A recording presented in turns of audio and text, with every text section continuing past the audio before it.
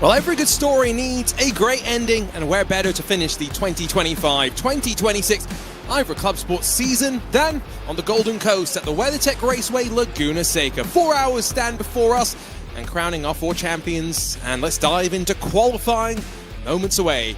Hi folks, Arjuna Kankipati alongside of Will Chadwick in the RaceSpotTV global broadcast booth as we get set for, like I said, 15 minutes of qualifying for each of our 3 classes, Will, and like we said, championships on the line today and lots of math for us to do.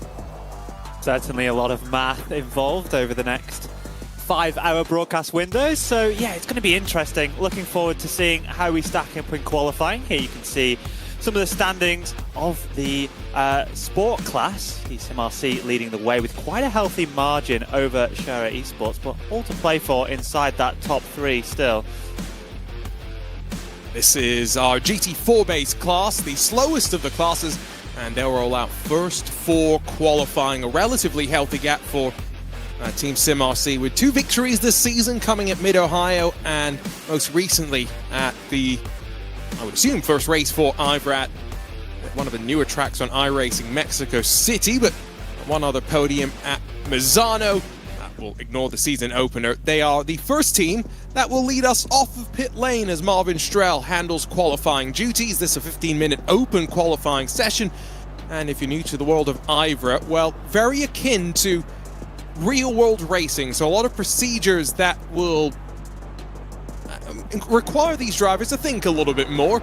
And already I can see one driver's got a black flag for maybe speeding in pit lane. But just talk of some of those procedures, Will.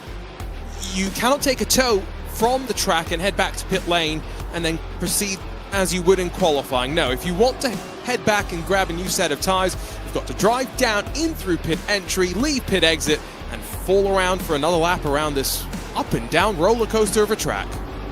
Yes, often a rule that comes into place when we look at open qualifying sessions on iRacing.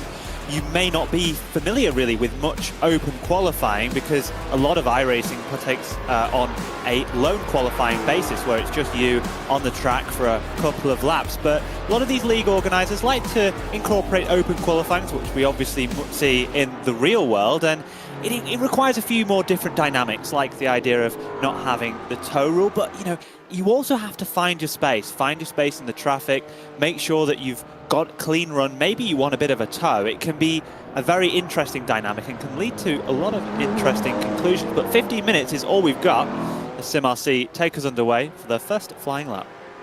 And given that it's only 15 minutes, not much time.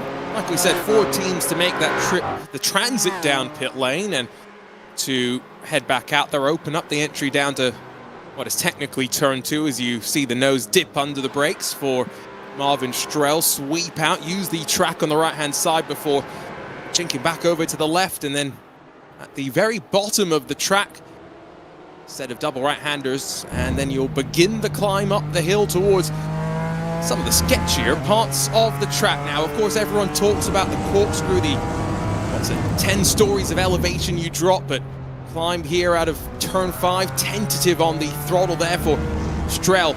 It's this next corner, which I really do think is the most precarious. Blind entry into turn 6. There's an anti-cut curve on the inside that is well and truly a car killer if you hit it wrong, but Strell navigates through safely, and now up to the corner that everyone will talk plenty about. Yes, down the corkscrew, see massive elevation change. You don't quite feel it the same way in the sim, but now you exit into 2 fast left-handers and a right-hander towards the end of the lap. Got to get the car all the way onto the outside curbing, sweep it through, use the camber to your advantage, and set yourself up for the final turn of the track again, using that curb on the outside, clipping the inside apex, not wanting to grab that red sausage, and you've completed your first lap of the qualifying session.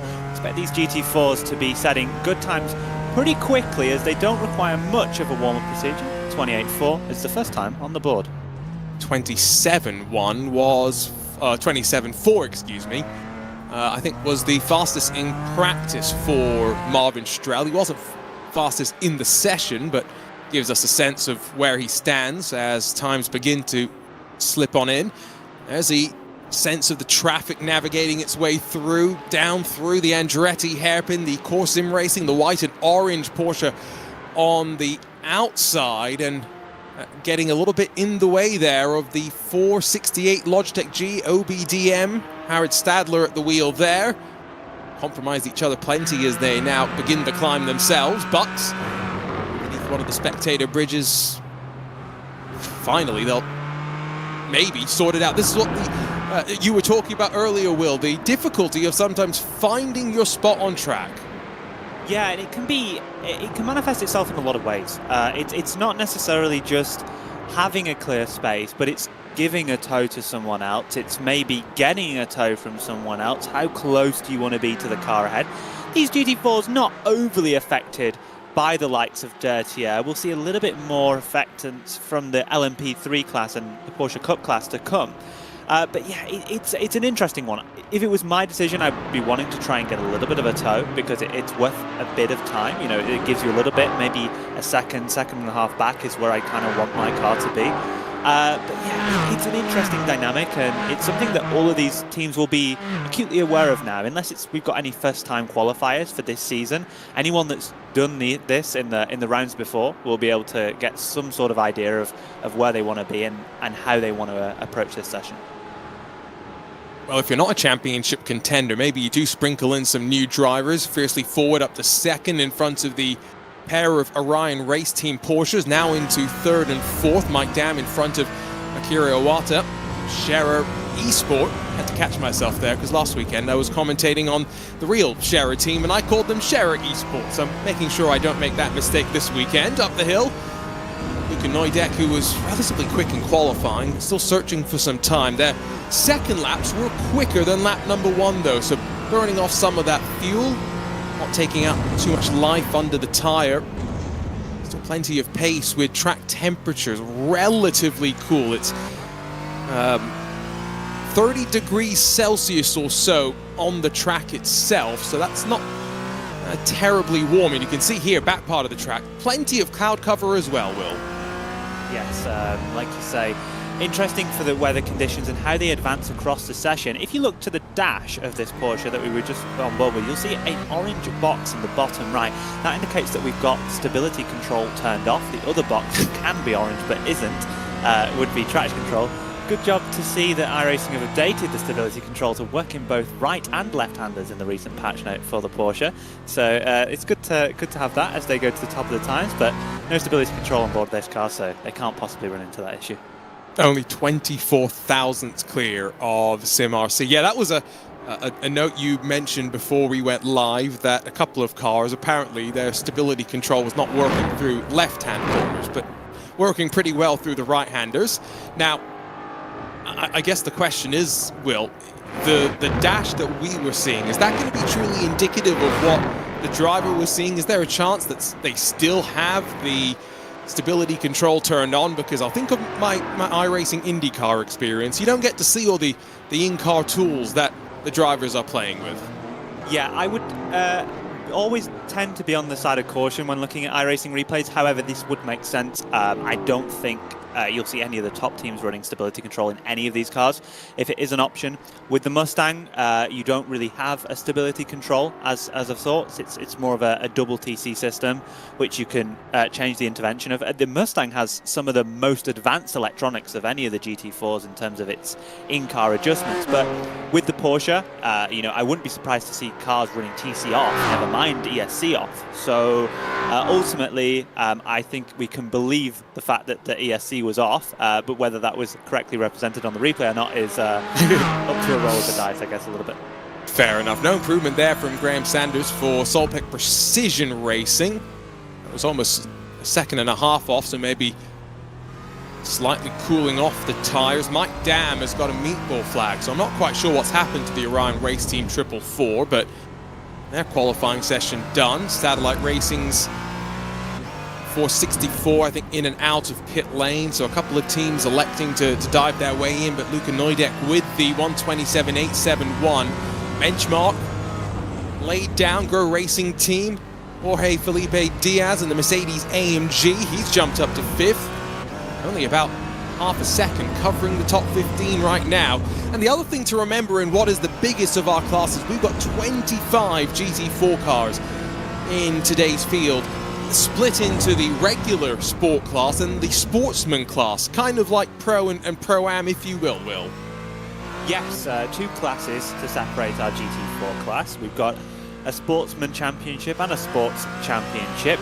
Also, mention about the GT4 class, because obviously it's a multi-manufacturer class, we do have balance of performance to think about.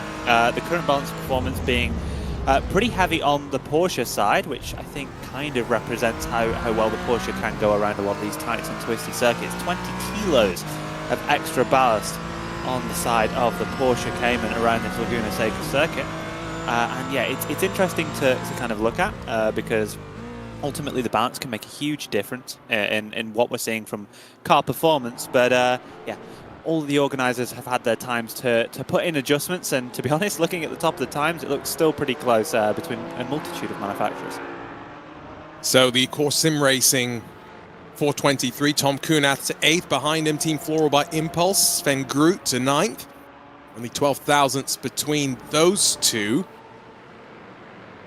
As we head into what will be the final minutes now of this 15-minute session. After this, we'll get the 7 Porsche Cup cars out for their own 15-minute session before, last but not least, LMP3. And remember, in the 2 other classes that we'll see qualifying, championship fights, a lot closer than what we see in the sports class. We didn't talk about the sportsman division either, but as it stands right now, Talk Freak Racing, they're trying to just stay out of trouble. And that will see them grab the championship over RJD, the Porsche versus Ford battle.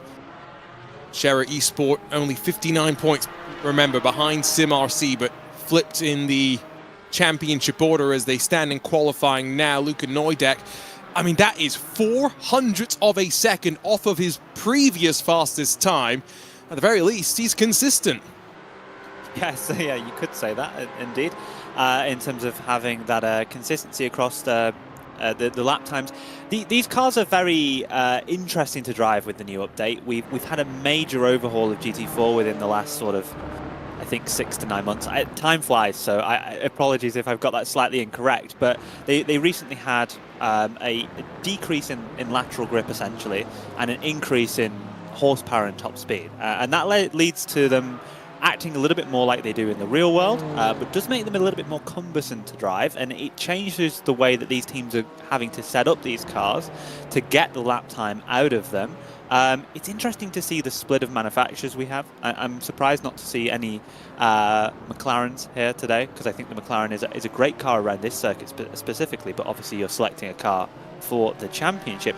Just looking towards that sportsman class that you mentioned just before, our championship leaders are bottom of the timings at the moment by 0.2 of a second, so they're maybe needing to set a faster time as we get into the latter 5 minutes of this session for these GT4s. So maybe a bit of crunch time for our championship leaders in sportsmen.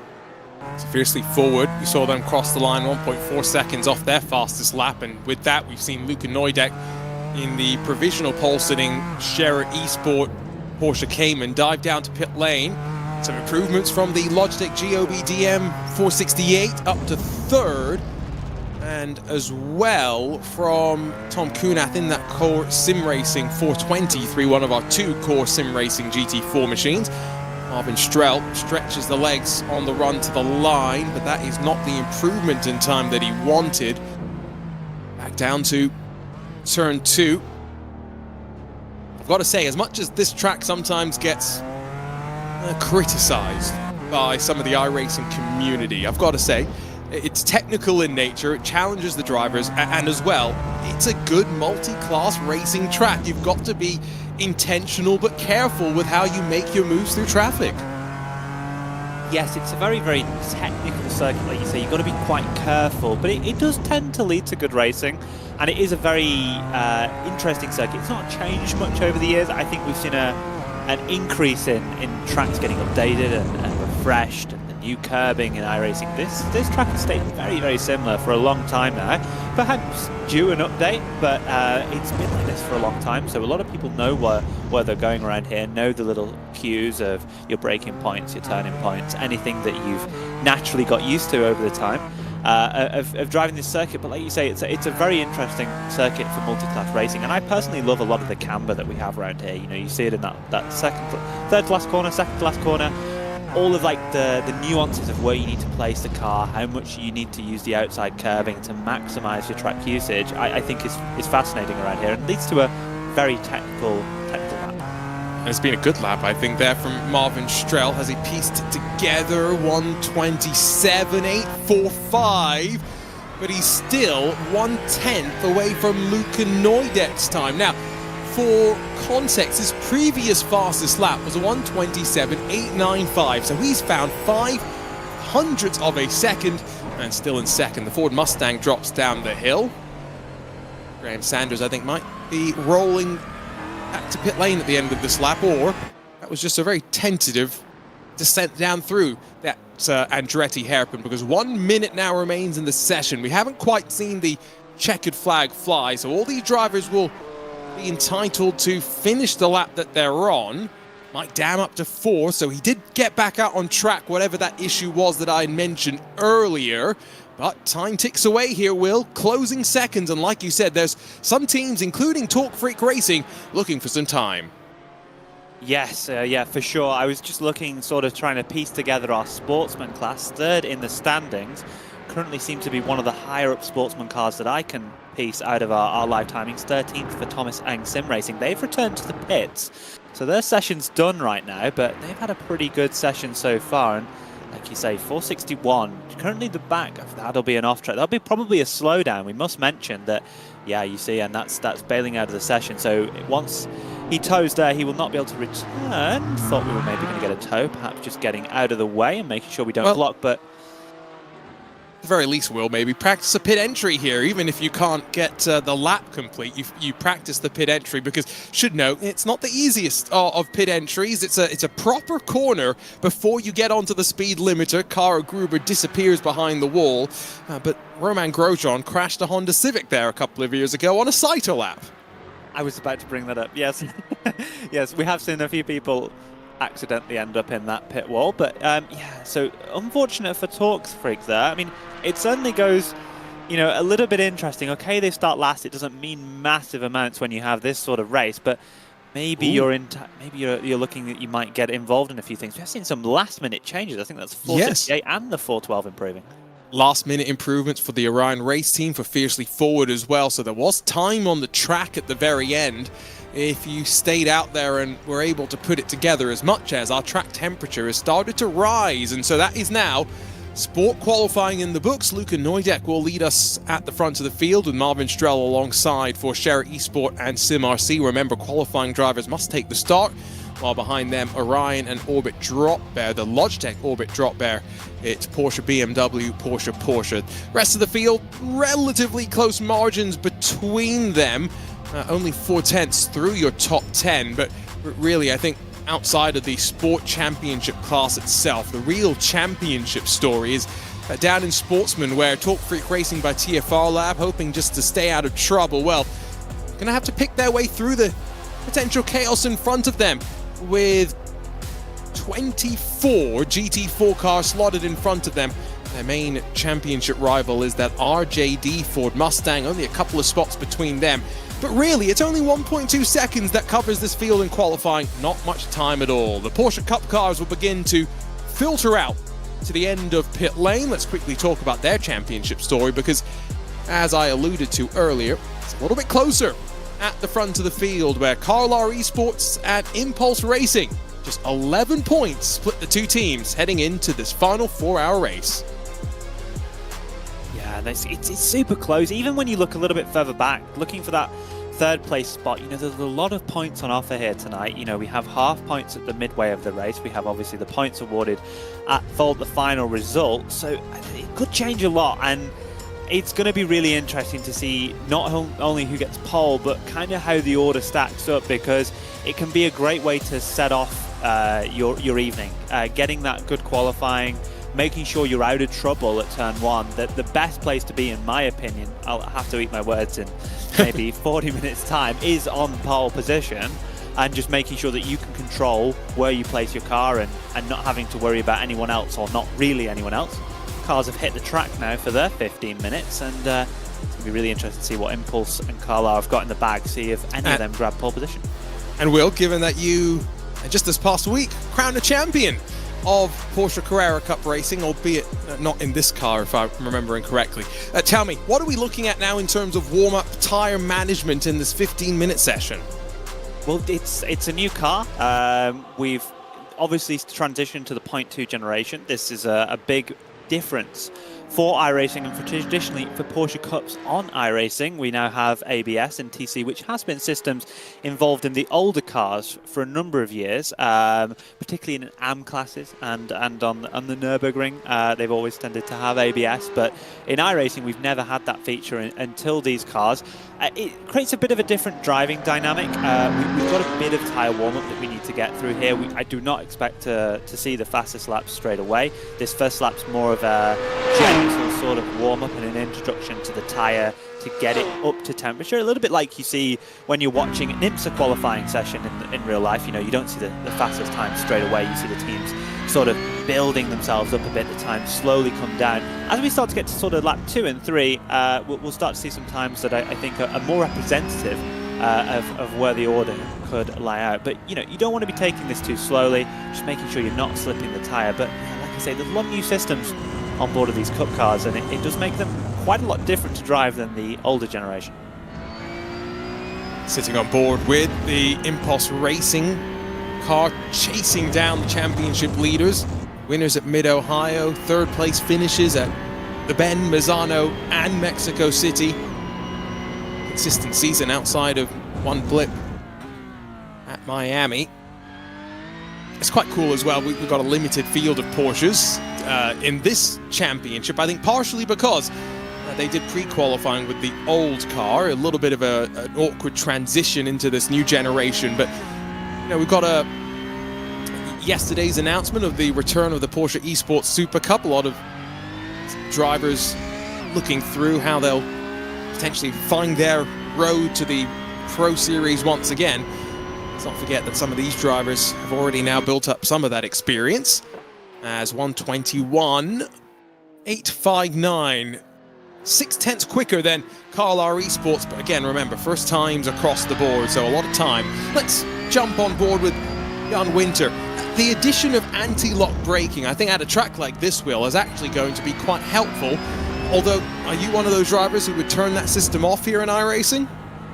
I think one of the really interesting things about this car and how it's been designed is that it doesn't really work when you turn the ABS off, which is a little bit interesting. I think it's kind of just how the tyre model is and how the model of the car is.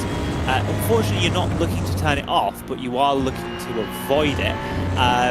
I would imagine to be seeing these guys not really pressing and going really far into the ABS. They're not going to be hitting 100% brake into here. You'll be seeing them 40, 30, 20% as we go over the crest, you know, making sure you're not really getting a lot of intervention. The intervention of the ABS system in this Cup car, this new ABS system for this car, it causes a lot of understeer when you're in it. So you're almost having to still trail brake like you don't have ABS, but you have that fallback system. So if you mess up and if you're going a little bit too much pressure into the corner, you're not going to lock a brake and it's not going to stall out the rear axle, for example, or you're not going to go straight in the middle of the corner by locking a front brake. Yeah, it's an interesting system to deal with, but yeah, like I say, no one's going to be turning it off. I'm absolutely certain of that. Interesting. Love that explanation. Quicker time, second time by as expected, but only by a couple of tenths for Impulse. Carlisle with a much bigger jump. It's now only 3/10 that covers them. PT Autosport Sim to Real. They are 7th in points, 3rd on track, 4th for Delta Sport Sim Shop with Team Checkmate Axis Project, Olympus Esports Proton, and the CSM by BS Plus Hybrid. The rest of the field, that will be an off-track guaranteed for Delta Sport, right outside of where the Porsche Hospitality would be during Wrenchport Reunion, back here in a couple of years' time. 2028, the 80th anniversary of, what is it? I'm trying to remember it myself. Is it Porsche or is it Porsche Motorsport? Oh, that's a really good question. I don't know. I would guess 80 years. I think it's probably... Porsche Motorsport? I think it would be Motorsport, yes. But the last time they had RaceSport reunion, it was very cool. You know why? Because they had a Doobie Brothers concert one night, and then the next day I was on that same stage hosting an esports panel with Tom Brooks, Riley Dickinson, and Randall Hayward, our champion of the esports competition. There's so much cool stuff about Porsche and Laguna Seca. It's part of the reason why, for a long time, it was the official car of Laguna Seca, including its history and association here. One of the craziest finishes with a Corvette.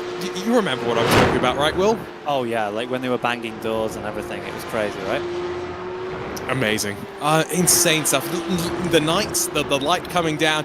You can never do that now because A, drivers are too silly and race control would step in first. B, because the residents around Laguna Seca would complain and throw a hissy fit that they're loud race cars on a racetrack at night. That happens everywhere. I really wish people that started buying. I'm sure everyone in the world that loves racing will say this, but I really wish that people start buying houses near racetracks. Would stop complaining about the noise because they know the racetrack is there before they buy the house. So why complain about it? But, there's a lot of. We can talk about this all day, I'm sure. Absolutely. Happened in the real world. Was it last week in Poland when they tried to shut down one of the tracks there, but didn't quite work.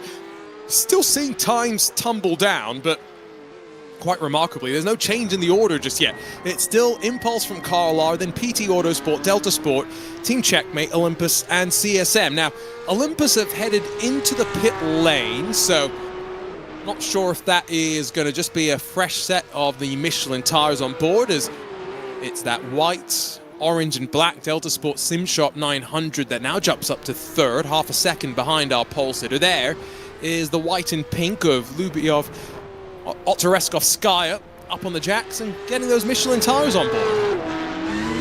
Yes, and it's interesting to see a tyre change, actually. I mean, I don't hate the idea, but obviously it's a way that you want to run the session. We've seen Impulse be pretty good out front, just kind of getting their head down, but the fastest time we saw in practice, if I do remember correctly, was 20.5, so maybe there's still a little bit more time in it for a few of these competitors. But yeah, tyre change in the pit lane, obviously the only way that you can do it without being able to tow, so interesting to see that strategy. Sorry, excuse me. Will, the track temperature though has risen. It's now 34 degrees Celsius, so that's what, 3.5 degrees Celsius since I first looked at it. So it's definitely a factor. Maybe that's one of the reasons why the tyre change was called for. That looked deep down into the Andretti hairpin. Bryce Rodriguez a little bit closer on that inside in that PT Autosport Sim to Real entry. I did see on social media earlier this morning, woke up, did my usual doom scroll. One of the Coanda esports drivers getting an opportunity in some Ginetta racing in Europe, courtesy partly, I think, of partnership with PT Autosport. So great to see that. Great to see them here in the final round of our IVRA Clubsport series, the 2025 and 2026 season. Although for some teams, the off-season going to be relatively short, because I am sure some of these drivers in this Porsche Cup car in particular are already eyes focused to the upcoming 24 Hours Series Championship. Yes, that coming up as well, which has obviously had a lot of Cup car activity in the past. We've got a lot really coming up in the next few months. The Global Qualifying Series for the Porsche Esports Super Cup starting, I think, on the 15th of May, or 13th and 16th of May, if I remember correctly, and that starts at Spa-Francorchamps. So, you know, there's a lot of things, you know, at play here, and it's going to be interesting to see kind of how we have it. We've got some sectors at the bottom, 21.3, crossing the line for the 988. That puts them up to third position, so nice little time there from Bryce Rodriguez. It's going to be interesting, this.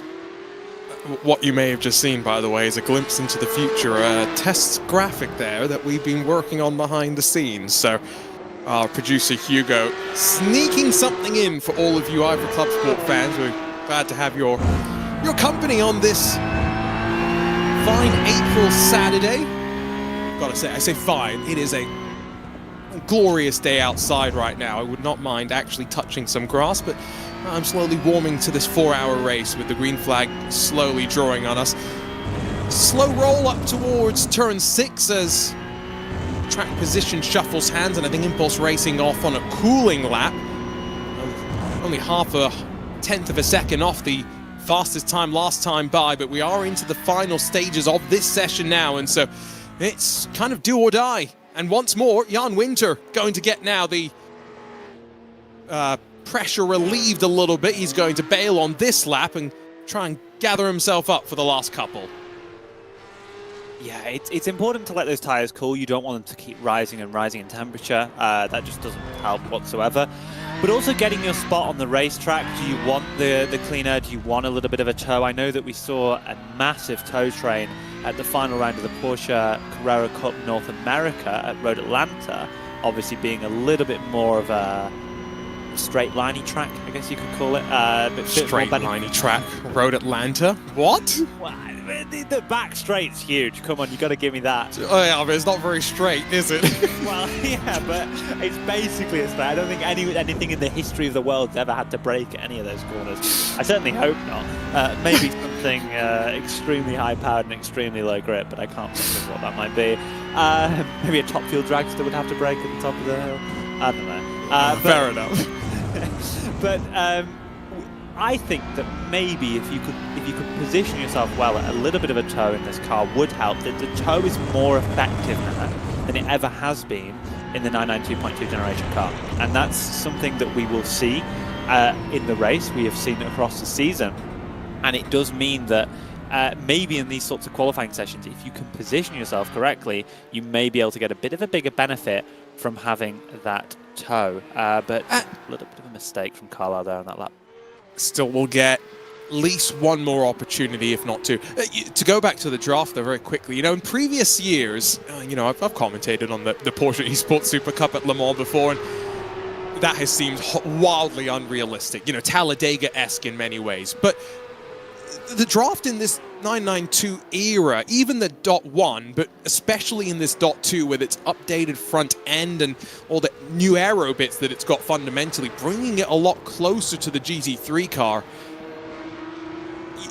I've commentated on it now for 3 race weekends in the real world, and they have been able to run bumper to bumper effectively at tracks where in the past they may not have been able to do so with such ease. And so, especially at a track like this, through traffic, decisive passes could really be a bit more of a factor. It's effectively what we're saying is what used to be a car that we talk about being a rocket ship in a straight line and being difficult for the GT3 cars in some of the other championships in which they both run multi-class side by side. GT3 cars would find it difficult to pass these in a straight line. Well, now they may find it difficult to pass them through the corners as well. Drop down through the corkscrew as we ride on board with second place, Jan Winter. In towards Rainy Curve. Down a gear. He clips that anti-cut on the inside. It doesn't unsettle him too much. And now, just 2 corners to go. A lot of hesitation in that penultimate corner as he then maximizes the track on both sides. And plants the foot to the floor. Not going to stay all the way to the edge of the track. He's going to be setting up for at least one more lap as 60 seconds remain in the session. And Jan Winter finds no improvement in time. He's looking for half a second to jump in front of Impulse. Delta Sport, meanwhile, have found their way to the outside of the front row. Mistake on the exit of turn 3 for Carlisle. I think that's their day done. Brilliant time from the number 900. Up to the front row of the grid. I don't think anyone's got anything on Impulse right now in terms of outright pace. That 20.8 looks to be the absolute benchmark, and 3/10 is quite a big margin, especially after this long of a qualifying session. So I'm not sure if we're going to see any improvements from here, but on board with the 900 Adios, and we're going to be seeing if we can just find a little bit extra time through the kink, using that all the track. Whoa! Whoa, I think that's lap done. Very, very close to an instant on the outside there. And I'm telling you, that is the scariest corner on the track. The corkscrew looks scary, but once you figure out the line, the tree that you kind of have to reference as you drop through it, it's pretty simple. Trying to get the uphill blind apex timed right, sometimes fighting side by side. IndyCar tussled there last year and had a almighty shunt. It's not easy by any means, but that is qualifying done and dusted, and it is going to be Impulse Racing, remember, trying to hunt down our championship leaders. It's 11 points the difference between the two of them. And crucially now, if it were to be like this at the halfway point, Carla would lead for the final 2 hours, all of it on the line. 2 points between them, Will. Remarkable. Fantastic. Can't wait to see how this class plays out over the course of our final race, watching the BS Plus. I love that livery. That livery's brilliant. I think that's a brilliant livery. What do you think about that livery? Well, you know, I'm partial to BS in general and their asymmetric liveries, but this BS Plus hybrid, their tribute to effectively their partnership now with plenty of real-world racers. Phil Denez leading this program, but Nick Ledecky alongside of Jaden Conright, who is based in the Bay Area, so this is effectively one of his home tracks, Sonoma as well, but definitely a striking livery. The most striking livery that BS have ever run, I'm not even sure if you're going to remember this, Will. It was a Japanese art car, the Demon BS car that they ran in, was it the Suzuka 10 hours or whatever it was? We're going back 4 or 5 years now. What a shame. That event is so boring. Suzuka, who wants to watch 10 hours of Suzuka? I think Suzuka on iRacing is really bad. I'm getting into a bit of controversial. We should perhaps go over the standings. The Japanese fans are going to come straight for Will's social media. Impulse Racing 3/10 clear in qualifying. Great job from Delta Sports Sim Shop to, in that penultimate lap, punch in their mark to second, while Carlisle Esports in third in front of that PT Autosport Sim to Real, Team Checkmate Axis Project, CSM by BS Plus Hybrid, and Olympus Esports Proton. The change of tyres not quite working necessarily, but plenty of racing still left to come, and it leaves us with one final class to qualify and one final championship story to work through. Delatraz Automotive by PC Design, a team that for the last 18 months in P2 and P3 competition have been so strong and almost impervious on occasion. 2 race wins, most recently in Mexico City, see them enter this final round with a 16-point lead over Core Sim Racing. However, you can never count out Core, can never count out Team Hoisingveld, and maybe not even Solprec Precision Racing, with just about 50 points covering those 4 heading into this final round. Again, another championship standing that is just really close, and those top 4 are super close, any of them within a shout. Today, again, another qualifying session for us to get through. These cars have been extremely popular since their introduction into iRacing. With the V8, Ligia, LMP3 is such a cool car to drive, and I think they drive really well as well. And a lot of people have really gone fondly to this car, and it's been a great addition to the iRacing roster of cars. And I think that we're going to see some really cool moments around this circuit today. I would expect to see these cars trying to get a little bit more of cleaner potential in this session. It's not too many of them, fortunately, so as they begin their qualifying run, the 11 LMP3 cars can begin to spread themselves out around the confines of the WeatherTech Raceway Laguna Seca, formerly known, of course, as Mazda Raceway Laguna Seca. For many who may have found this track and maybe racing through Gran Turismo, the first track to be featured in any video game, going back now almost 30-something years. Miguel Vigo in the satellite racing car. Now, that is a weird one for me, I will be honest. I know I've been out of the IVRA world for a little bit. I haven't commentated on too much in the last 18 months or so compared to since IVRA's rebranding going on 5-6 years ago. But Miguel Vigo, longtime stalwart of the black and gold geodesic racing team, now in the white, blue and red for satellite racing. Yeah, and it's really tonight around just to try and prove a point to themselves. Can they go out there? Can they get a win this evening? They're out of the championship. There's no way that they can win it. But that still means that you are still racing for something. You are still racing for an overall victory, an overall podium. And I'm sure the drivers will be still motivated to get a result here this afternoon or morning, depending on where you are watching in the world. But yeah, it's a really fun circuit. You can just see how much speed these LMP3s are able to take from some of these high-speed corners. And as we see this qualifying session develop, we'll see them start to pick off a little bit more speed. Every time we go through some of these high-speed sections, just a couple kph more, a couple mile an hour more, just through every apex. You can see a little bit of the driver's eye view. Right-hand drive cars, a little bit weird to have. I think when you think of a traditional race car, most of them being left-hand drive, but here we've got a right-hand drive Ligier, and yeah, it's certainly an interesting perspective. All I'm going to say is right side of the car, both literally and figuratively. Now, let's just listen in down to turn 1. Love a naturally aspirated engine. These still running a 5.6-litre Nissan V8, the updated generation which slowly starting to take over across the world. It's effectively the same chassis, just slight modifications to incorporate now a twin-turbo V6. Obviously, sounds a lot different. I'll let you decide as to which is the better, but my pick is always naturally aspirated. Close on lap 1 between a couple. Topic Precision Racing only 21 thousandths off, but you can see the speed, the commitment that these drivers carry up through 6, down through the corkscrew. Be careful, light up that rear end as you put the power down, as you fall away from the earth.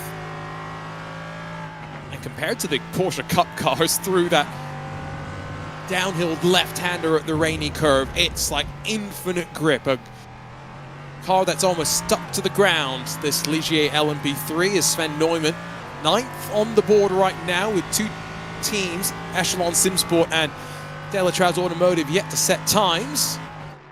Brandon Roseborough now on top by 31 thousandths of a second. Here comes the championship leaders, and straight to 3rd with their first timed attempt. A little bit deep into turn number 1, not quite able to get either of those apexes. I should have said turn 2 and 3. But yeah, it's interesting to watch on board with the number 1 car, former champions, of course, sim racing. And I'm really interested to see how this class pans out. I think it's our closest title battle, the title battle that can go the most number of ways, I think, in terms of who is realistically within a shot of getting the title. And I think that this will lead to a really fun race here tonight. And already at the top of the times, just 64 thousandths of a second separating the top 3. Now, there are 2 Delatraz Automotive team cars that could help them in the championship fight today if track position becomes important. If we get safety cars as well. Miguel Vigo back on top. Another 1/10 of a second found to his name, as now all 11 represented on the board and just 9/10 covering the field as we head into the final minutes of qualifying. It won't be all the way to the end of that timer on the top left of the screen, but we'll let you know when we hit that 60 seconds to go mark. Sven Neumann does not improve. In fact, invalidated his lap, as did the Team Heusingfeld car, as did the Project 91 car, and the Solpec Precision car at the bottom of the qualifying standings right now. So track limits is also something to be aware of, I guess, Will. As much as these cars have lots of grip and downforce, that doesn't help if you push it beyond the limits of the track.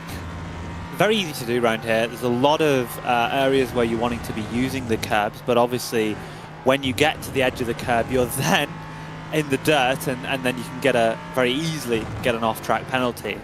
It is certainly something to be aware of around here, especially when you're going over the blind crest here, going down that hill. Very easy to put 2 wheels into the gravel / dirt. It's kind of a mix at that corner, and yeah, I'm pretty sure we'll be seeing a few more track limits penalties as the 62 goes to the top of the times. Now the 10th there over Satellite Racing, so 2/10 found from Brandon Roseborough, another one of the former Geodesic Racing drivers.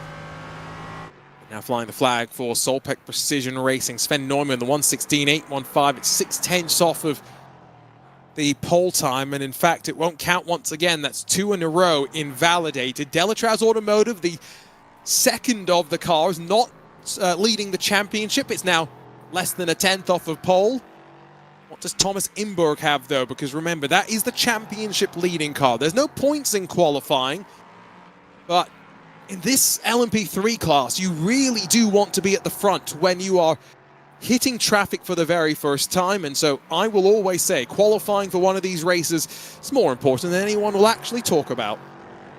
Yes, for sure can be, especially when you talk about hitting traffic. It's very critical to be leading that, because that's the reason we talk about that is when you get to traffic, this is the point of which the gaps can be opened up. Often you are in a train where your gaps are separated by 5 tenths, 7 tenths a second.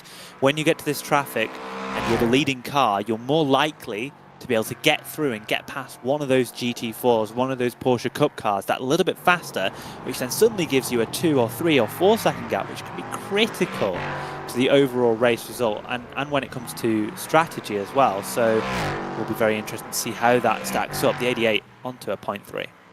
Sven Neumann does improve. He's up to 5th. And, you know, some people will try and say, Will, that, you know, well, if you're the first to hit traffic, you'll also lose time because they're not ready for you. But, you know, that's the give and take of traffic. More likely than not, you will actually gain time. And yeah, I firmly believe that that's why qualifying does matter.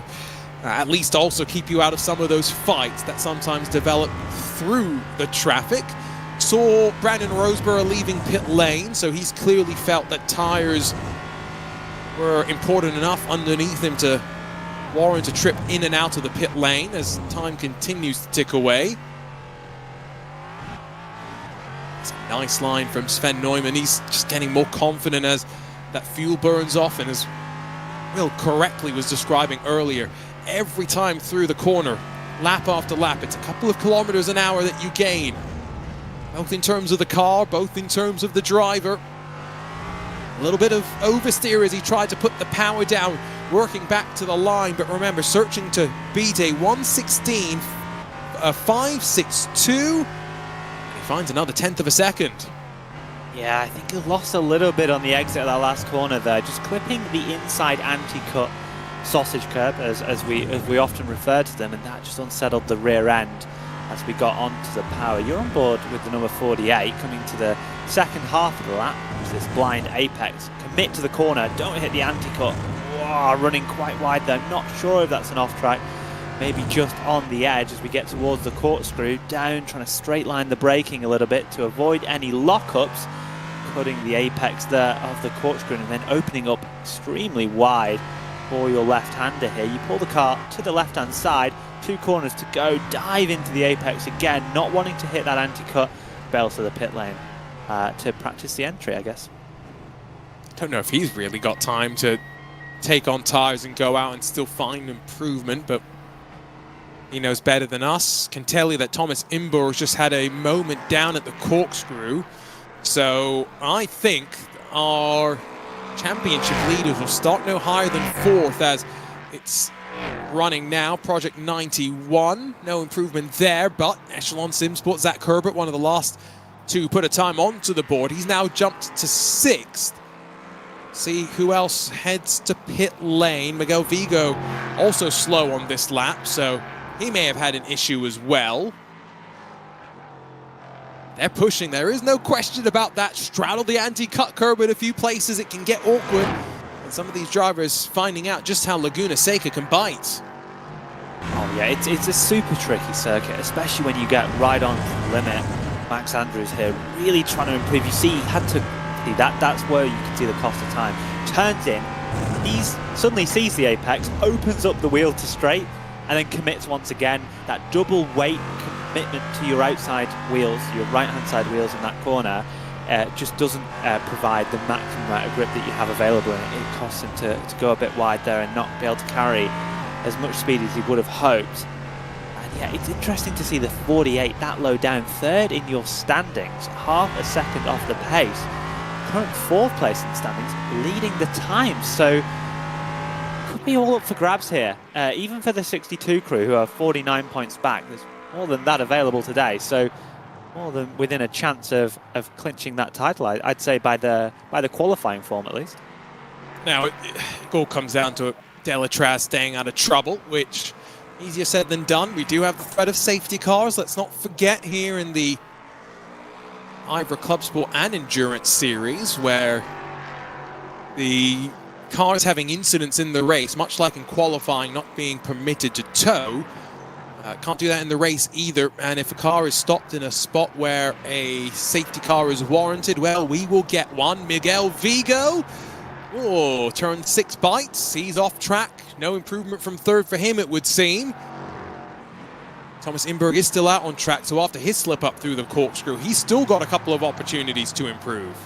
Yeah, and it was really interesting though, I was just watching the sectors that we were seeing from a few of our drivers, and I noticed that the difference between Imborg's final sector and Newman's final sector, when we were watching both of them with the timing graphic up, was 1/10.5. So when we saw Newman make that mistake, it was around about 1/10.5 to what we saw from Imberg in that final lap. So that's the difference that's splitting them right now. You know, they're just 600ths apart.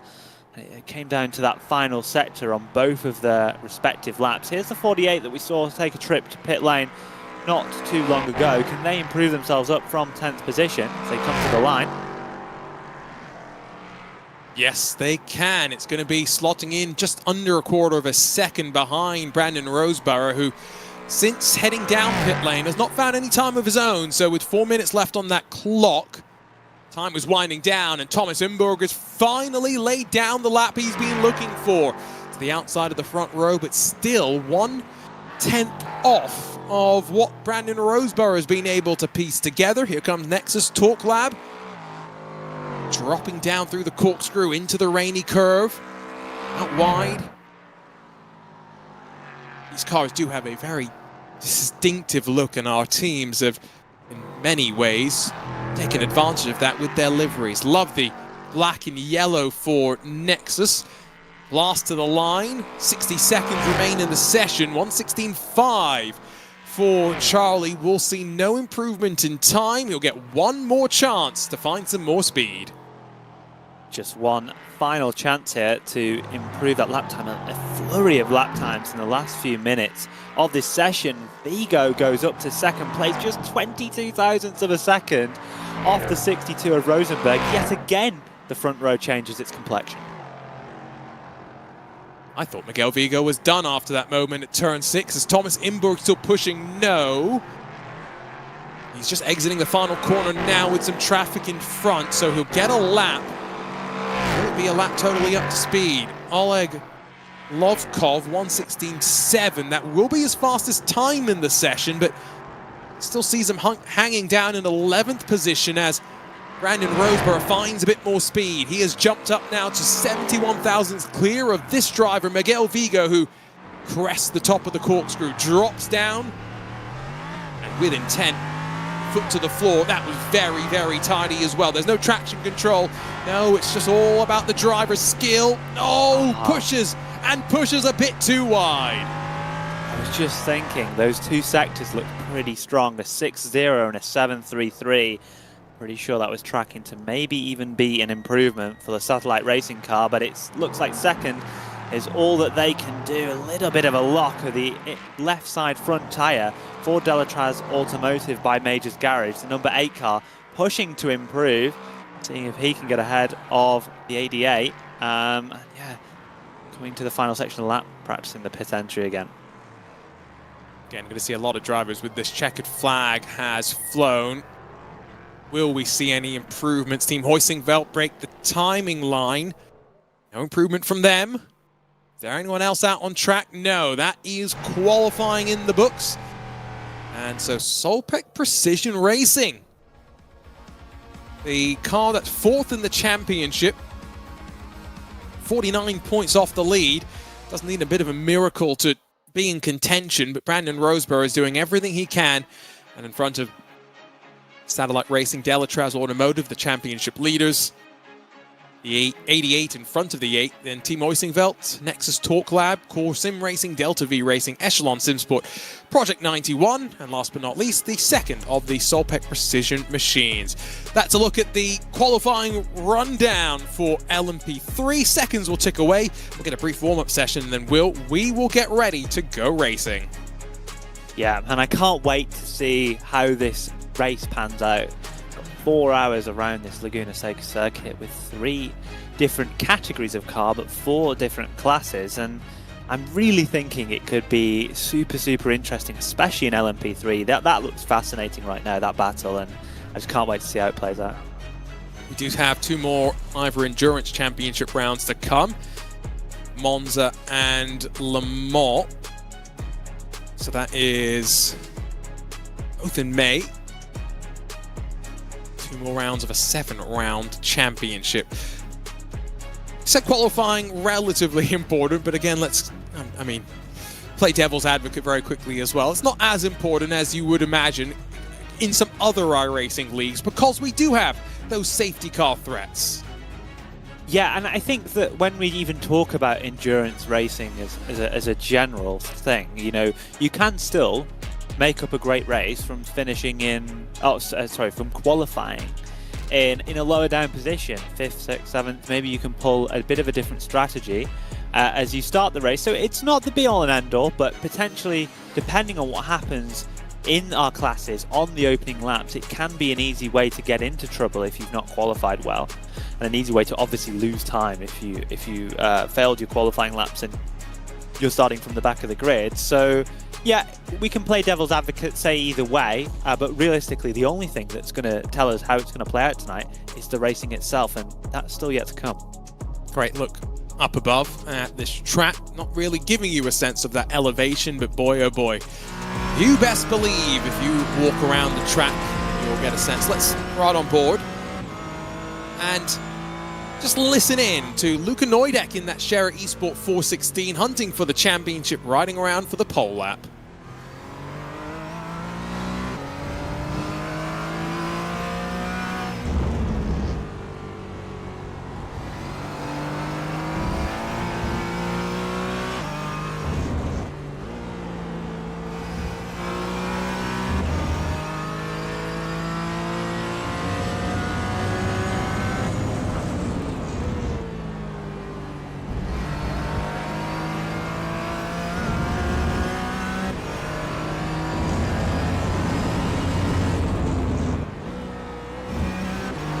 Great to listen in through the opening section of that lap.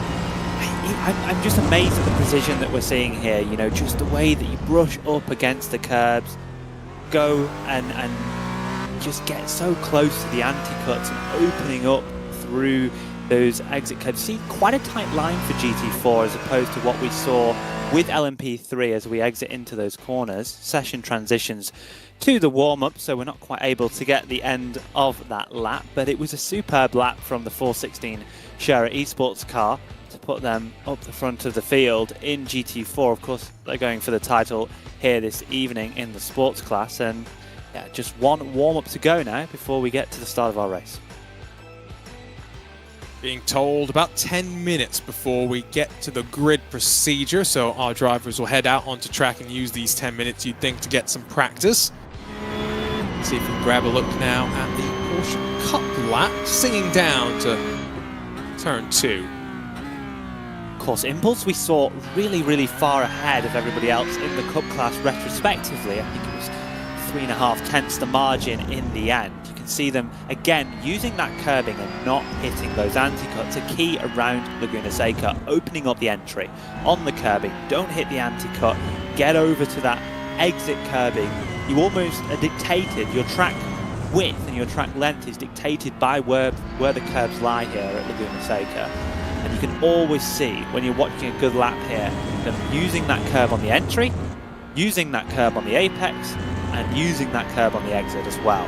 And as we come up towards the corkscrew, you see them maybe straight line it a little bit, open it up a bit over the crest, and then you shoot that gap. You almost, the front comes off the ground as you go over the crest of that hill. Keep it nice and tight, make sure you use the camber through that corner there, and then again opening up through and using that curbing as you come to the last corner of the lap. Brake on that curb, no loss of grip because we don't have the 3D curbs here at Laguna Seca. Using the exit AstroTurf and shooting yourself across to the line. And last but not least, we'll grab a look at the LMP3 pole lap as well. Now, this came on fresh tyres late in the session from Brandon Roseborough. Saw him improving ever just a little bit. Every time he kind of went for a timed lap, he was extending his pole margin. People got close, but not close enough to topple 62's reign at the top of the leaderboard. See, generally, when we get to sort of prototype cars, you see the lines change a little bit. You know, maybe you start to arc a corner more, U a corner more than V-ing a corner, is what you tend to see when we see these prototype cars, because they're carrying that extra speed, that extra minimum speed gives you the extra downforce because you've got more at a higher velocity traveling over your aerodynamic surfaces. Coming to the crest, I think with these LMP3 cars, you actually see them a little bit slower into the apex of the corkscrew, just because it's that much harder to manage your braking without the ABS system. Only class we have here without an ABS system, and you can really see it through those high-speed corners, how the line changes and how we see that little bit more of a arcing approach, really using the exit curbing there right up against the limit. That was your pole position and your fastest lap time of qualifying overall. Nice and tidy. Brandon Roseborough gets the job done. Although allegedly only used one set of tyres, so not quite sure what the transit down pit lane was for. Maybe just getting out of the way. Not going to see that with traffic though, let's be real. Get out of the way, blue flag's informational. Our race control team may be kept relatively busy today, Will, because as much as I said I think this is a good multi-class track, that's when drivers keep their heads on, which with the field that we've got, large numbers of GT4s, it's going to be difficult for those LMP3s picking their way through the bunch. Could be possible for the GT4s to slightly bully those prototypes in certain occasions. I think we'll see a few phases to this race. We'll see the start phase, which is where we'll get tensions pretty high, wanting to get it off to a good start, maybe some moves being put down between our classes, like sort of, you know, in those inter-class battles. We'll get to a midsection where strategy will play more of a role. We'll see probably a little bit less aggression in the moves that we see being put in. But then, you know, you have that final hour, that final half an hour where titles are won and lost. People could be starting to put in moves that we do deem to be maybe be reckless, and that's maybe when we could get a safety car and a dramatic final half an hour. But that's all to come, and we can only speculate and predict what we might think happen. Might think that might happen. And yeah, I guess it's just up to the racing to show us what will actually unfold and take place. You briefly talked about BOP earlier. Now that we've got the only class with multiple manufacturers on screen, I'm just going to also point out that anyone who's complaining about sim racing BOP, boy, you should go and race in a real race weekend, because some of the things I hear from real world drivers, your complaints about having a car that's 2 or 3 tenths off, you'd be happy about being 2 or 3 tenths off in sort of real world situations. Always a good effort from the team behind the scenes to try and keep the different manufacturers as close as possible, but not just close, but ensure they have a good raceability as well, and trying to keep in mind acceleration, top speed, and how those play in as well. You can see the countdown to green ticking away as drivers continue to roll through in practice. It's been an interesting season for these drivers. A couple of new tracks to add to the schedule. The Bend being added into the mix, Miami, Mexico City, and then of course Misano, Mid-Ohio, and Laguna Seca. A couple of those tracks a bit older on iRacing than others, but ending at a familiar one. It does mean that the teams come in with a little bit more expectation, Will, about what will happen in today's race. Yeah, it's a track we've seen many races on across many a year. So there is some level of understanding of how classes interact. But it's never quite the same in every race that you do. You always have to deal with different personalities, different characters. Some people deal with traffic in different ways. Some cars getting lapped deal with the way that they attack the circuit in different ways. Maybe the first time we've seen an interaction in an endurance setting between the LMP3 class and the newer GT4 models, because they've obviously got a little bit more top speed now and a little bit less cornering speed than they used to, so that does change it a little bit. It's more significant than people maybe think it is. They are still the same cars, but it is quite a dramatic change in how these GT4s have handled across the last, I think it's 9 months. I believe it was season 3, 2025, so sort of, you know, recent, I'd like to say. And yeah, it's going to be interesting to see how this plays out tonight. Do you want to go through some predictions before we get underway? I feel like that's the only fair thing to do before we actually see anything really in the racing. No, you don't want to predict at all? I'm pretty comfortable on my fence. I'm going to predict. I think the 62 will win the championship now. I'm pretty convinced of that already. I don't know why. It's a bold pick, actually, you know, given where they stand in the championship. Yeah, but they're fast. They're fast. Yeah, but Will, there's a maximum 134 points on offer. There's only 50 points, but yeah. But that's a big gap. 50, you know, that's not that bad. I'd say that's a pretty good, you know, close margin. I think if Delatraz Automotive finish, well, there's only 11 cars. They finish inside of the top 7, both at the halfway point and at the end. There's no way the 62 beats them. Ever the impartial. You're saying that you don't want to predict, and now you've just predicted Delatraz Automotive to win the title. No, I'm just saying I don't agree with that prediction, because I think that's a bit too bold.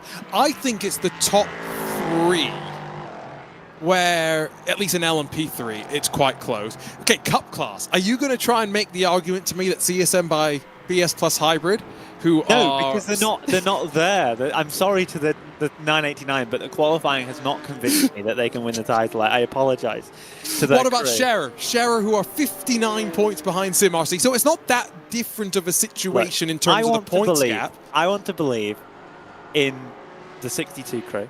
I want to believe in their LMP3 effort, and I'm backing them. And it's going to be really funny in 4 hours' time when you're like, oh, 62 are the champions provisionally to any stewards reviews, and I'm right. And that's going to be the difference here. See, this is the problem with modern sports media. The idea that you'll throw out a bold opinion, and if you're right, it looks great, but when you're wrong... When I'm wrong, I don't know. I think we're not going to have a good day, Arjuna. We're not going to have a good day. I know what's going to happen here. I think that's a bold call, and maybe in 4 hours' time, Will Chadwick will be proved right as the recently crowned Porsche Esports Carrera Cup Great Britain champion. Final moments as we get ready to go. It's running down through the starting grid for the 4 hours of Laguna Seca to close out the 2025-2026 IVRA Clubsport season. Robin Schwanker in that Solpec Precision car is out there doing some practice runs, but it will be Brandon Roseborough that leads us to the green, alongside of Miguel Vigo for Satellite Racing. 71,000 split those two, while it's Delatraz Automotive that lock out row 2. It's the 3rd place car, the championship leader, hoping to stay out of trouble. Team Hoisingveld, they're 3rd in points. They've got some work to try and do if they want to claw their way forward. They've got Nexus Torque Lab alongside, just 3/10 covering those front 6 cars. While Sven Neumann, the defending champions, they're 16 points off the leaders. Got some work to do from 7th. Delta V Racing roll alongside. Echelon Simsport and Project 91 complete the top 10 as the full 11 Ligier LMP3s qualified just 7/10 across of the starting grid. In the Porsche 992.2s, Impulse Racing trying to hunt down the championship leaders will lead us to green alongside of the Delta Sport SimShop 900. Carlar enjoy an 11-point championship advantage, but how aggressive will they go on the start alongside of PT Autosport Sim to Real?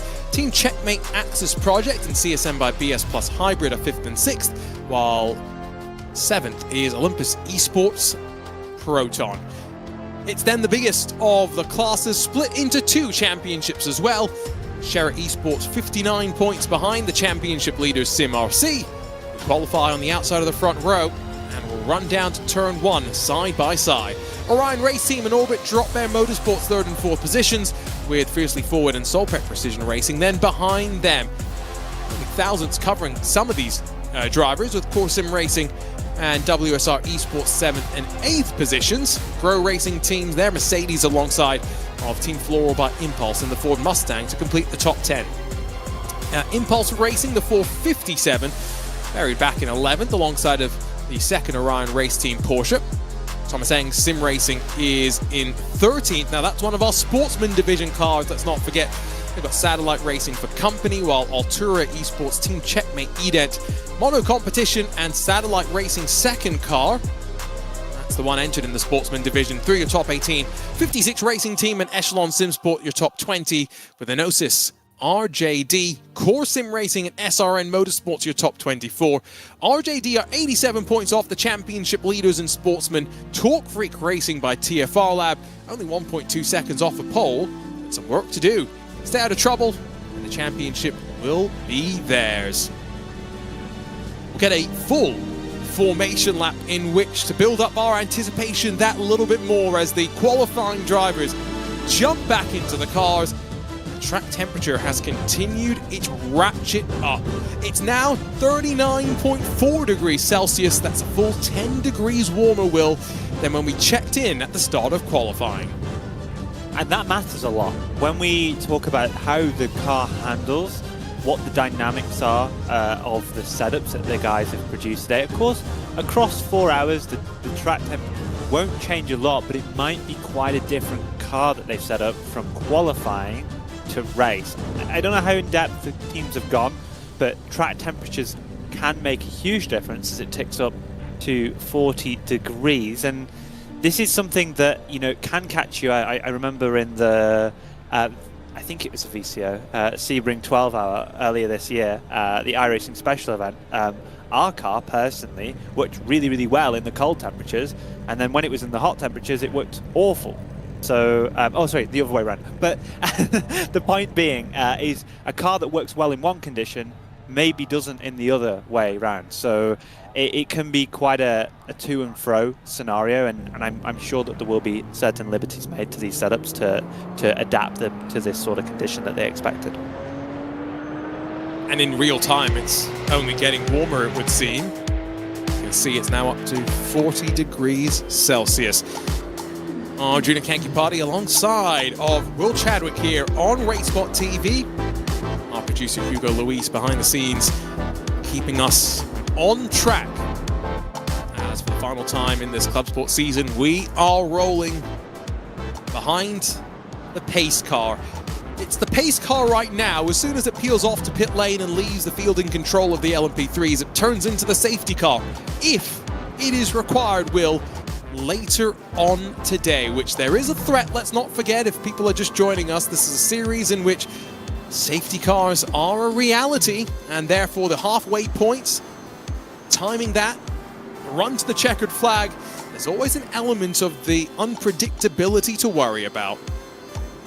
Absolutely, and it is a key feature when we speak about these IVRA leagues, the safety cars. It's something that's absent from iRacing special events, which I actually watched a very, very good video by Michael Soham earlier talking about the idea of having safety cars involved in iRacing special events. Maybe that's something we'll see in the future, but nothing we've had in place so far. So it's a unique element for these teams to deal with. They're all aware of it. You know, they've had the full season to deal with the safety car and deal with the safety car procedures, but it's certainly something that really can throw a spanner in the works to your strategy plan, because no team plans for a safety car. They're just always aware that it definitely could happen. You know, I said this, I'm pretty sure on air during the Daytona 24 earlier this year, when we had that, what was it, 6.5 hour fog delay. But if iRacing's going to add safety cars, then I think all sim racers should expect the 6.5 hour fog delays as well. Because if you want sim racing, that's what you're really asking for. Hopefully, no lengthy safety car periods here today, though, as off and away the pace car peels, and it's Brandon Roseborough, fast in qualifying, and with a 50-odd point championship deficit on his mind, that waits and punches the throttle for the 4 hours of Laguna Seca. Behind him, Miguel Vigo instantly under pressure from Thomas Imberg as they fire it over the crest and down into the braking zone for turn 2. And the green and white had slipped through. Will his teammate follow? Alexander Delatraz a little bit more tentative as the Cup cars punch their way down to turn 1 as well. Impulse Racing with a big gap now as Carlar Esports gets shoved out wide. might struggle to hold on to third here as Bryce Rodriguez in the PD Autosport Sim to Real machine tries to funnel through. GT4 is in the sport class underway, and Scherer and Sim RC, no question as to the championship protagonist getting single filed out. Trying to slip in behind them, the Orion race team fiercely forward as well, but there is chaos as they drop down towards the bottom of the track, leaving turn 2. Still a couple of cars trying to pick their way through. The all-black 410 of Enosis, but also Ashley Finch, fastest in practice, qualified in 8th position, now down at the tail end of the field. Some really big moves on that opening lap. Saw Carlisle Esports really struggling in your cup class to hold on positions. Look, they had a bit of contact maybe with the BS Plus hybrid cars. They were going side by side, back towards the front of the field. Delatraz Automotive with the 88 right on the tail of the 62. Of course, them two fighting for championship positions. Looked like we might have had some movement. It's Scherer Esports. I think Scherer Esports have had a moment, and they're going to be dropping down to 8th position. Must have been off the track there at turn 6, and now Core Sim Racing. Tom Kunath trying to plot around the outside, becomes the inside down into Rainey. Wiggle from the Ford Mustang, the impulse behind is Lucas Emons. Hard on the brake pedal even as they drop down through the descent. Is there still lingering damage there for our pole sitter? Because still very, very slow off the final corner as he finally back up to speed as he cleared any slowdown penalty he may have had as well. What this has done is gifted Sim RC control of the race up front, the opportunity to maximize halfway points and leave this well and truly out of the hands of Scherer Esports. It was turn 6. It's the minutest of moments, Will. Definitely no slowdown, but look at the damage it's done. Such a loss of time, and that really puts them on the back foot when we think about the championship, them fighting directly against Sim RC, but nearly 60 points back. We've seen an incident in the LMP3, that's 64 of Miguel Virgo has gone off in the final few corners. Looks like he's been off into the gravel. Not sure if there's any damage on that car, but they were running in 3rd position. Here you're watching the replay coming into... And that's the danger when you go to the edge of some of these curves, is sometimes you'll take a bounce as it kind of transitions back to the track itself, and little wiggle. Figo does a good job to hold on to it, but drops to the tail end of the field. He'll now be relying on a safety car to bring him back into contention as Brandon Roseborough heads the field up. Thomas Imberg, Alexander Delatraz, 2nd and 3rd positions now, with Nexus Torque Lab up to 4th. Team Oystenfeld sat in 5th where they started this race. And then Delta V Racing behind. Trouble for 992's. Impulse Racing off the track at turn 3. And surely that's parked in a place where a safety car will be required, and technical issues as well. Potentially, you can see that flickering not only when you have connection issues, but also when you have hardware issues as well. Down into turn number 1, going through turn number 3, I think officially. And yeah, something's gone. It's either a monitor, a screen, something like that. Disaster for Impulse, who were leading the way, I believe, and what a shame. And Carlisle had been pushed all the way down to 4th, so it was starting to cycle in the direction of Impulse in the championship fight. Long way left, though, is now 4 minutes complete and 3 laps in the books. Back down to turn 2, snatch of the right front brake from Brandon Roseborough. He is feeling the pressure here from Thomas Imberg, and going to what you were saying about balance of the car, Will. It's a bit warmer than what these drivers would have had during qualifying, and maybe Roseborough, his car not as optimized for the conditions right now, and our championship leader is looking very, very strong. Indeed it is right now, but also it's an element of controlling the pace. You know, you want to maintain that lead, but you're not wanting to throw the car off the circuit. I would certainly imagine that, you know, you can have a little bit of nerves when you start a race like this. You don't want to be throwing the car off. Like we've seen from what was the 4th place car of the Nexus X Torque Lab car, they've been off at the high speed left, potentially catching that inside curb. So more drama in your LMP3 class. We've seen a number of cars have incidents in these opening laps, and we've still got a long way to go. And this is finally getting a look at the start, where Core Sim Racing on the inside, and they begin the chain reaction that leads to Ashley Finch being pointed in the wrong direction. Now, Enosis, the all-black Ford Mustang, they weren't involved necessarily there. Porsche Sim Racing still truly involved in a fight, though, as Luca Neudek's driven around the outside, it would seem, and now moved back up into 8th position in class, but still a ways down the running order, about 6 seconds behind the class leader. And that's really all he's thinking about right now. Maximize points at the 2-hour mark, where 34 points will be handed out to each of our class leaders. Trickles down from there. And at the end of the race, 100 points to whoever wins in each of our classes. GT4 cars, and we'll look at what happened to the Enosis car as it picks its way through. Ooh, one of the satellite BMW slides across the track, and some incidental contact with the other satellite BMW. Not a scenario that they really wanted to happen. A little bit of contact there. We see a bumper flying across the circuit. Not sure if that's teleported its way back on. Here you're seeing the moment at the kink. Yep, like we expected. Hits the inside curb and gets saved a little bit by the gravel, but a big loss of time for the 78. That's just a few of the incidents that we've seen in the opening laps. You're watching GT4 in the middle of the pack, 405, looking to maybe make a move on the car ahead. See a lot of Porsche Caymans around him at the moment. We're going to see a move in turn 3, potentially side by side as we come through into turn 4. We've got traffic. LMP3s hitting the back of one of the Porsche Caymans. Opportunity opened. Thomas Imberg does not fill the hole. That's a move of a champion, knowing when not to go for something as we slither our way through traffic. Lots of cloud cover as well, as still the blocks being paid out. Team Checkmate Edet not very happy with that, but having to give the inside eventually up to the Delta V Racing LMP3. This is madness. This is wild. And I did say the big GT4 field was going to make this more chaotic. It's a wall in front of Thomas Imborg, and again, championship mindset. He knows where not to go for a move, but he is 3 wide, sandwiched either side by GT4 cars, and 1 second gained! Thomas Imborg, championship leader, tangled up with the traffic.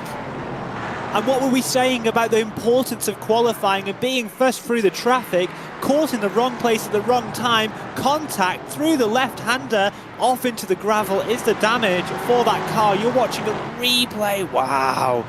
Big contact to the rear left and massive drama. You know, we were saying he was doing everything right. Maybe another replay from up above.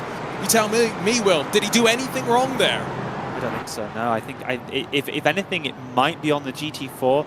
Looks like he came across a little bit, but no, there's nothing you can do as the LMP3 in that situation. I don't think we even got to a point of the corner where you could argue that he squeezed it. He was being patient as well. I think that's the other thing. He was waiting. At some point, GT4s also have to remember the LMPs are having their own race. It goes both ways.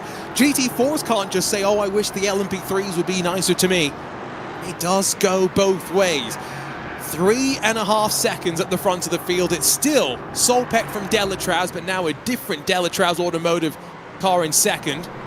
Fabian Siegman on the hunt. Remember, this has championship implications. There is no question about that. Team Heusinkveld third in points. Only, what was it? 37 points off the championship leaders. That gap could shrink down to single digits if Thomas Imberg can't find some headway. Left side of the car seems relatively unscathed. Seems to not be too bad in terms of a damage perspective. Maybe getting a little bit more aggressive in traffic with the frustration that I'm sure that Imberg feels after that incident. So he's going to be wanting to make up those places. Not lost a massive amount of time, and considering that the damage seems to be relatively okay, potentially starting to over push the car a little bit though as we head through the turn 2 and 3 complex. Well, a couple of race control things I'll just quickly update everyone on. There was a 5-second penalty for Course Sim Racing for minor incident responsibility. The 423, I think that's for the start. You know which Course Sim Racing car that one was. Yes, the 465, the satellite racing. So that's a slightly lighter BMW. I did say it pulled left into the Enosis Mustang, and indeed, race control agreed with that assessment. 10 seconds there. And I didn't call him out on this because I knew he was feeling a little stressed, as that stress through traffic, by the way, to dive that aggressively down the inside at the corkscrew. Thomas Imberg is taking no prisoners now after that moment, but Miguel Vigo did go wide at this point on the track and then rejoined right into the path of Oleg Lovkov. He's going to get a 30-second penalty for that rejoin. That's quite critical. That you've got to be careful on your rejoins in the series with penalties that are that aggressive. So yeah, it's something to take into account, because you know, when you get hit, and especially if you feel the pressure of the championship, you know, the first thing you think is get back on circuit, and if that's causing you to perform an unsafe rejoin, that could be even more detrimental than the contact itself, like we see from Thomas Eng, because ultimately the damage to that car doesn't seem too bad. So realistically, it's only, what, 10-15 second loss, so it's still able to come back from that, but a 30-second penalty on the top of that would be very, very bad. What I will say is, last round of the season, there were no penalties for people joining with the wrong names, numbers, blah, blah, blah, blah, blah. There's no penalties in qualifying, so it's a race control. All things considered, have had a decent start to the day, as much as the sport class schmozzle at turn 2 was not maybe the nicest thing to watch. Michelin SimSport have a windshield full of class competitors in front of them. Now the traffic's meandered its way through, meandered being a very polite description of the chaos that we saw. Bit of clean air being enjoyed. Because we've only got 7 Porsche Cup cars as well, that's also a different complexion on that traffic that we'll see slowly starting to work its way through the sport class. Graham Sanders defends in the Solpec Precision Ford Mustang, as the fiercely forward BMW starts to look stronger, and they're dropping cars behind while being dropped by the top 2. Yeah, and it's interesting how this race is. Whoa, what? Well, we got a car upside down into the last corner. No, I think that was the corkscrew. Really? No, come on. No, you're right. Right. Oh, yeah. Wow. That's how? And instantly, yes, safety car is out because a driver has been buried in quicksand, it seems like. I haven't seen a rollover that dramatic in a while. I'd love to see the cynic inside of me would love to see the replay. Unfortunately, for that satellite racing, it's satellite racing, I believe, GT4 car. Yep, that was the BMW that had the penalty. It hadn't served the penalty, but it was deemed responsible for contact down at turn 2. And good shout, it was the last corner. I just assumed there was no way a car would be upside down without it being the... Oh, it's just hit a sticky spot. Sorry, it's just funny. The way it rolled is brilliant. Thankfully, in the virtual world, no one's injured and everyone's okay, so we can have a little bit of a laugh at that incident. But that was caused by a Porsche Cup car, and it might be quite important which Cup car that was. So maybe if we could get a second replay, because that could impact the championship, because probably is the fault of the Cup car. But let's have a look before we assign any blame before the stewards have got involved. I'm fairly confident, not continent. Confident it was PT Autosport in the white, black, and red car. Carlar behind, and you know, yeah, that's interesting. Does Ayrton Williams intentionally kind of cover off the line? Now, I think the view on board from Carlar, I think, would tell us a lot. Yeah, well, I'd like to see. I think the Porsche Cup goes one way, the GT4 reacts to that, and then by the time the Porsche Cup went one way, they decided to go the other, and the GT4 reacted to the initial move, I think is what happened. But let's have a watch. Now remember, this is our championship leader as well, so stress.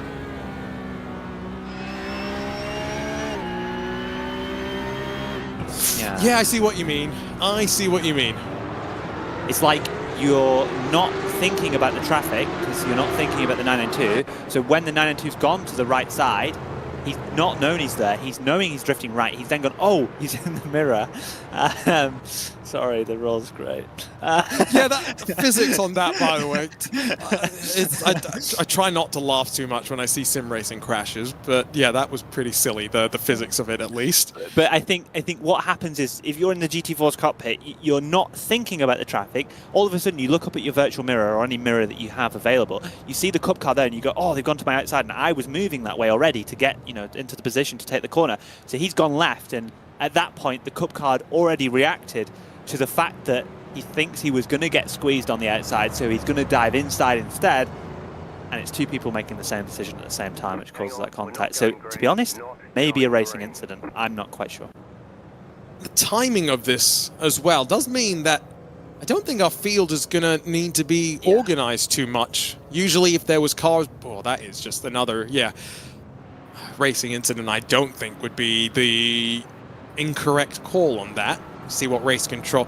It will also depend what race control has told the drivers in the drivers briefing. So, I'm not aware of any specific instructions that were given for this race, but we will wait for their verdict. Going back to that safety car point, because the GT4 field hasn't been too separated out, there shouldn't be any cars trapped between the LMP3 leader and the GT4 leader in the queue. So relatively minimal work to do to order up the field. What may present an opportunity here, though, Will, is for those further down the field to come in, top off on fuel, and again, we're not really trying to strategize to the end of the race because there could be another safety car period, but it could set you up slightly differently for a short fill coming to the halfway mark of this race. Yeah, I was thinking about this. I was really looking forward to seeing how long all of our cars go in their initial stint to kind of see where that's going to play out when we get to the halfway margin,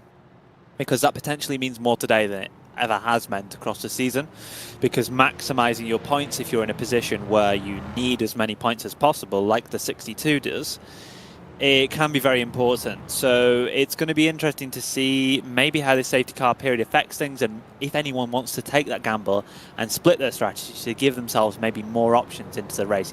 It also helps out Thomas Imberg, who realistically has not lost a lot of time even with the contact that he had earlier on.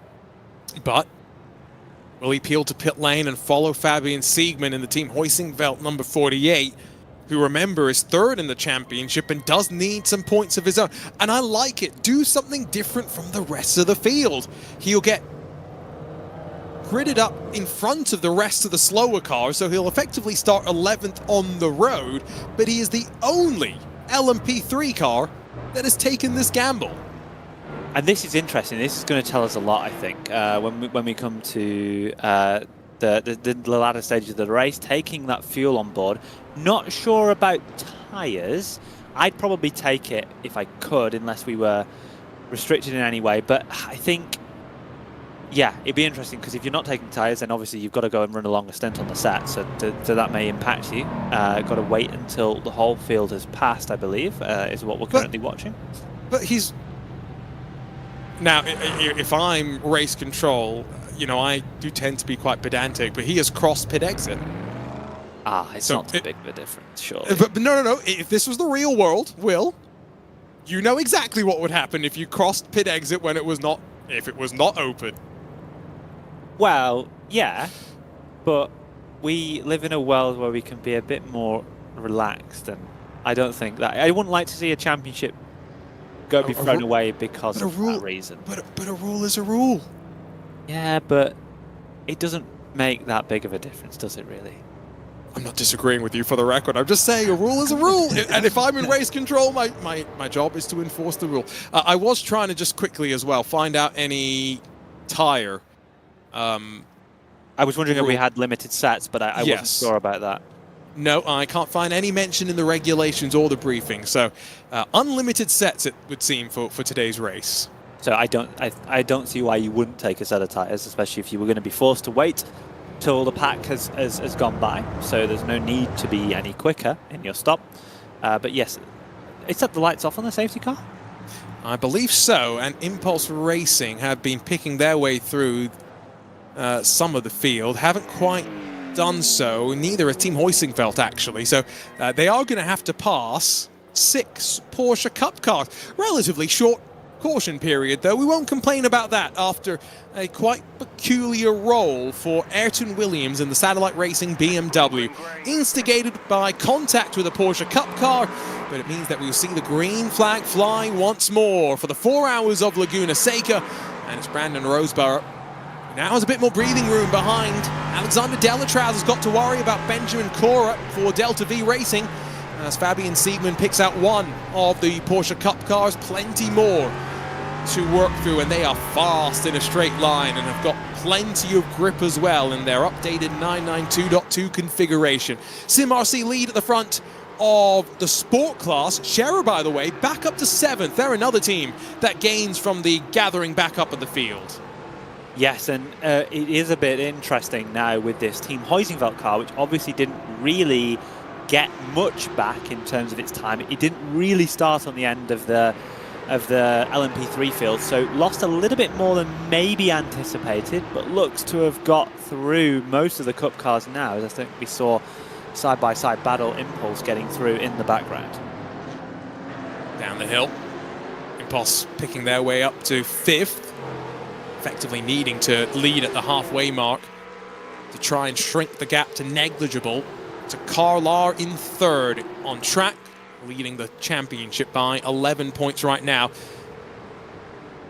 Just looking at the race control sheet, there is an incident under review, as I think everyone would assume, with the PT Autosport and Satellite Racing cars. There was also a second incident reported just before that by Torque Freak Racing on the same car. So we'll have to wait and see if in about the span of 20 odd seconds they got tangled up with 2 different GT4 machines, but that could end up being some more on-track penalties to be served out.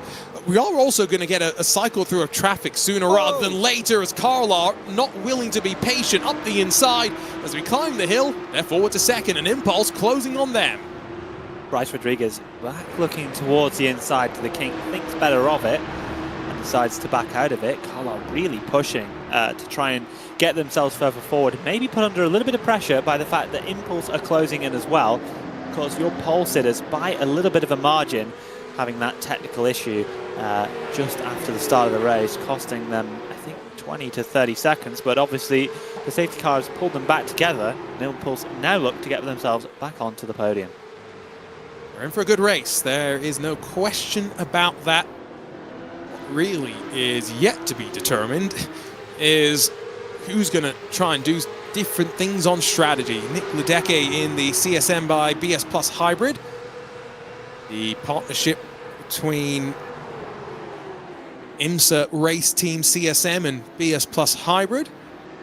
Jaden Conwright racing for a very different team in the IMSA Michelin Pilot Challenge. He'll be the 2nd driver in that car.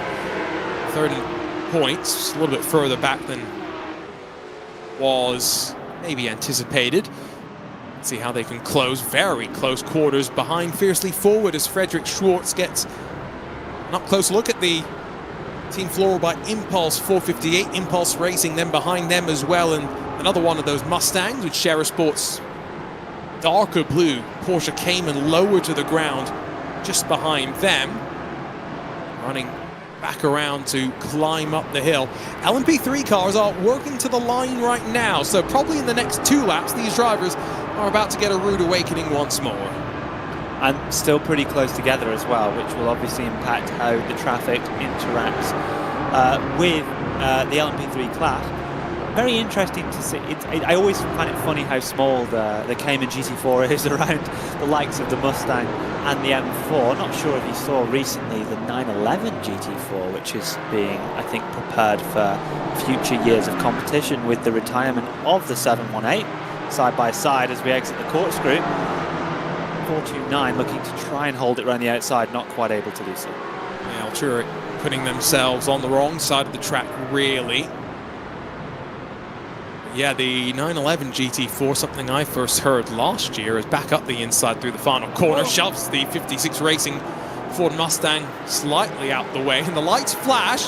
Did not really appreciate that, did no Lafrange, defending now from the mono competition. Stealth Black Porsche Cayman dropping down into turn 2 with some more contact. I mean, I'd be frustrated because that's about to be 3, make it 4 positions that could be lost here. Yeah, get on the blower to race control, because at least 2 of those are things that are worthy of a review. Can let you know as well, by the way, race control, no further action for that contact that saw the caution come out, Will. Yeah, kind of what we expected, and I think that's a good decision by the race control.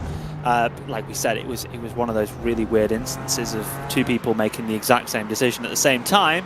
LMP3 traffic lapping your GT4s. Here we go.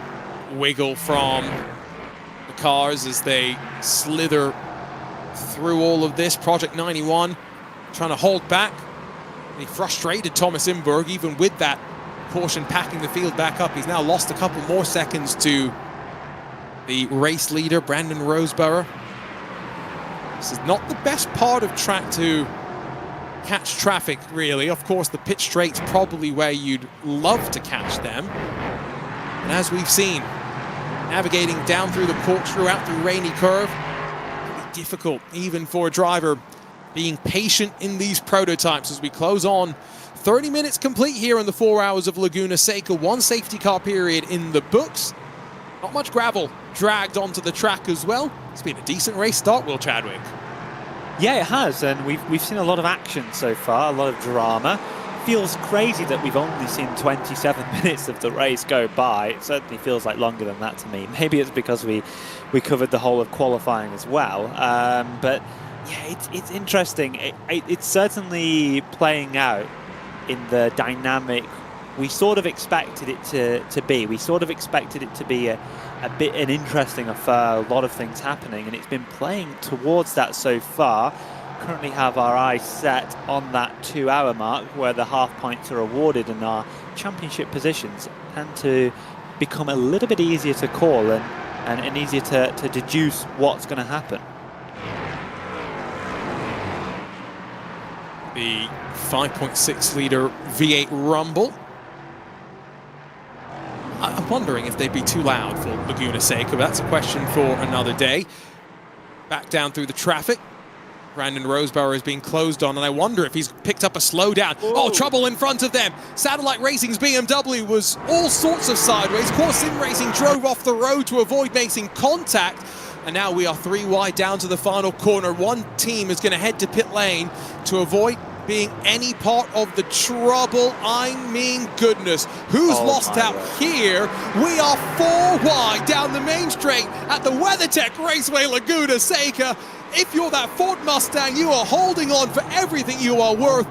This is where you wonder if some of these drivers are being a bit too aggressive. Through all of this, Thomas Imberg has charged his way up to 4th position, and he's not quite done. He's solidified that up the inside of a Mercedes as they continue to battle further behind. How have we not just seen a crash? That was absolutely chaotic. I think we were even 5 wide at one point, exiting that last corner. That was insane, and I'm utterly shocked that we haven't seen any form of realistic contact that caused something. I'm amazed our drivers have got away with it. It's a reminder of what you can do when you look over your shoulders, or in the case of iRacing, use the F3 box in your virtual mirror. Here comes Impulse fighting around the outside of Bryce Rodriguez in that PT Autosport 988. Remember, no further action for both of the investigations into that car, and Bryce Rodriguez right now is blocking Impulse from fighting with their championship rivals. 4 at the front here, Delta Sport lead, but this is a great fight. Half of the class locked in this battle. Yeah, and I think it's fair to say that, no, I was going to say that the 988 would be involved a little bit in that championship, but he certainly isn't. So currently being a little bit of a thorn in the side of Impulse with their attempt on Carla, but plenty of time left to go. Seeing a pit stop on the right-hand side for the 465 GT4 car, and more chaos as the LMP3s still negotiate their way around the big GT4 field we have at play today. It's huge. It is numerous. Talk Freak Racing, by the way, sportsman class. Remember, they are still looking, I think, like they're on course for the championship. It's not been easy for them today. Still picking their way through. Slide back to the right side to try and open up the entry into the corner. This is the second of these Solprec cars. Start at the back of the field. Oleg Lovkov is up to 6th. Behind Max Andrews in the Project 91 racing team. Ligier now continuing to drop down. And when I say drop down, stomach falls from underneath you at the speeds these drivers are rolling. Almost through the traffic, not quite though. The gap at the front of the field is going to be up to 2.3 seconds. Remember, only one driver elected to come down onto pit lane in our cycle of cautions in LMP3. Fabian Siegmund's not really made much ground. He's still back in 9th position and yet to really make much headway as Impulse Racing battling still with the PT Autosport machine down through the corkscrew. Fantastic stuff, costing them time, yes, but wonderful racing. Yeah, still costing them a lot of time, fighting very, very hard actually for this stage of the race. Now potentially Impulse under pressure by the PS Plus hybrid car. Unfortunately, no moves happening in that final corner. Impulse are going to have to reset, go again on Bryce Rodriguez, who is fighting hard to maintain inside the top 3 of this race, and maybe a little bit to the detriment in terms of overall race time, but still very, very close at the front of your 992 Cup field.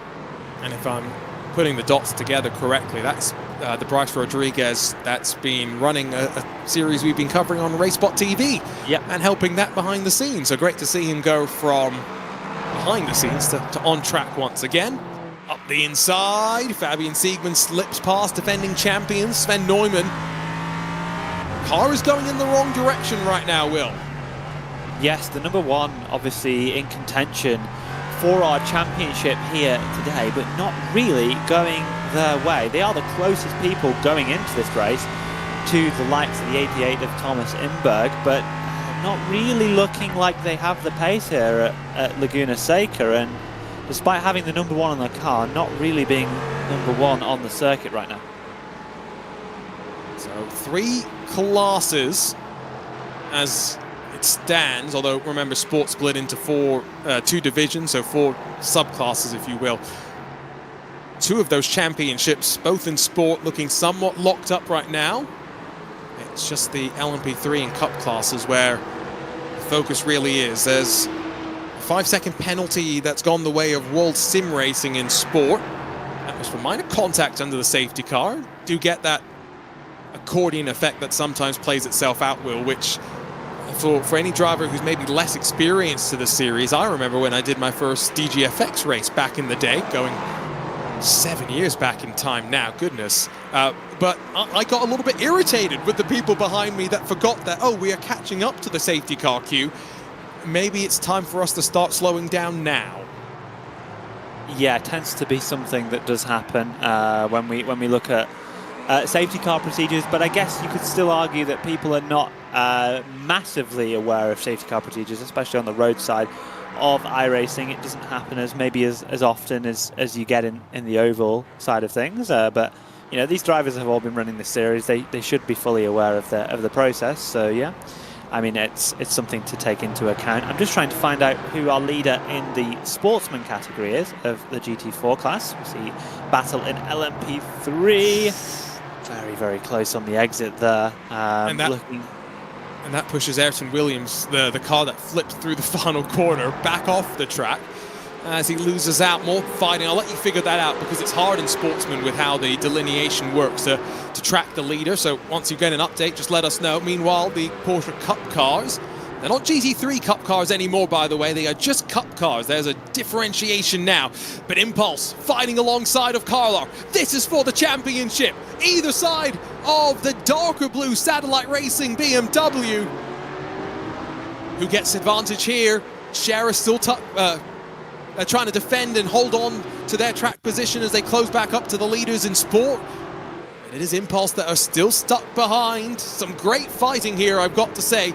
Even though there's only 7 cars in the class, you only need 2 to tango. Absolutely, some great racing there at the front of your field. I do believe your leaders in Sportsman is still Thomas Eng Sim Racing, the number 434, so currently sat in 11th place overall. So a good outing for them at the moment in Sportsman. Down the inside for one of the Cup cars, inside of the corkscrew. A little bit of multi-class action here with all three classes present on track at the same space at the same time. Great stuff, great stuff. We didn't get this in the first run. Getting a little lengthier green flag run, it would seem, right now. Back to the line, we've just completed lap 24 for the LMP3 class for the GT4s. They're about to complete lap 23, so we're not that far behind, even though we've had that one caution period to slow the field down. Luca Neudek, our pole sitter, after running wide on the opening lap of the race, finds himself a good 6 seconds now, I would say. 7 seconds off the race leader in class, who's also the championship leader in class. Does look as though things are going the way of SimRC to grab yet another championship. Certainly looking like that so far, but we have seen the pace of Show Esports, but obviously the championship deficit for them is pretty big. So they do need things to start going their way pretty soon. Bottom of your picture, you're looking at the Cup class fighting still with the GT4s, and it's causing a lot of battling as Carlar side by side with Bryce Rodriguez. 3 wide, oh goodness, Carlar have got to be aware of this. Might not be worth fighting too hard in this phase of the race. Bryce Rodriguez, chops the nose off. That was very, very clinical as Nick Ludecki for CSM by BS Plus Hybrid also now starts to narrow the deficit as well. Impulse Racing breaking clear, second in class, although a close moment there for Carlar as Ludecki shoves his way up the inside. Amazing, amazing stuff, Will. Well, this is such an exciting race, and you've got to remember that this is intended as the introduction to endurance racing for some. It's their first step into multi-class team racing at this level. The intention is you go from here to the IVRA Endurance Series with the faster cars, and then if you want to go and continue 24-hour esports championships, well, competing well in the Endurance Series can see you get an automatic invite into the 24-hour series as well. Yeah, that's starting up really soon is going to be interesting. It's always a very, very challenging championship, formerly, I think, Neo Endurance back in the day, but now 24-hour esports series, 24-hour series. And yeah, really interesting to see how that plays out when we get there later on in the year. Yeah, it's been so interesting, this race. We've actually seen a lot of really great racing, a little bit of chaos, but a lot of really great racing. And I think that's one of the Deltras Automotives at the bottom of your screen going out wide. Not sure which number that was, but might actually have been Project 91. It's difficult because they're both white and green, and so I think I've made that mistake before. And yes, it was Max Andrews. Meanwhile, front of the field, Alexander Delatraz. The other reason why it can't be Delatraz Automotive is because they're both hunting the race leader down. 3 wide with traffic once again. That has just become the norm, by the way. 3 cars within a second as we cross the line. Close lap number 27, and Brandon Roseborough's rearview mirrors are filled. First by Alexander Delatraz, and then by Thomas Imberg. A little bit of an advantage as well for Delatraz Automotive to have those 2 cars in that position, because it does mean that they can start to play the team game a little bit when we get towards the championship picture, if it is required. And currently I think they're in a good position right now, especially considering what happened to the 88 not too long ago. Interesting to see them coming through the GT4s again. It feels like we're under constant traffic here in this race, and very, very brave dives down the inside. Some drivers are being brave, there is no question about that. 1 hour and 20 minutes away from the halfway points being handed down as well. That will be a crucial moment for some. That braking zone into the corkscrew. The LMP3 cars are taking a great risk by being on the regular racing line because they have no ABS. They do not perform as well as the sports cars will on brakes. And that goes for both classes, the Cup and Sport classes. Long way around the final corner as they navigate once more mid-pack of this sport class. It's changed at the front of the cup class as Impulse Racing now lead there, but overall lead of the race yet to change hands as Team Oisingveld on their fight through the field in front now of Echelon Sim Sports. What's happened though down at turn 1? They're about to pass a stranded Luka Neudek, who's once more spun back up to speed, I think, though. Will, you can see him there. It's not been an easy opening 45 minutes, has it been for our pole sitter? No, really a frustrating start to the race, and that's just one of those really unlucky contacts front to rear where it can just pitch your nose into the ground a little bit and give you that sort of unrealistic sort of spin potentially, and unfortunately for them it has cost them even more time in the pursuit of SimRC, who are essentially having the perfect race so far. Being hunted down by Mike Dam, has not dropped them. That Porsche came in looking very good. This is where it gets awkward, up the inside. Drop down into Rainey. And about to have navigated the entirety of the 25 GT4 machines. Now, we have no retirements in this race yet. It's a good sign, remember? Ayrton Williams. Even the one that went upside down? Yep, no, that had another incident, remember, after that as well. Oh, I thought there was 2 of them. No. Oh, there is 2 satellite BMWs, but the one that went upside down also then got pushed wide in the fight for one of our class leads as well. Right. Yes, there's been all sorts going on for poor Ayrton Williams. Here is defending champions in the LMP3 class. What has happened to them, by the way, because on that last lap, 129.851, Sven Neumann, where has he dropped it? Let's have a look. You got the replay here. Oh, not oh no. And that's a second contact for Luka Neudek, I would assume, on that lap if he also went off at turn 1. Really not being the championship finale that Shera Esports wanted. Perhaps it's because they had such good luck in the NEC at the weekend and such good drive from their drivers. And you called them Shera Esports there, so now they're getting, yeah, that must be the reason. You're referring to, you said NEC, you've got to call it by its proper title. Oh, sorry. I just live in iRacing. It's a Nürburgring Launch. I almost made that mistake last weekend for the record. Yeah, so again, I called them Shera Esports instead of Shera Sport. There's a lot of things last week. We'll not get into it. We'll skip past that. It's okay. I still want to see what happened down at turn 1 though, because I mean, this is keeping our broadcast producer busy. There's no question about that. The second satellite BMW almost goes straight at the corkscrew. That's a very defensive line from Ben Abdullahi. He's got the Enosis Esports Manu Casanovas driven GT4 sliding up the inside. Now remember, the other satellite BMW got involved in contact with the Enosis Ford Mustang at the start of this race. There's just been so much going on. There's more to happen here because Echelon are there, Talk Freak Racing Championship leaders and sportsmen there as well. Kara Gruber doing a good job to try and stay out of trouble. Interesting with Talk Freak Racing, we saw them qualify at the back of the pack, so it's an interesting race dynamic for them. They've made up quite a few positions, although sliding back again a little bit more as they're side by side with Core on the exit. Oh my word, that nearly went so wrong. Bit of oversteer on the outside there for the 461, almost turning themselves across the front of the Core Esports car, which we've already seen get a penalty. Further contact down at turn number 2 on the opening lap.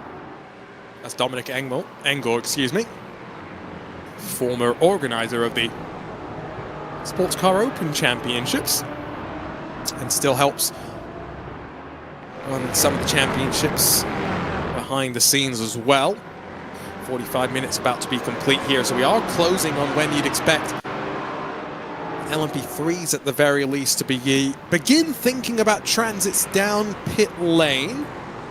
Only one team has done that so far today under caution. That was Team Oisingveld, directly in front of Zach Herbert for Echelon Sim Sport. Oh, who's gone a bit too hot into turn 4. And he's lucky that you can dig yourself out of the gravel pretty easily on iRacing without needing the safety team to help you out. Of course, a little bit more grippy than it has been in previous years, but we are seeing a Battlefield race lead again. The number 8 attacking the back of the 6-2 Solpic Precision Racing car, who are the championship hopefuls and my pick for the championship, although it's not quite going their way right now in terms of other results. But 62 still holding on to that lead, held the lead now for 45 minutes. Interesting to think about when these LMP3s are going to come down pit road for the very first time. Everyone but the 48, who has not took a service yet. I think you're watching the 48 potentially down the inside there. Not sure if I'm reading that correctly, as they try and fight their way up the pack. Running heavier than everyone else as well, carrying about 20 minutes more fuel than all the other cars. So their pace has been pretty strong as they fight for 6th position. They just passed the Impulse leading Cup car as well, who's pulled a gap, so good sign there in the championship hunt. Fabian Siegmann in his own championship hunt. Making any inroads just yet. A couple of penalties. One for Sven Neumann, not for the contact that we saw with Luca Neudeck, by the way. Separate contact with the SRN Motorsports Ford Mustang. That's seen a 5-second penalty handed down to defending champions. But meanwhile, they also, the defending champions, had contact with Shera Esports. We saw that with Luca Neudeck. 20-second penalty going the way of Shera Esports. If there was any question about the championship, I think at this point, those questions being answered. Unfortunately, their day's done, Arjuna. I think that ultimately, with all the context that they've had, despite putting it on pole position, we said that that was a perfect place to start. That opening lap mistake that put them wide, put them down the order into the outside of the top 10. And ever since, it's been an uphill battle. And with that 20-second penalty now, unless we see a critical safety car at the right timing for them, with the points deficit they have to SimRC, that title's looking ever more a foregone conclusion. Especially if Marvin Strel can control this race. Now he doesn't even really need to finish first at the halfway mark. If he did finish first at the halfway mark, by the way, it would not quite put the championship out of touch, but it goes a little bit further towards that goal. Mike Dam looking very quick in that Porsche for the Orion race team. We mentioned that already today.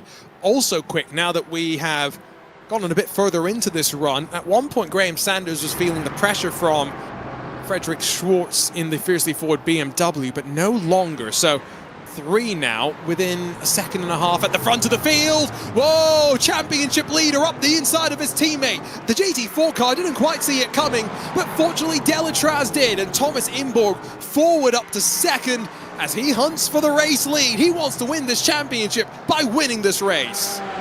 Absolutely, and we're seeing another battle in the GT4 class at the lower half of your screen, down towards turn number 1 to the outside, where the 2 Porsche came into very, very deep into turn number 2. I'm trying to name it properly.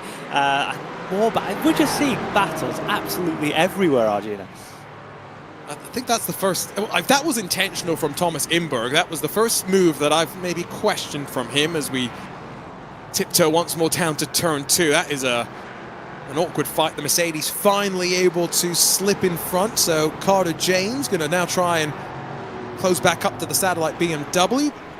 Sven Neumann, by the way, is into pit lane, so we might just have opened up the LMP3 pit window. Yeah, and that's an interesting mark because they've not took any fuel so far, pitting after 48 minutes plus a formation lap, so can be expecting them to go around about 50 minutes each session. That would leave them with 20 minutes spare at the halfway mark. And who took 20 minutes extra of fuel? Huizenfeld. So that might be quite crucial when we get into the LMP3 battle at the halfway section. Just stretching a little bit. 3 hours and 11 minutes to go. Trying to get my You got any recommended stretches for the audience? No, my problem is my stretches are all trying to get my lower back to not feel so jammed up because I'm so tall. But you are very tall. Yeah, I don't have much. To go back to that very quickly, because Will, when you sent me this Instagram message during the week, it legitimately made me chuckle. I posted a picture of one of the times I was last year at Laguna Seca, which was with Porsche and Gran Turismo, and we had the founder of Gran Turismo, Mr. Kaz, at the track, and I very politely went up to him and said, oh, Mr. Kaz, can I take a photo? You know, your games have meant a lot to me. He had no idea what I but his minder, his helper, said, yes, you can take a photo. I posted that, and Will said, so are you really tall, or is he really small? To which I answered, a little bit of both. I think if anyone's ever met Arjuna in person or hasn't met Arjuna and just heard his voice, when you do see him for the first time in person, maybe at an IMSA. Whoa! Sorry, Will. Almost 4 wide with traffic there as Team Hoisingveld finally slipped past Delta V Racing. Sorry. That was crazy. Yeah, that was very crazy. I do agree. And still fighting side by side between the two Mustangs. Ashley Finch looking to try and get the positions signed, sealed and delivered around the outside, as one of the LMP3s has to back out of it. That's all kind of stopped. Yeah, back out of it for a moment. I got to say, fighting for 16th that aggressively, it goes to show that this is a series where, you know, these drivers are able to fight this hard while also keeping it clean. We've seen some great racing as finally. Let's interrupt the racing with some pit stops and wait to see how lengthy these stops will be. Course Sim Racing was stationary for 29.1 seconds. It's Delta V Racing Project 91 next in as Cup cars continue to fight. It's Delta Sport trying to hold on to second here. Bryce Rodriguez hot on the heels, and we'll see his opportunity to cut up the inside. That was just a little bit lackadaisical from the Delta Sport car. Got hung up behind the Ford Mustang. Hung up again, then out through turn 3 actually. And Bryce Rodriguez takes advantage. Yeah, down the inside. It has been very, very aggressive and assertive to try and maintain that top 3 position all event long so far, the opening hour of this race. And we're also seeing the Cup cars come in pretty early as well. So the 989 coming in and taking its stop.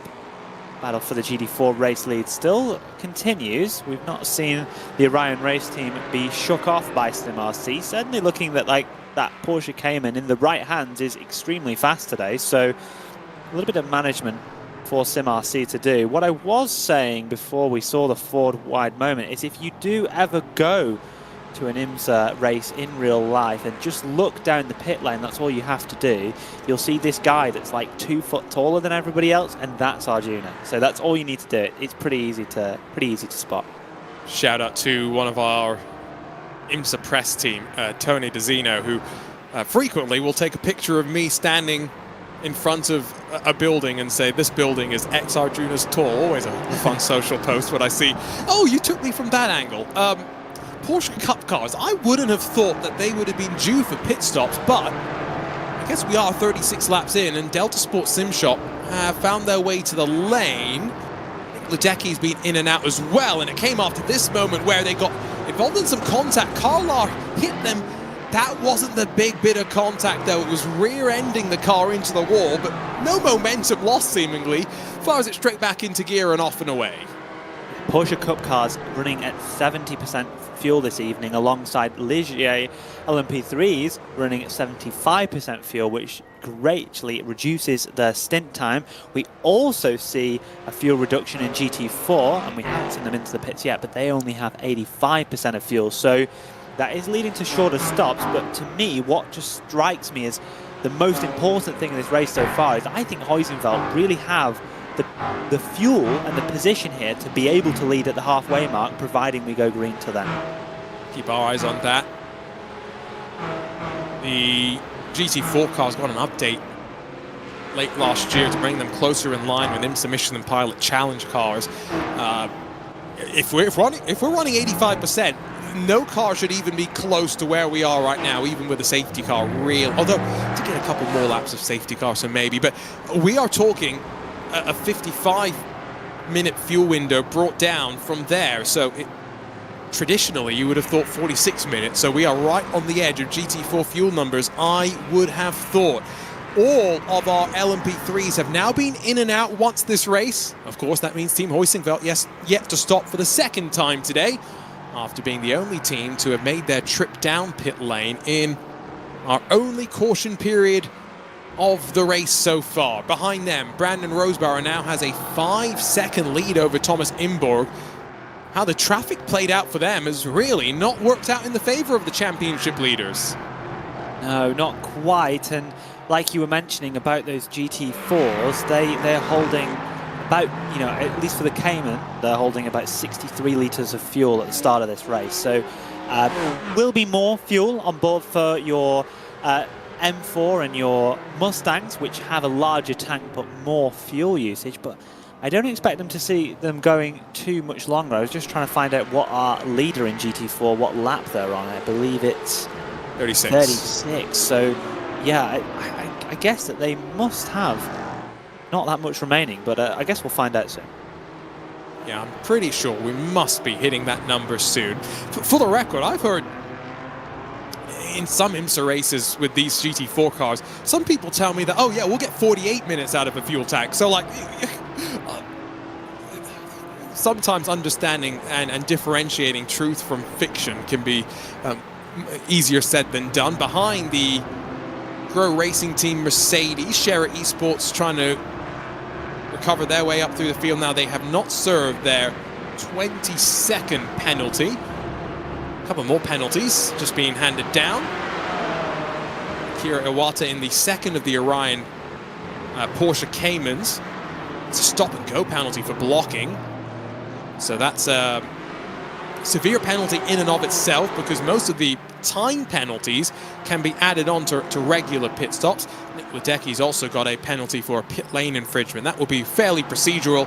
That'll be 10 seconds added on next time by. Can see, by the way, right side of the screen, we are starting to see those sport class pit stops, but not from SimRC's BMW at the front of the field. It continues to pace the class around, with Solpec running out there as well. But Mike Dam in that Orion Porsche, he's been the first inside the front five to dip down to the lane. I think important to mention as well, for anyone that's watching this and that doesn't understand how BOP can affect certain variables in iRacing, when you get a power reduction, like we have seen for some of the GT4s, I believe the Mustang in particular, that also gives you a reduction in fuel usage. So they all have 85% of fuel available, aside from the McLaren, but we don't see that out today. But that 0.5% reduction in power for the Mustang will be allowing them to go slightly further than they would be on a fuel tank. So that's quite an interesting factor, and it might lead to the Mustangs having pretty good fuel mileage here this afternoon. One of the fun changes to the way the iRacing BOP system works, Will, is that now you can not only remove power and remove weight, but you can also add it in, which seems like a really fun idea. Not just talking about competition sense now, I'm talking in the world of, oh, let me go take the Porsche 919 out to the Nordschleife and ratchet up the power by 10%, get a little bit closer to the Evo spec. Oh, that's a really good idea. I'm going to do that later. Thanks for the idea. I'm full of great ideas. I'm here all Should I go for the lap day. record? Should I go for the iRacing overall lap record in the 919? Do it. Do you know what though? I think the Tyre model. The other one's faster, and the tyre model. Yeah, that's a good point. I think the Audi. I believe that car is actually faster than the 919 in most scenarios on iRacing. Yeah, but who cares? Porsche supremacy. Audi's got less gears as well, so that's my. You just love Porsche. We know this. Like, come on, you're a little bit biased. Yeah, that is true as well. GT4 pit stops will continue to roll through. It's now up to 5 seconds, by the way, front of the Cup class on the other side of their pit window. So Impulse Racing, I think they may end up taking the championship lead if it finishes like this at the halfway point. Sets up an exciting final 2 hours. Race off of the lane. SimRC directly in front of the Solpec Precision Ford Mustang, who flashes the lights as we drop down. Already the Orion Race Team Porsche up to speed on the right side of the track. And now as we see the cars exiting pit lane with a slight shortcut, how aggressively do they blend back onto the racing line? Graham Sanders wasn't quite alongside, and so Mike Dam drops back into the middle of this sandwich. Once more, 3 cars split by 0.7 of a second. Slightly warmer tires, yes, for the Orion Porsche. But if I'm thinking long game here, I'm starting to get back into my fuel-saving rhythm. I was just thinking this. They're so close to the hour that if they can just extend that little bit further, the cars that are pitting this time by are kind of just about breaking the hour in terms of a distant travel perspective. So maybe, or time I would say, perspective, so maybe they can just make this race on 3 stops it would be. But that's going to be an interesting dynamic to look at. in the Porsche, in the GT4 class. Will had mentioned it earlier, but going to be interesting what a 911 GT4 car is going to be like. I'd heard these reports last year. Obviously, lots of kind of things that you talk about until there's a little bit more concrete news. But part of the reason isn't just that the platform itself is being retired, the underlying Cayman platform. There seems to also be some sort of a desire, very similar to what Mustang and Ford have done with a platform that is the same chassis all the way through the Dark Horse R, GT4, and then slightly modified for the GT3, but it's effectively the same car. They wanted to be a bit more similar to that. Already Mike Dam, by the way, has been passed by Graham Sanders. Might get passed by Impulse Racing as well. Not quite sure if he's had a slight mistake on that last lap, but a lot of time being lost pretty quickly there. Yeah, that is a good point. Maybe some traffic. We've seen some LMP3s dotting in and around this GT4 battle, so potentially, yeah, and gone off again. Maybe struggling to... Have we seen a driver change or not? No, he went off at turn 6, by the way. I just had a quick look. So maybe just trying to push that a little bit harder, as he knew that he had the ability to get in front. What I am seeing, I don't know if you're seeing it, but 461, the leader in your sportsman class, still out there on fuel. Now, they come into pit lane. I'm pretty sure they'd already come to pit lane. Yeah, they were I think the only team that did so in GT4 in that cycle of Makes sense. caution. So yeah, I think, or maybe one of a few teams. So yeah. Now, see when they come in, but realistically, they aren't, I think, too worried about halfway points. Although maybe to flip it on the other side, if they get, I'd done the math yesterday, if they're 5th or higher in sportsman at the halfway point, the championship effectively becomes theirs unless they manage to do something egregious in DNF in the second half of the race. So when you have a scenario like that, maybe it gives you a bit more urgency to just go out there, get the top 5, and then relax for the second half of the race. It also just simplifies the race a little bit. You know, if everyone's having to be really cautious on fuel mileage, taking that stop under the safety car, which we can see that they definitely have done, taking that stop under the safety car means that they're able to run the rest of the race flat out and just focus on driving and not focus on fuel mileage at any point, which should make it a little bit simpler for them and maybe allow them to claim that points in 57 minutes time, which seals them the championship. 57 minutes away from a title and then still 2 hours of racing. It's a different scenario than maybe some would think about, but this is endurance racing, let's not forget. I do like it's really hard to follow storylines during a Michelin Endurance Cup round for IMSA. I'll be honest, down on pit lane, I have no idea what's happening, but the storylines within the storylines, when you can take that perspective from high in the sky, 10,000 feet in the air, so many different things happening. This, I believe, is the second of the Orion race team Porsches, the one that's being handed down the drive-through penalty. Now, hasn't been served according to our race control sheet, but Akira Iwata hungry to pass the Thomas Eng Sim Racing Porsche in front. It's interesting to see kind of where these cars are playing out now, that we've seen those initial pit stops, getting the tyres up to temperature. We've had at least 5 minutes for most of the cars now to circulate. Once they've gone back onto the full fuel load, it can change the dynamic of the cars quite a lot. Of course, the fuel tank in these Caymans situated at the front of the car, so the car tends to get a bit of a different balance as you head through the stint, but you know, the sort of opposite when you look at the Mustang and the BMW. So it's an interesting factor to think about.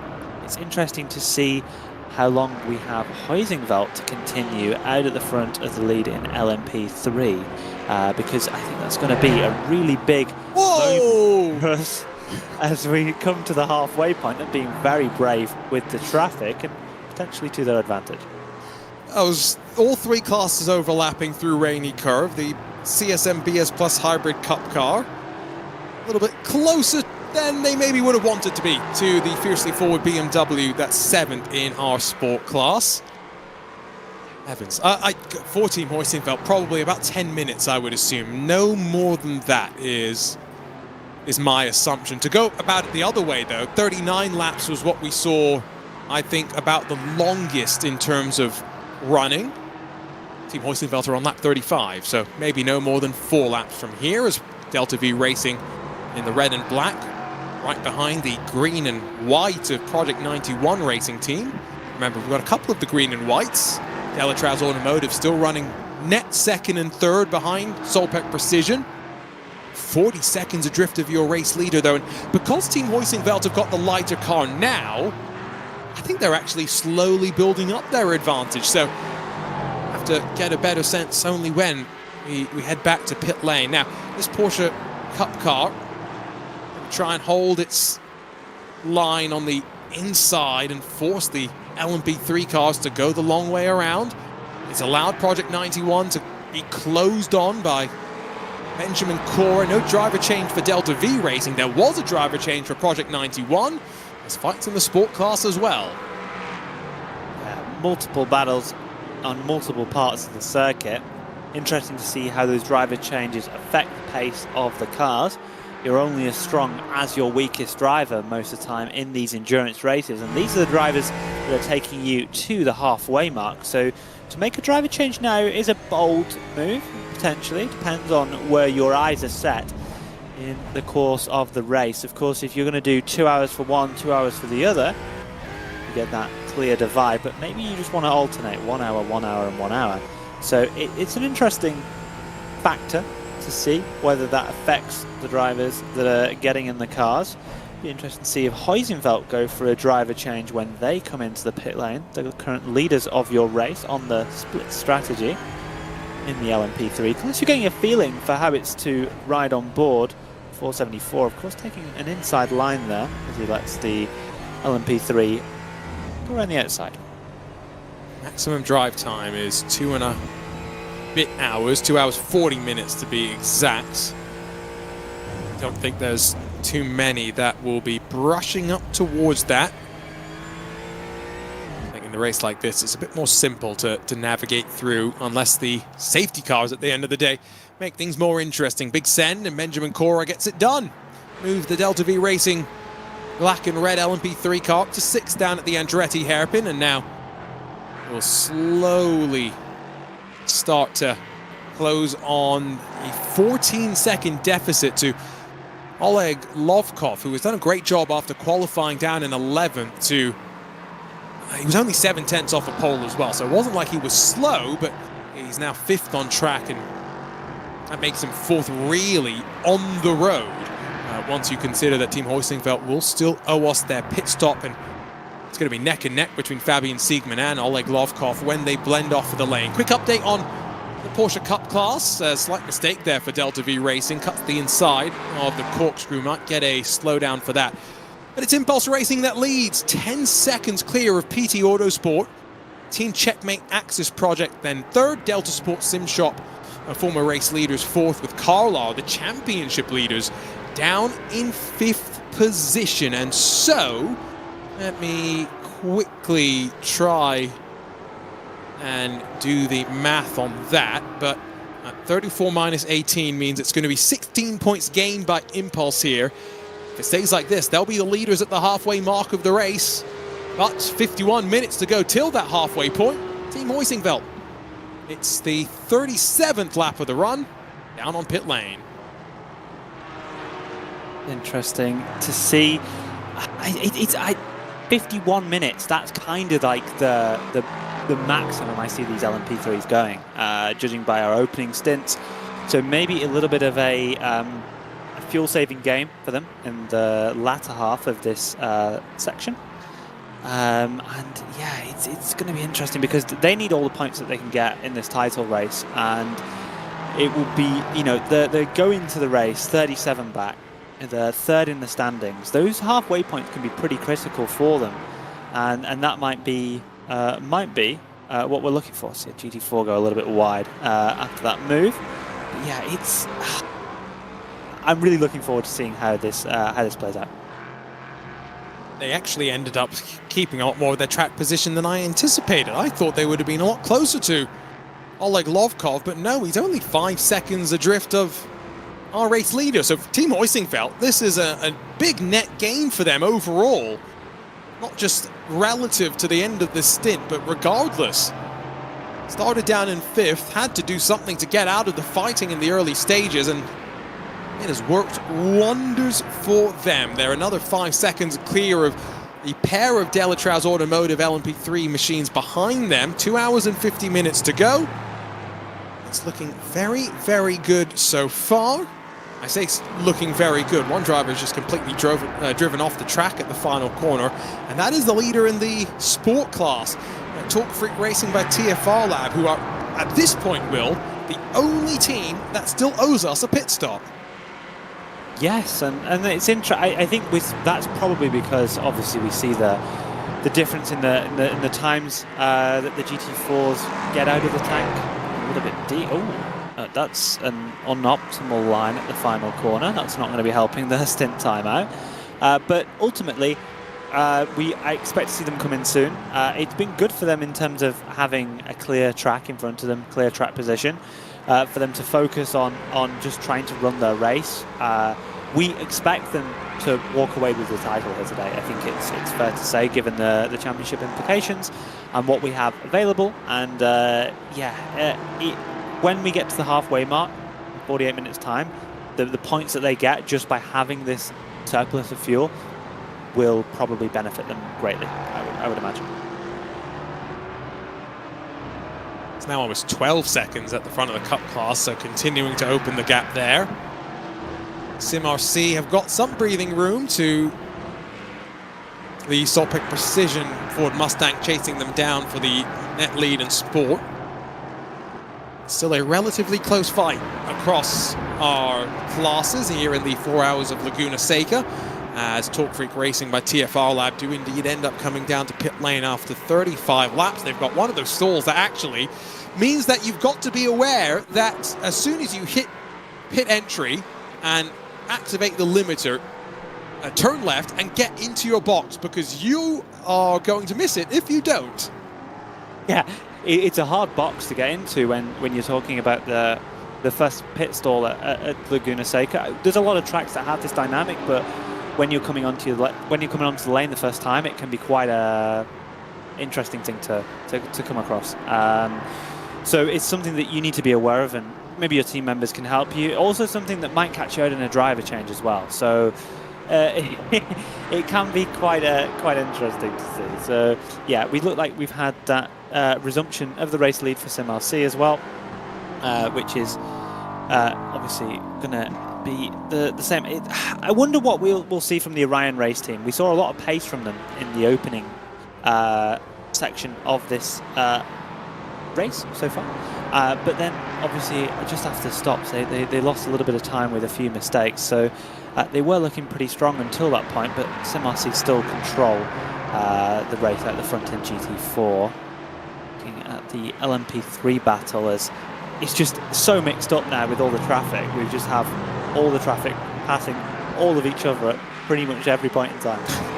Yeah, there's only a few pockets of clean air around the WeatherTech Raceway Laguna Seca right now. This fight between LMP3 cars dives its way through the penultimate corner. Still, Nexus Talk Lab holding on from Project 91 Racing Team and the Echelon SimSport LMP3 car. An hour and 14 minutes into the race. Arjuna Kankipati alongside of Will Chadwick in the RaceSpotTV broadcast booth. We'll step aside. Let's turn up the engines, ride with Zach Herbert. Feel the power of an LMP3 car roaring around WeatherTech Raceway, Laguna Seca.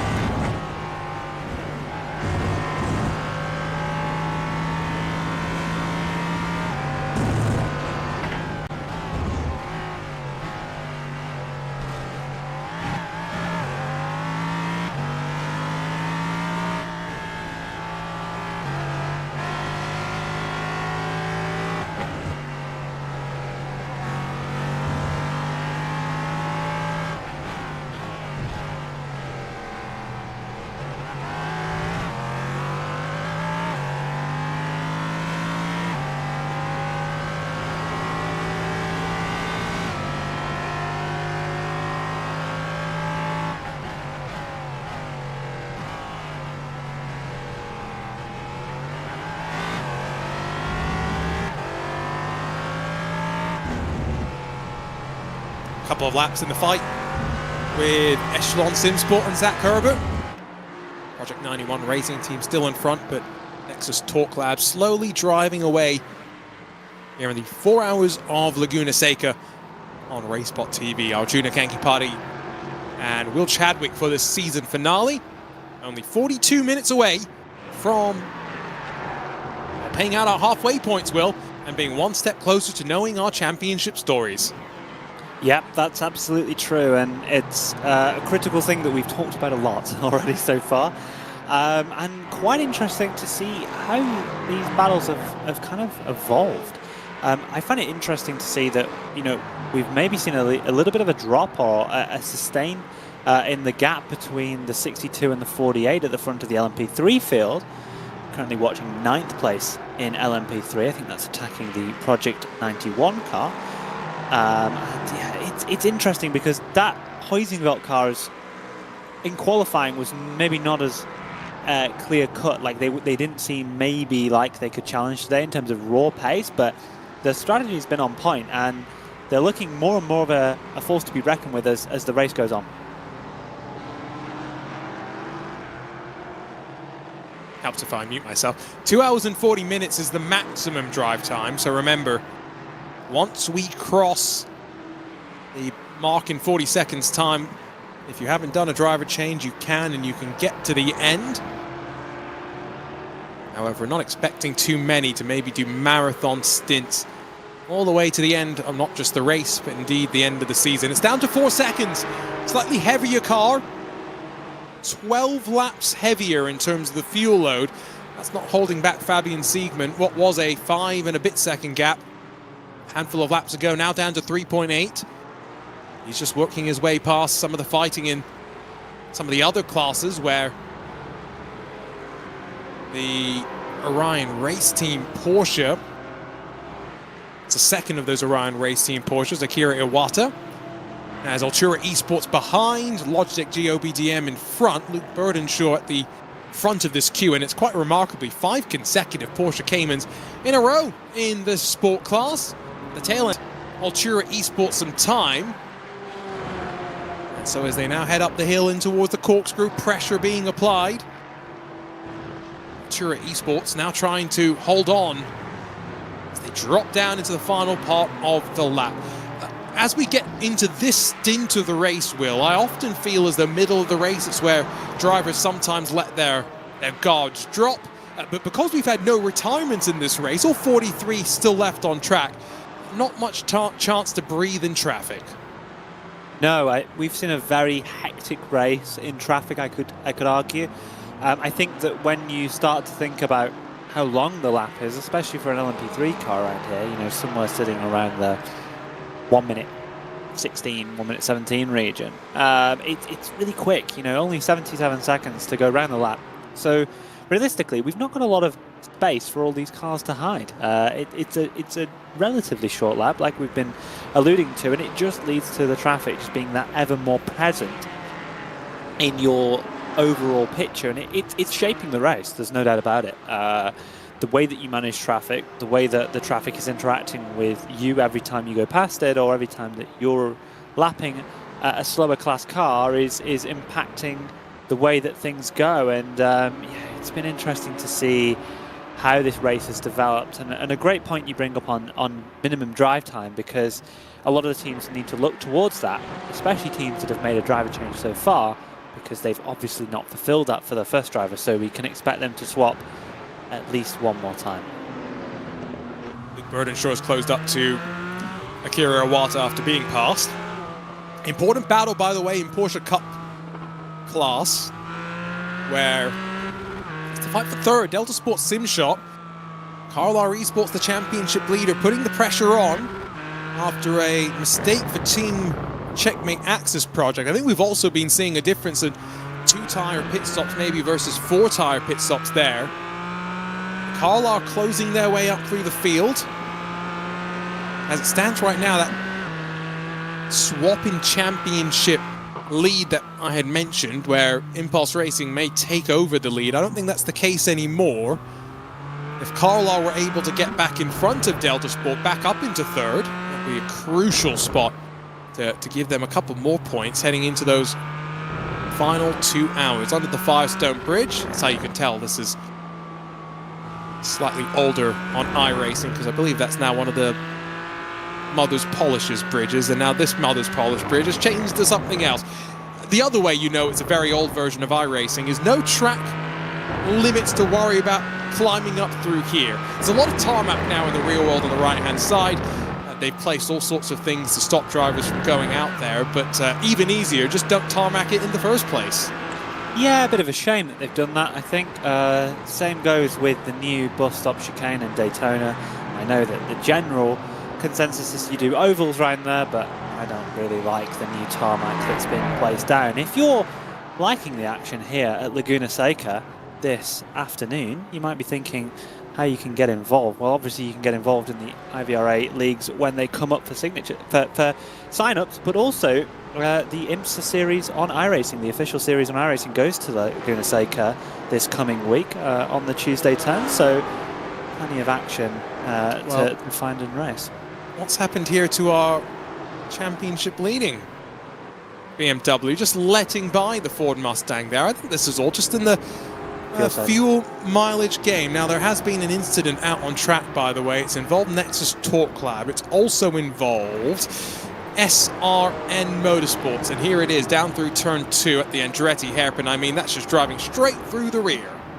Yeah, and it's one of those simple incidents. Maybe good to get another view, maybe from the LMP3, just on the basis that potentially the Mustang pulled up quite tight on the exit to allow the LMP3 around the outside, but pretty clear cut from the angle that we saw. At least looks to be some damage maybe to the front of the Carla Esports car, I think, on the nose. Here you're seeing a replay. So just watching on the exit. Still Maybe kind of track out as much as you'd expect, but I'm not quite sure I can call that. still responsibility of the faster car to not do that, though, so I think that should be a relatively simple thing for race control. You mentioned the IMSA official series is coming here next week. It's because, of course, IMSA's going there in the real world. They've got such a big list for their Michelin Pilot Challenge series. I think it's like 46 cars or something. That, compared to last year, they've actually had to make the pit stalls smaller by 1 foot, which is not something that our drivers this weekend are having to deal with, a potentially changing size of pit stalls. That's one of those other... 46. Is it something? It's 46 or something like that. It is crazy. I'm just surprised by the amount of entries. I mean, that's a really strong field that's the endurance series, right? Because you have the VP Challenge, and it's the no. VP's not at Laguna. VP's its own thing. There's 45 entries. Yes, 31 GS cars, includes some of the CSM Porsches. By the way, we've got a CSM Porsche Cup car in our field today, and then 14 TCR cars as well, so pretty good. That's a really strong entry, yeah. That's pretty interesting to see, and should be good to watch if you can head on down to Laguna Seca in the real world and maybe spot Arjuna in the pit lane. You'd be there. You'll probably see me on the pit lane. The problem is that this pit lane is particularly tight. So I recommend, if you're going to be at Laguna Seca, go and hang out around the corkscrew for a little bit. Go hang out inside of the turn 3 area, because you can get a great perspective of the speed that they carry there. You can go hang out around turn 6. You can great access with any IMSA ticket. I'm going to ask a really stupid question. Go ahead. Where, and you can really everybody can crucify me for this, because I do not know off the top of my head, but I figured you'd know. Where is Laguna Seca in the US?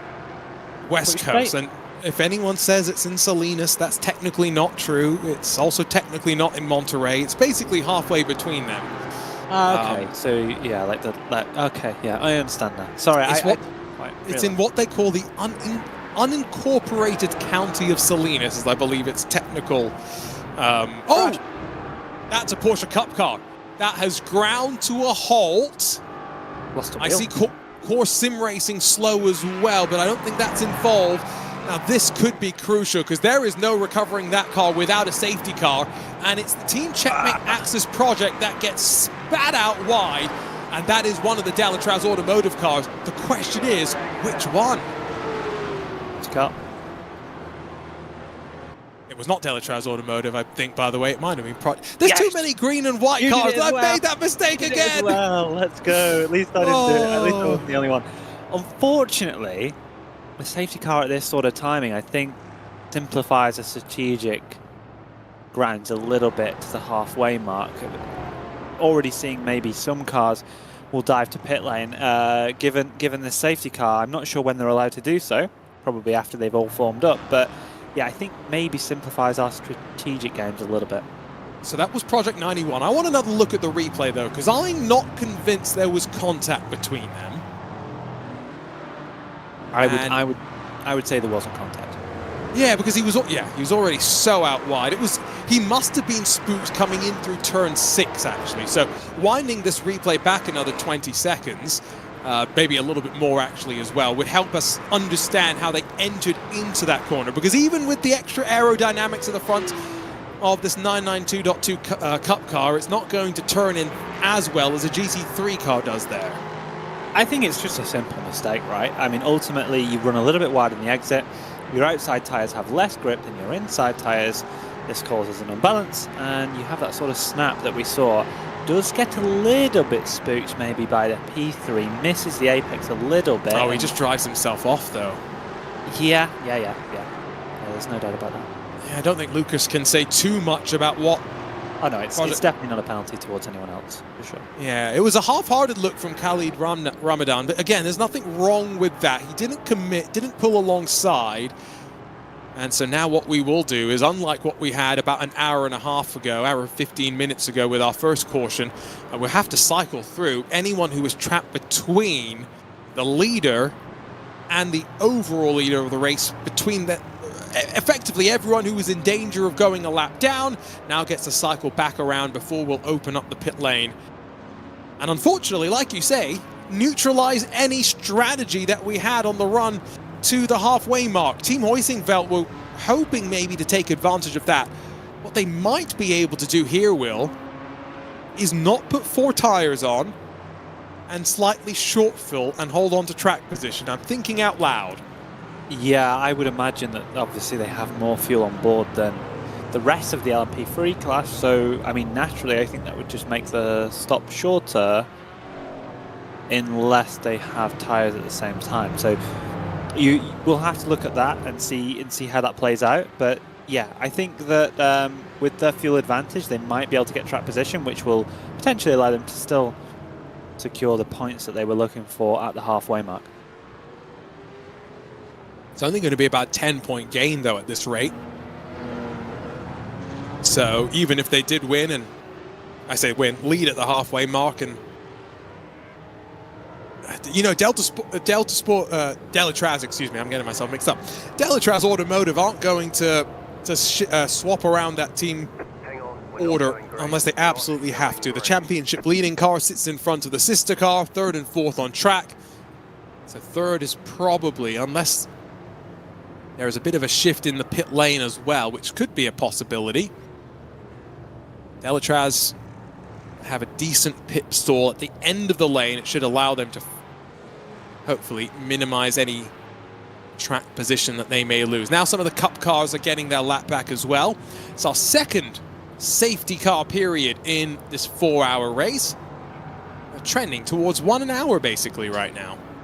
Yeah, I'm a little bit gutted that we got that safety car. I was really interested on the strategy that we had at play, but it does give a bit of a reset. Does allow us to close the field back up again and may play into some more interesting scenarios. And yeah, I'm intrigued to see what we see from the pit stops and how long the pit stops go, especially when we look at Hoisingveld and see what they do, knowing that they have more fuel on board than their competitors, but also the likes of the 461 Torque Freak car as well, who we know have also got more fuel on board than their competitors. So will be interesting to see once they come into pit road. I miss the days of having the manufactured pace cars or the funky pace cars. I'm not sure I really like the non-brand specific sedan.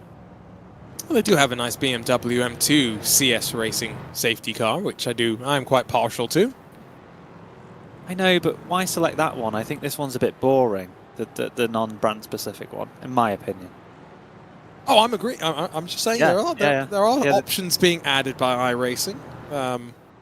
As various manufacturers realize the importance and the significance of even safety car representation on iRacing for a special event. There was an actual press article about the BMW M2 being the official safety car of iRacing special events, so it's definitely a factor. Continuing to circulate, so I think we have finished the wave buys, or are just finishing them up. Cars are catching up at the tail end now, and what that will mean is next time by, hopefully, we will be in a spot to open the field at the pit lane to the LMP3 field. I do not see any damage on the front of Marvin Stroll's BMW, by the way. Maybe I am blind, but that is maybe something for us to be taking a closer look at now that we've got a bit of downtime. Yes, I guess we can have a look at some of the cars in the field. I don't think I saw much damage there either. Sometimes hard to see. Sometimes you get a little bit of like minor bumper damage, which gives you like extremely small amounts greater CD. So I don't know. It's hard with that livery, with how it looks on the front. I don't expect they have any front damage, but potentially a scratch or two, which might be affecting the front. But yeah, I can't really tell, to be honest. Doesn't look like it. Ooh. I mean, I guess it's so the left and the right edges. I guess where you're looking. Scratched. I don't know, but so, this is a very minor amount, and I don't think it will be impacting them that greatly. Really. Can we get? How many other BMWs are there? There's the satellite BMWs are also black at the front. So is the fiercely forward one. Is there any car that will be able to get a sort of similar look as to whether... that looks pretty similar in terms of the way it cuts in quite aggressively, and quite a lot of that tire is exposed. So I think it's probably okay. That's got some weird. That's one of the cars that we saw upside down, to be honest. But they have come in. They've had some damage repaired. I don't know who we have at this circuit that can get the flatbed out, recover the car, right it, lace it down for them to still be in the race. I think that's incredible work from the safety team. It's a world-class safety crew. Oh. So pit lane is open, and there's a split. LMP3, they're in first. There are some GT4s that have followed too. Why have we got two GT4s that have decided not to pit? I wonder if maybe they were a bit marginal on the number, but they shouldn't be. That is weird. We'll get back to that. But now LMP3 race off of pit lane. This is where we are looking at driver changes as well. Brandon Roseborough is not going to get out of that car, though, and he has looked quick. He's not going to be quick enough, though, to beat out the Team Oisingveld car, which, indeed, I don't think has done tires. It's 14 seconds. Fabian Siegmund's topped off on fuel, and off and away he will go. Roseborough is going to slot in then behind. Miguel Vigo's back on the leading lap, by the way, so this is heavens for the satellite racing crew trying to salvage a win in this season. Behind it will be Milleru in the championship leading Delatraz Automotive car. He's taken over from Thomas Imburg. Project 91 are now fourth. Delatraz Automotive second car. Connor Jutz jumped in there. He's fifth. Solpec Precision's second car. Tom Ryer has taken over from Oleg Lovkov. Pascal Sticks into the Core Sim Racing number one. Echelon Sim Sport, no driver change there. Alex Chilcutt into the Nexus Torque Lab machine. And here come some of those GT4 drivers as well. Watch the merge. It's a narrowing pit exit as you roll down to the hairpin. When we were practicing the other day, I think for the final round of PAC GB, but maybe the one before, we were always going, we were asking a question, what's an iRacing driver that the streets will never forget?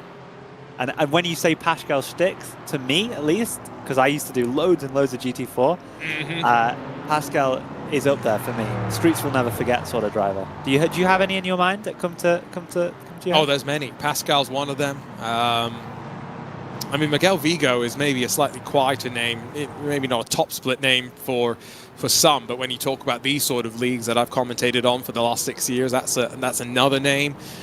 Go back even even further. I mean, when I see a Corentin Gunes, when I see a Kieran Harrison, that's when I know a TCR field's about to be stacked. You know, it's like some of those names, some great times. Nostalgia, right? Yeah. It was quite interesting. I think it was a really fun and interesting topic when we came across it in our practice. Just saying, oh, who's a driver? Because I think when you say something like streets will never forget, it's not like someone that's won a world championship, for example. It's perhaps someone that's slightly lesser known, but when you're involved in the scene and you've watched a lot of races or you've been involved in a lot of races, you're like, oh yeah, he's a legend. You know what I mean? I've got another one. Go on. Michael Polisek. That's another one that, in terms of TCR racing. Ethan Bass. Yes, Ethan Bass and the Ford. Oh. The Ford. Streets will never forget. See, these are these. Yeah, it's quite funny.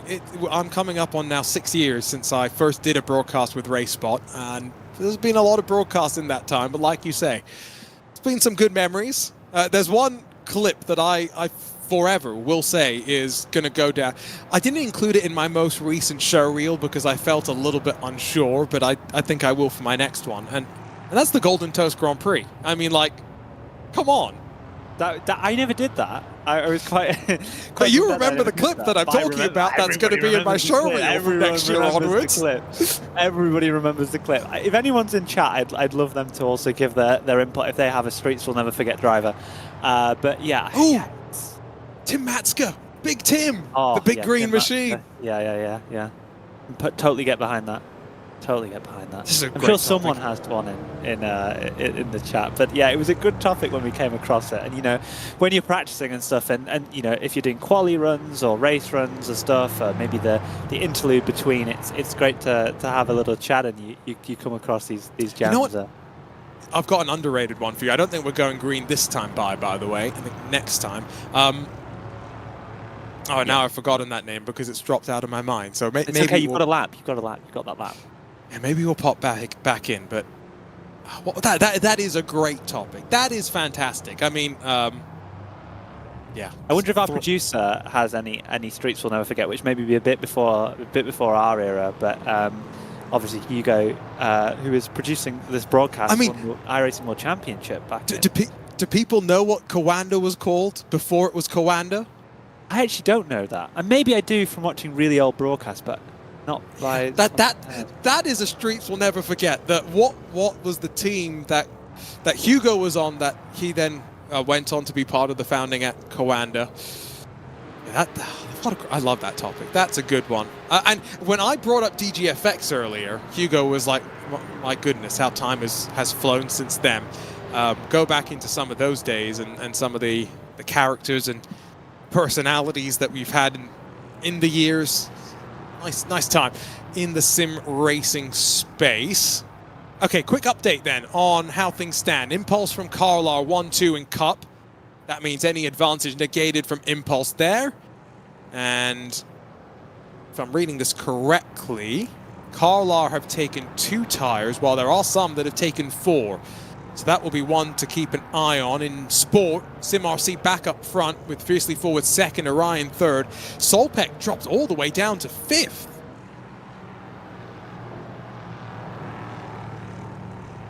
Interesting that they've dropped that far back and the transition. But I'm wondering whether Huizenveld can hold on to this position when we go when we hold the restart, because their pace has been actually better than I expected. I think once they got back in to the after the first stint and got back into the normal sequence, they held their own pretty well. So it'll be interesting to see if they can hold this lead up to the halfway mark.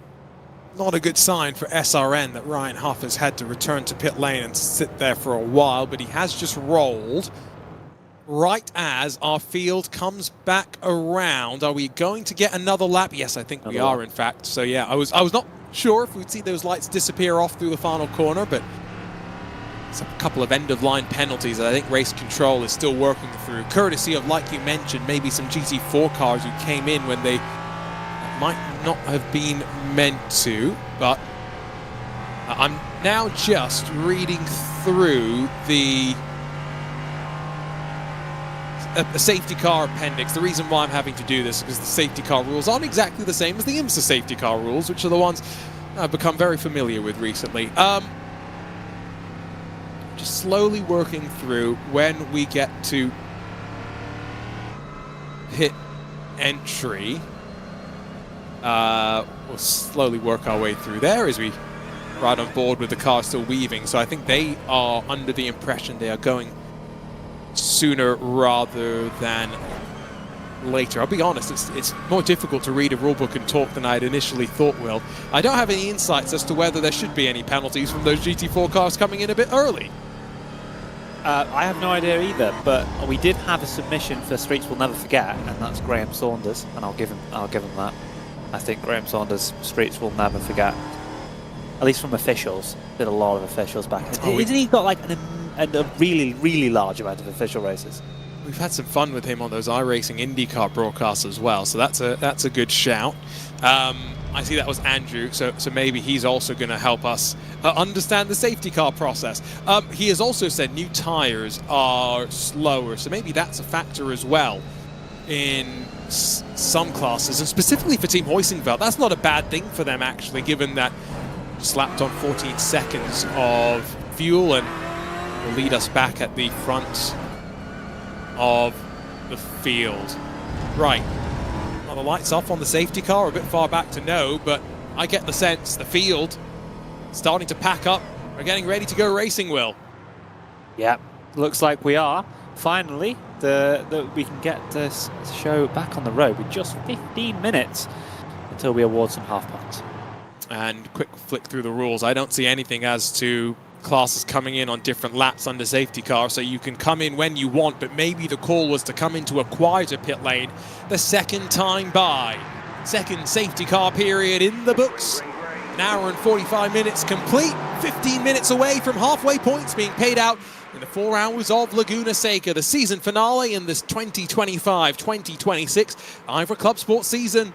There's a fight for 4th position as we drop down into the Andretti hairpin, and Connor Jupp goes on the offense, trying to make his way past Khalid Ramadan in the Project 91 racing team. Ligier LMP3, but now wrong-footed as Connor Jupp loses some momentum, but a big wreck behind. A Cayman flipping up and over, landing on the roof. It's Ronald Grossman in the Core Sim Racing car, and instantly, safety car is out once again. Oh no, not Ronald. Poor Ronald. Oh well, looks like we've got a safety car breeds safety car, and we might actually end up being forced into the halfway mark here. You're going to see this incident. Whoa! Goodness.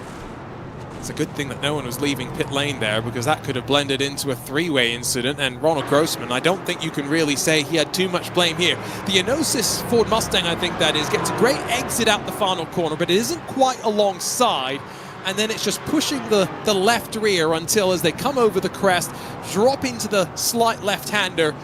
That's where things go wrong, and pirouetting right in front of where there's now some brand new spectator buildings not available on the scan. Get a look at that one more time. We had that Mustang up the inside a little bit, sort of showing it in snows, and then Ronald chose to close it off, but I think that just ultimately it's a big contact and a bit of a misunderstanding between the two cars. I don't think the Ford was really there, and that's just a... Yeah, I wouldn't say it was Ronald's fault at any point, but ultimately it's a bit of a...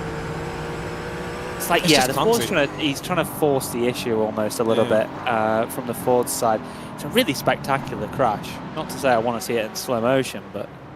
It sounds like that's exactly what you're asking for, as Ryan Huff back into pit lane, still nursing damage from earlier incidents. Remember, he had pitted right before the caution had come out, just left the pit lane right when we saw the green.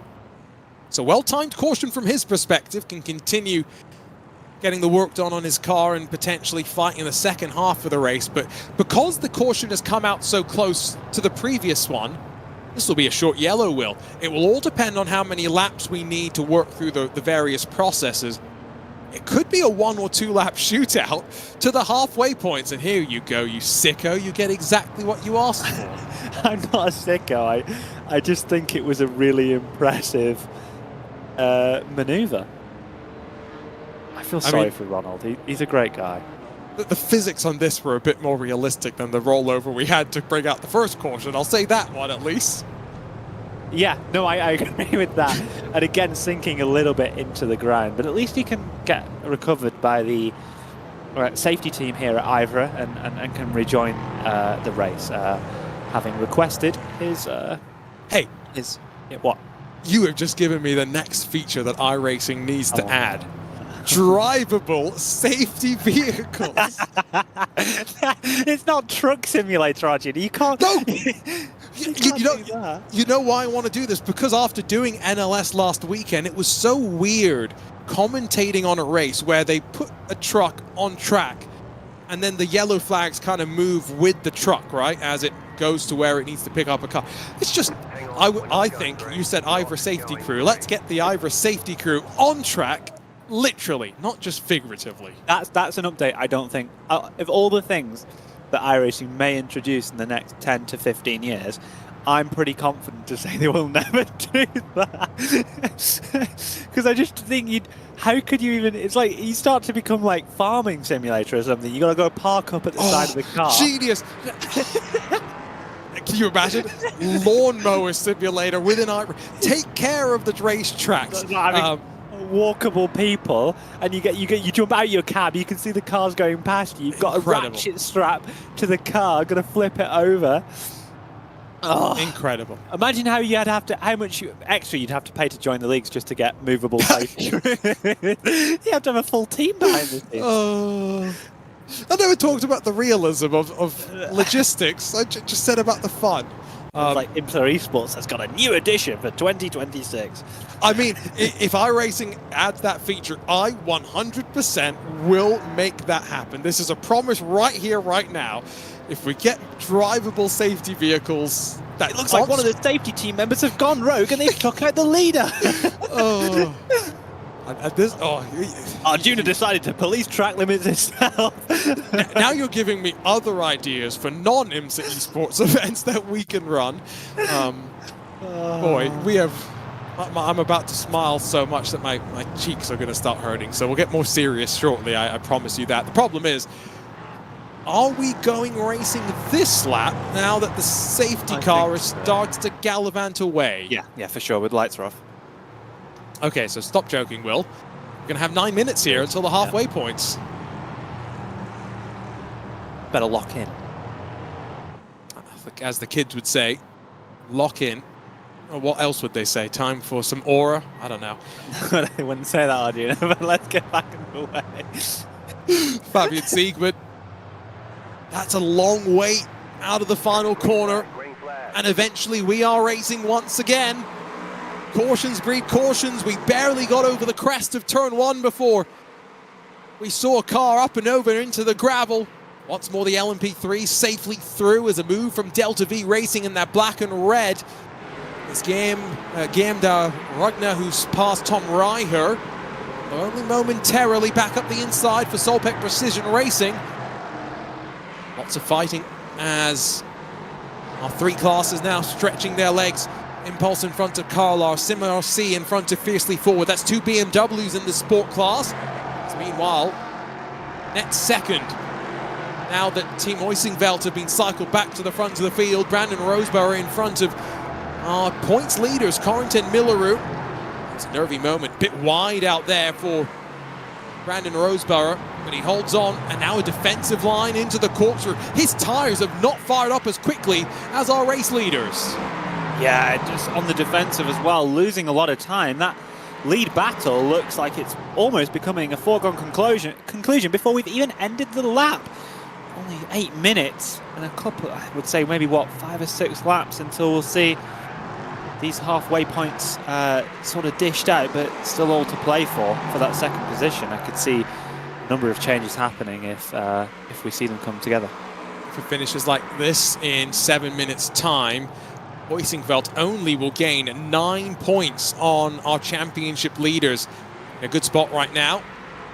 A little bit of a look from Miguel Vigo on the inside of Tom Reicher as they drop down through that Andretti hairpin. Back in the fight after the opening hour, I say shenanigans, but Miguel might have some rather disappointed views on how the opening hour went, but this is the joys of safety cars, keeps him in touch. Was that proactive or was that reactive from Tom Reicher as we begin the climb up the hill? Very aggressive defense to the inside, not quite sure on if it was like you said, but let's see how it pans out a little bit. We're getting towards the corkscrew, maybe the core sim racing car looking to make another move. Will trouble for Delta Sports Sim Shop. Now remember, former leaders in class, and they've dropped onto the track just in front of the GT4 field, so it's not the best place actually for Sim RC to now have some of their momentum lost, running by themselves through the left-hander. Oh, the clatter over the curb as it skips off 4 wheels off the track and then pointed in the wrong direction as the final couple of cars scamper through. Starting to wonder if they were running traction control off as we see a battle for second place into turn number 2. Made to go on the defensive line, car 62 having to fight to keep this position at the halfway mark. Bit of a dummy there. And looks like this is going to continue on as we get closer. 4.4 seconds for Huizenveld out in the lead. Remarkable, and remember, they all should have equal amounts of fuel at this stage. There shouldn't be too much to differentiate them. There's been an incident for Echelon Sim Sport. They've lost some time as well. It's all action on this restart, up the hill, pinching on the climb up into the fast left-hander. It's going to compromise the championship leaders. Their teammate is wise to the situation, and Connor Jupp, that's a nice teammate right there. Will, you know exactly what a teammate can do for you. Yeah, no, that's definitely true. Connor Jupp's a fantastic driver. We've seen him in the British F4 Esports Series for a number of years now, having a few star performances last year as well. I think it'd be interesting to see how this is going to go. This is clearly an aggressive attempt to try and gain some extra points as we get to those final 5 minutes. This is a weird point of the race because all the drivers are increasingly aware we're getting towards that halfway stage. If you want some extra points for the championships, it can matter. You know, championships can come down to single points when it gets down to whatever could happen here today. These points could be critical, and it may be increasingly important for Milleroo to get past Roseborough. There's no would have, should have, could have after the halfway point for those half points, and from there our final chapter is about to get written. This is the penultimate chapter. Another squeeze as we head up through the climb and then off the track and into the wall will go Brandon Roseborough. He actually stops just shy, held up by the gravel. But how does this now influence proceedings? Does race control have enough time in the next 4 minutes to work through some? The reality is, even if they did hand out a penalty, they're under no obligation to serve it, and so there will be 27 points going the way of Corrington Milleroo. Now, he was pushed out wide. Brandon Roseborough doesn't feed him much room at all. No, for sure it was the aggression from Roseborough that instigated the incident. It's whether the rejoin, and there was any sort of intent in the rejoin here. No, I think that's he's lost it on the outside edge, actually. Just looking at where his right wheels were placed, and he kind of got pushed onto the dirt. I'd probably say that that's a racing incident, to be honest, I think. I think I agree with you there. Not everything needs a race control decision, but I'm sure they're quickly looking at it, waiting for any protests to be submitted. 6 seconds, though, at the front of the field. No question, Team Huizenveld have this next 3 minutes under control and settle back a little bit after what was an intense restart. Another look at the sequence. You've got to leave the car the room, and unfortunately, Brandon Roseborough, I don't think really had the space to, on the outside, to really say that he had given enough room. He's dropped all the way down to the tail end of the field, but he may get saved because we do have plenty of other moments out on track. I see one stop GT4 car. I saw a Porsche Cup car that's lost a bunch of time on this lap as well. Chaos. That's what these restarts tend to bring at the end of the day, don't they, Will? Yeah, and it's all that more important when we have to factor in that ultimately we're racing for points here. You know, we're racing to conclude the first half of this race, which does matter. So everybody's just that little bit more desperate to make that move. And we see another incident in LMP3, a bit of contact. by the Solpec Precision car to the back of, I think, Project 91, and that's caused another incident, dragging a load of gravel onto the circuit. Delta V mixed up as well. They're the ones who have come off the worst. They've got a meatball flag behind the traffic. Core Sim Racing has to lift off and breathe on the throttle. Let's take a look at what happened down to turn 1. Is it a case of too much aggression? Ooh, yes, Solpec Precision just tangle up with the Project 91 car, who then gets spat out to the right and into the Delta V car with likely broken steering based on how the damage has unfolded. And Team Huizenveld have ruined the Ligier at the top with a corkscrew. 90 seconds to go until the halfway mark, and guaranteed 34 points, a fight in the championship. It's all gone out the window as they navigated through traffic, pinched on the front of the World Sim Racing Mustang, and bang, straight into the concrete wall. What a disaster for your leaders in LMP3. That's definitely on the Mustang. I cannot call that any other way. What a shame for the 48 crew in that Huizenveld car. Was such a brilliant strategy. They will limp it back to pit lane, but, you know, scant consolation to them that they've avoided the caution. I can only imagine the frustration running through the team.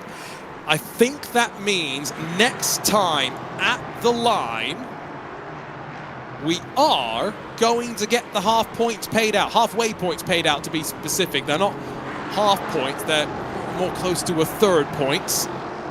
One of the changes that IVRA made a couple of years ago from when the halfway points used to really be half points as well.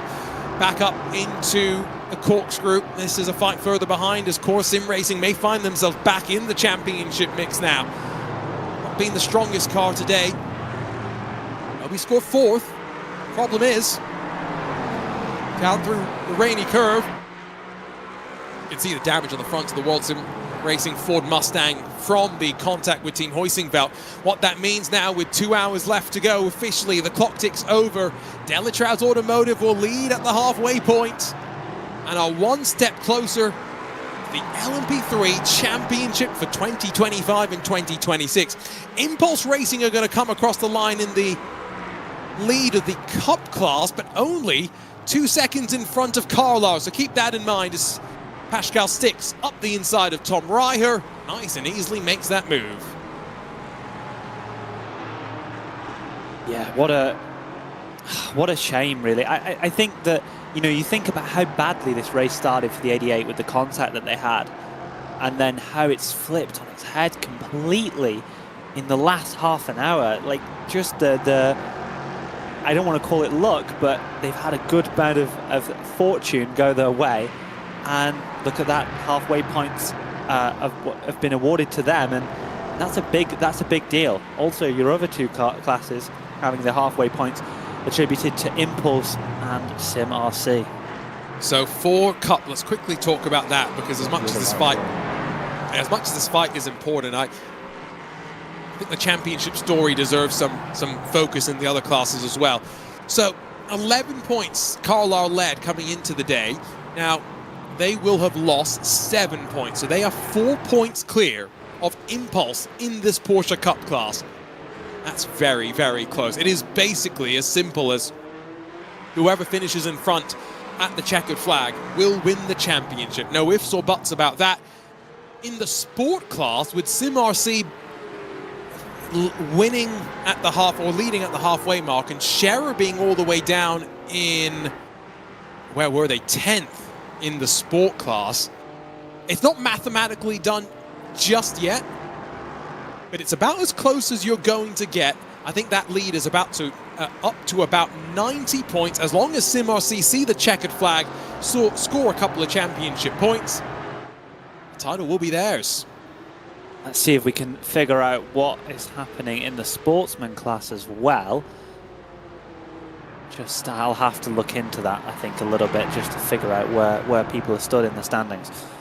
If you don't get the math done in time, I think our great race control team is also building some numbers for us as well, Will. So don't stress too much as we jump back on board with Brandon Roseborough, who's now only got, let's remember as well, a maximum of 40 minutes before he's got to get out of that car. So I'm sure he's pushing to try and atone for what he may feel like was a mistake that he had some responsibility to bear.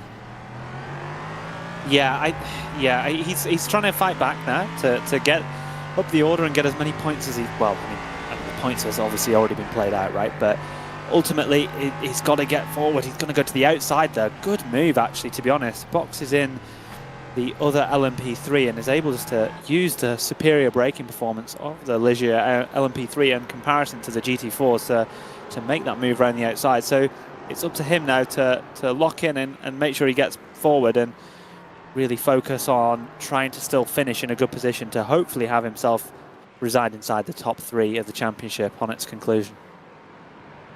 We have official points for everything but sportsman, by the way, so while we let Race Control quickly dig into that, I'll let you know on the confirmation of championship scenarios now with 1 hour and 56 to go. It is Delatraz Automotive that lead then.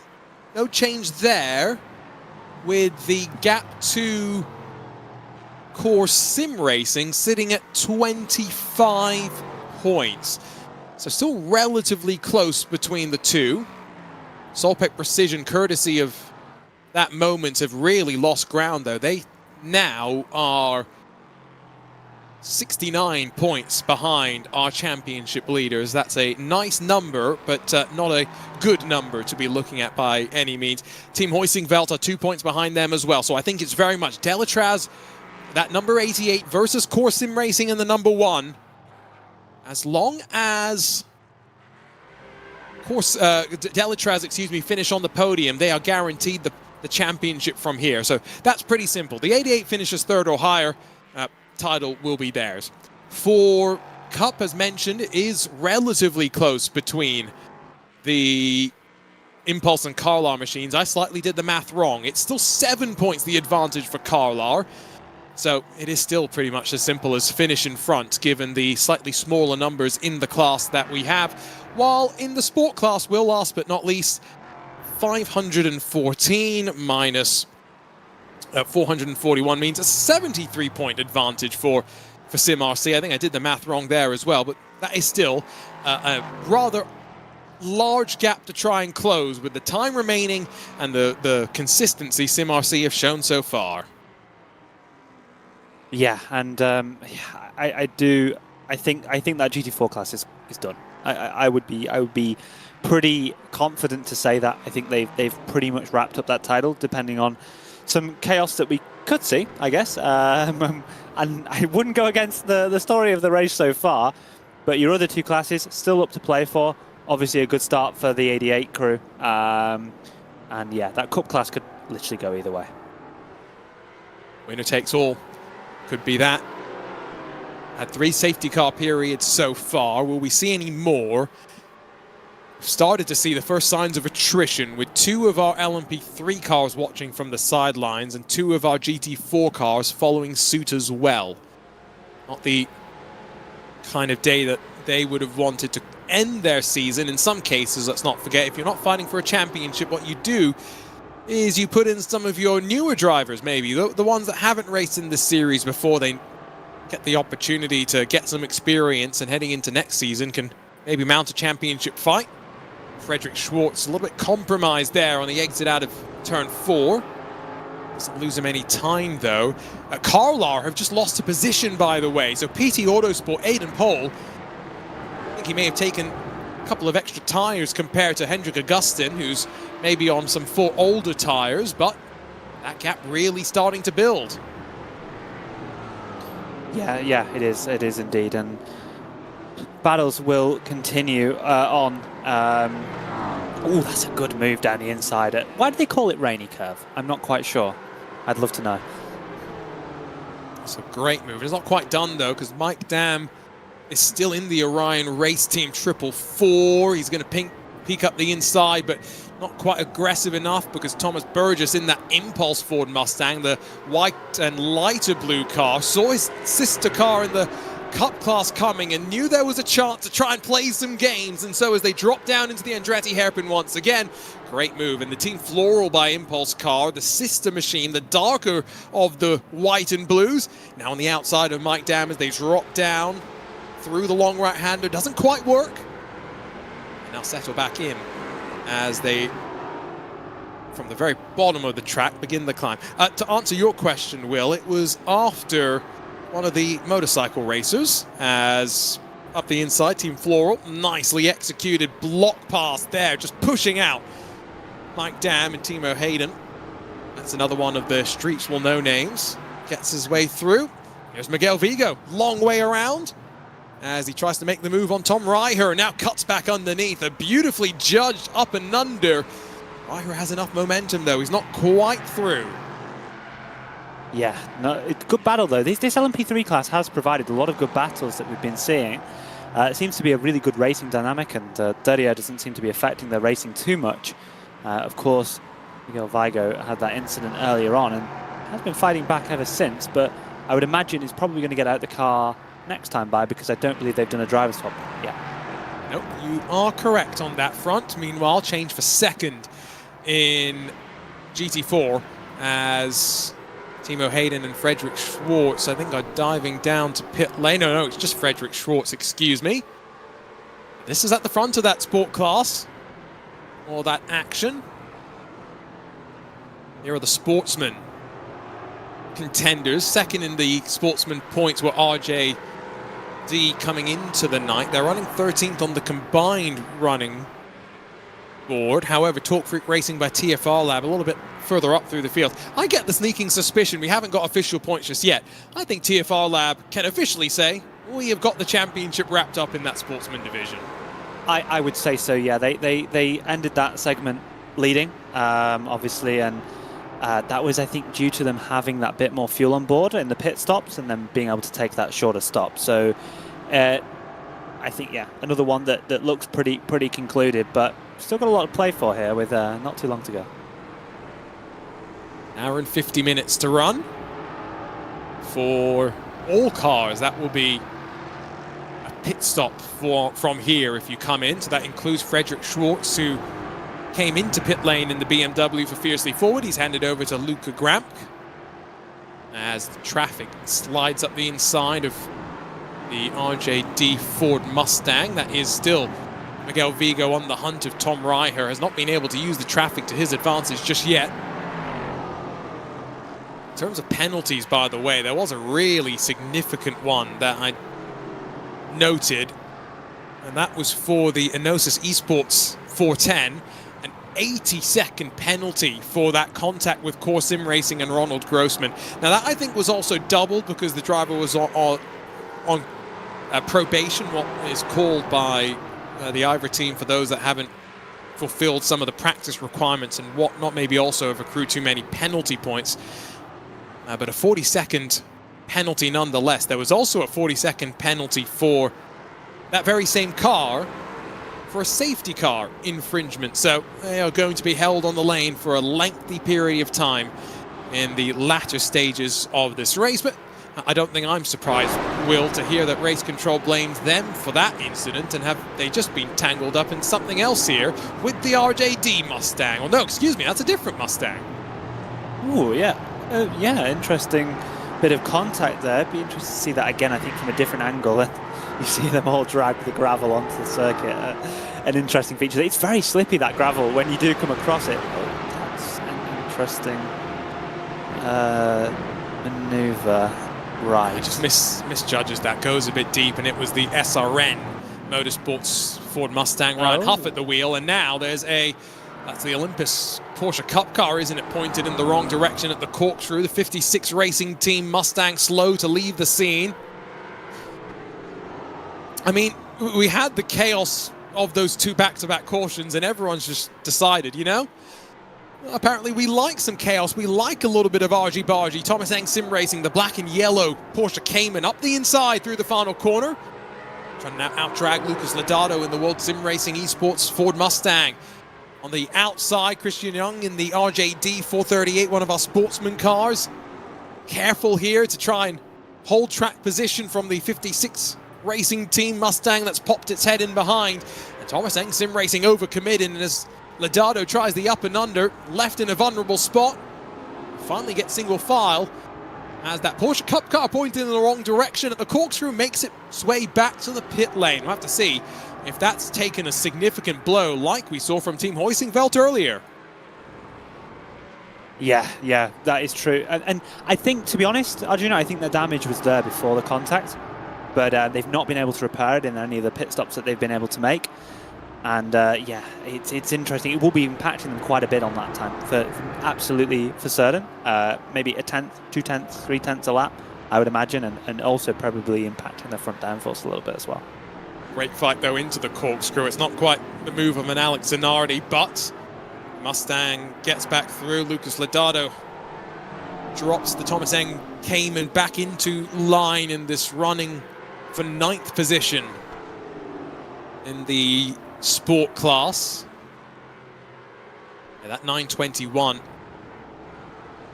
in pit lane for quite a while. I think Olympus Esports, unfortunately, likely had a similar moment to what we saw from Team Hoisingveld,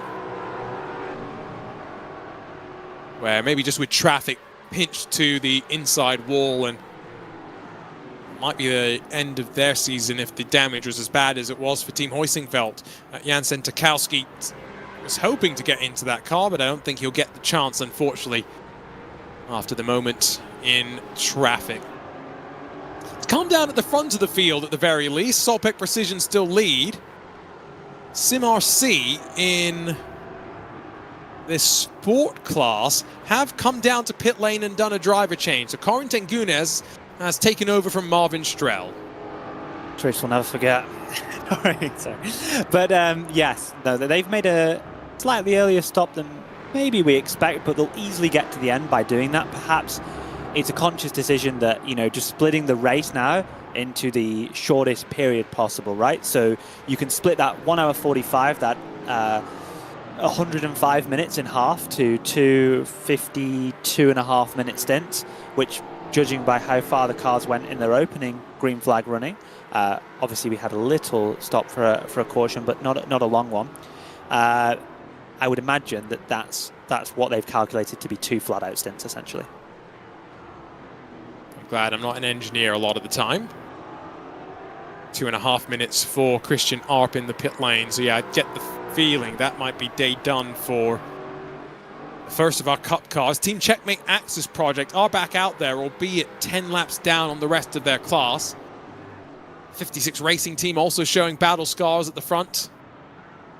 It's been a physical fight there. There is no question about that today. And lots of places where the gravel has been dragged back onto the track as well. So as much as track limit's not a important talking point when it comes to drivers taking advantage and gaining advantages, but it is something where we've seen plenty of slip-ups off the track on regular occasion, and that's definitely something where these drivers are, even with their muscle memory in the world of sim racing, always looking to try and find a little bit more speed. There is a fight starting to brew for 6th in the LMP3 class as Brandon Roseborough tries to continue his recovery up through the field, slides in front of Zach Herbert, now 30 seconds off the race leader. Yeah, it's a big gap, isn't it, realistically, considering the situation that we had earlier.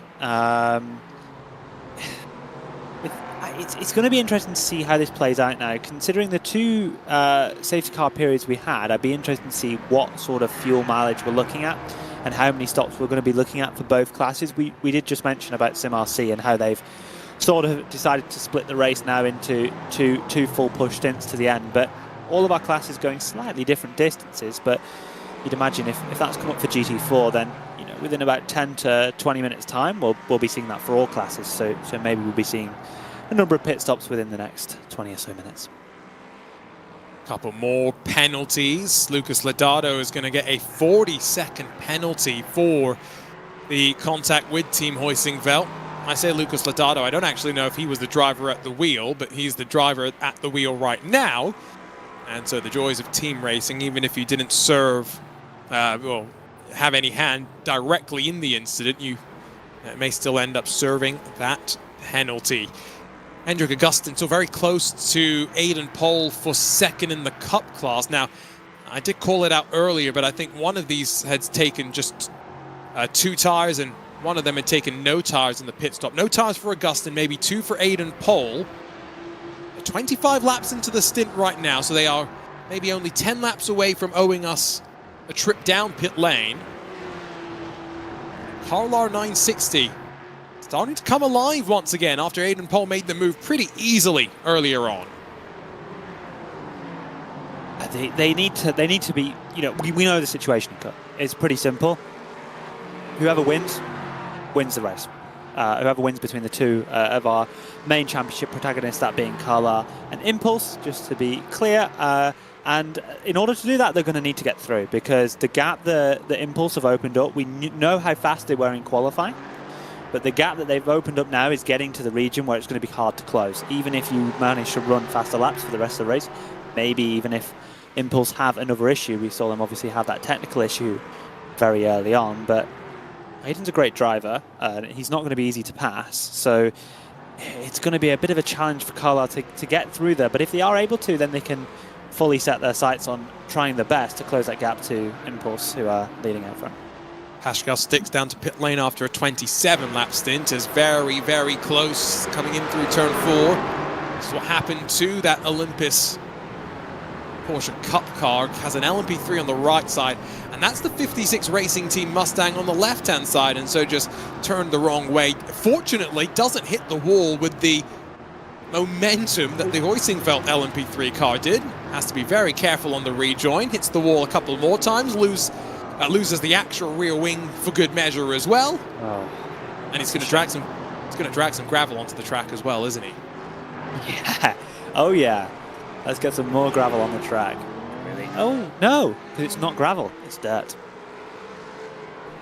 Well, it should be just sand / dirt / gravel, but you know, sometimes those can all get a bit mixed together. It's not as bad as some other video games where if you're playing a golf game, I was playing one with... Here he goes again. I was playing with Lewis McLeod, and a game that we played together sometimes, and I was on the green and apparently putting on a rock. That was interesting. Carlar Esports are what? So 81 points for third, 100 points for the race win. If it finishes like this, Impulse Racing are the Cup champions. If Carlar can get back up to second, though... Sorry, we'll go ahead. Sorry, I was just so surprised by that moment that Carlar had. I apologize for slightly interrupting you there. No, you're good. If it really is Impulse first, Carlar second, then I think that is still not enough. That is still Impulse winning this championship right now. So it's kind of Impulse in the driver's seat as we run with an hour and 40 minutes left to go. And we've seen how fast they've been. Ultimately, they do look like the fastest outfit here today. They were probably the most dominant of all of our qualifying sessions that we watched between all classes. And it's going to take an incident to get them into contention back with Carlar right now, because they're only extending that margin, and Carlar haven't been able to make the move past Aiden Pohl in the 988 yet. So we'll have to wait and see. Don't forget, Impulse had the technical issue after starting from pole position, pulling to the left side of the track. It's crazy story, and it's not done just yet for them. Off the track for Aiden Pohl. There's no question as to whether he's feeling pressure right now. Behind him and behind Hendrik Augustin, you have Delta Sport Sim Shop. They still have not done a driver change, but CSM by BS Plus Hybrid have.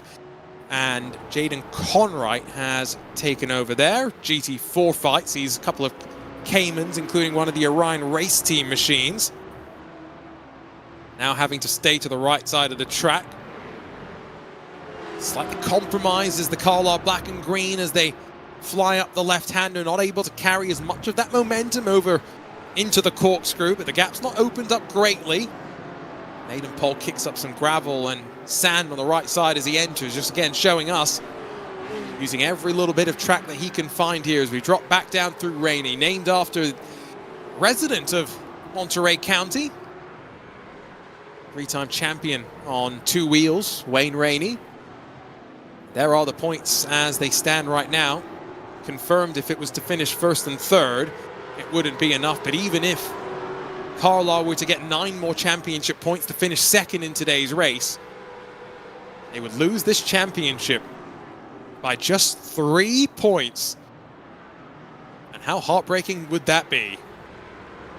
Yeah, that is a really close margin. Someone in chat asked the question, why are PT Autosport fighting with a championship contender? And well, I think the pretty clear objective there is that ultimately everyone's got their own race that they want to race, so it's just a fight to get onto the podium and to beat P2. We've seen PT be pretty assertive all evening so far, all afternoon, depending on where you are in the world. Can be any time ultimately, but we've seen them be pretty assertive, and they've been really fighting to be inside that top 3 and end their season on a high. So I think they're well within their rights to fight for the position here. Yeah, and this isn't even the team games that we were talking about maybe earlier, where, you know, maybe Delatraz Automotive would have had the team advantage in LMP3. This is racing, right? Final round of the season. It doesn't mean that the non-championship cars get pulled off the track. No, those cars are fighting to end the season on a high themselves, and you actually wouldn't want to win a championship where people pull out of the way and let you go. So Hendrik Augustin is being forced to fight. Even if he was to be let past, it's not enough right now. It's as simple as that. And we haven't seen the speed to be able to say definitively that he is the quicker car in this fight right now. Gap continuing to open up to, I think, the car that Will and I have already said through the qualifying and opening 2 and a bit hours of the race has been the most consistent and likely the fastest car. And if not for the issues, he might have had an even larger championship gap. Meanwhile, in our sport class, now that's showing a big mix-up, but that's also because we're waiting for the pit stop cycle to roll through. So don't panic too much. SimRC have made an extra pit stop relative to Solpec Precision Racing, but if they did finish all the way down there, the championship's not all done! Aiden Pole, rear end steps around down through the corkscrew, and finally Carlisle are through. Yeah, and that might be a really important moment there in the championship for Carlisle. It gives them that clean air. Pole unfortunately makes that mistake, and now he needs to bolt. He's got a big gap already, about 1 to 1.5 seconds by the eye at least. So he can hold this. It's just a case of now focusing forward, not making any mistakes, and trying to get after your race leaders of Impulse.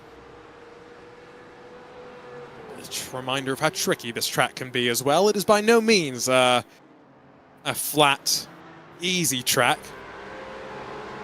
It's definitely one where you are challenged as the driver, and as we've been saying in LMP3, no question as to whether the championship leaders would win the championship if they won the race. And that seems like a bit of a bygone statement. Still a big gap though to Core Sim Racing. Solpec Precision only 20 points behind in the fight for second in the championship, so still lots to decide in these final 90 minutes. This is by no means done and dusted. And another caution at an inopportune time, wrong side of a pit stop for one of these teams. It could really change the game for our championship. Oh, absolutely. There's still a lot of things that can happen in this race, and you know, we've seen a race full of surprises, full of incidents. People recovering from incidents is a story of this race so far. I think you can just look at both of your race leaders in LMP3 and in Cup to say that they've recovered from incidents to regain the lead of the race. And it shows you for anyone that has had an incident more recently, think of Team Heusenveld, that they can still recover too. It just depends on the general severity. We're watching battle for 10th overall. Bit wide out there for the Porsche Cayman, and it lets the Mustang get down the inside despite the front damage. 3 wide as we head towards turn number 1. So we've got the move done nicely. Now remember, we're only 12 minutes away from hitting maximum drive time, so if you haven't done a driver swap, you better do it quickly. As we head into these final moments, the Mustang's going to be able to hold on, slipping in front using the traffic to its advantage. The top three, by the way, I wonder if Impulse Racing are trying to pull a masterclass in fuel mileage right now, because they are very content letting Graham Sanders punch the hole in the air of the Mustang trio that sits 1, 2, 3, while Thomas Burgess and Timo Hayden in the Impulse Racing and Team Floral by Impulse cars respectively. Not only do they have different colors, but they flip the asymmetric designs on them as well. So full credit to making our commentators' lives easier. But yeah, great job from the team heading into this penultimate pit stop window. I really do think that Graham Sanders is the one that's really going to lose out here, because they haven't done a driver change, so he'll likely come in first, and he's been punching that hole in the air. And we did say about that, I mean, obviously it's all three Mustangs up here at the front at the moment, but we did say that the Mustang may have a minor advantage on fuel due to its reduction in power. Be interesting to see how the Mustangs stack up against the other competitors, but we do need to mention that obviously SimRC have already made that pit stop, so it will be interesting to see when they come in. All of these leaders on a 32-lap stint in your GT4 class, it looks like. And basically doing the same speed was the SimRC machine. That's the important thing. So in some clean air, hasn't been caught up behind any of their class competitors, and in a good spot, it would seem right now, relative to where Lucas Lodato has just left pit lane, although slightly different race after Lucas has also now just, I think, served the 40-second penalty as well. Carlar up the inside, followed through by one of those Project 90, it's the Project 91 LMP3, one of those green and white cars. I think Will got a bit concerned as to the gap opening up through all of that traffic, but as soon as it's going to open up, you know it will close down as well, such as the give and take in traffic. Yeah, just almost like a bit of front to rear contact from one of the LMP3s to the Cup car as they were trying to dive down the inside. I was just concerned we might see an incident, but with just 90 minutes to go, you're looking on board with your race leader. Whoa, we didn't see that happen. And he's still leading, so Connor Jupp has not taken the lead after this. So he's in, I would assume intentionally. I don't think the gap was that big, but has, or maybe it was. There he comes out of the final corner. So Corentin Miller, who had done the work to open up the gap, but it's not been an easy day for the championship leaders. Thomas Imberg involved in contacts in the first stint, and now Corentin Miller getting involved in contact through the last corner, and now teammates nose to nose should be heading to pit lane. I think this time by. Extremely unlikely. I think we see these two fight, unfortunately, just given the circumstances of the championship and their relation to each other. Maybe coming into pits this time by. They both go to the outside of your leading Mustang traffic as they all try and navigate their way around. Not diving to pit lane for either of them this time by, just trying to navigate the traffic. Of course, Mustang goes a little long on the brakes, it looked like, so thankfully no contact there. So that means on to lap 38, maybe one more at most, maybe. Don't expect too much more, as some more leaving pit lane. That was RJD, Christian Young, who's just dropped down into that narrow pit exit.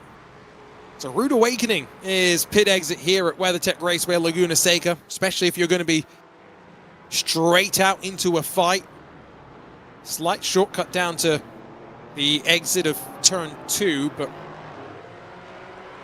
still gives you the worry of the cars with warmer tires straight up your inside. Miguel Vigo in pit lane for Satellite Racing, 8 minutes before we get to that maximum drive time. 56 Racing Mustang. Nathan Lafrange drives straight past Ben Reimer in that Scherer Esports 416. And now we'll see if the pole sitting car is going to be able to hold on to its spot. I was just sitting here and thinking as well, you know, Scherer, a team that has given a couple of drivers their opportunities in some bigger sim racing series.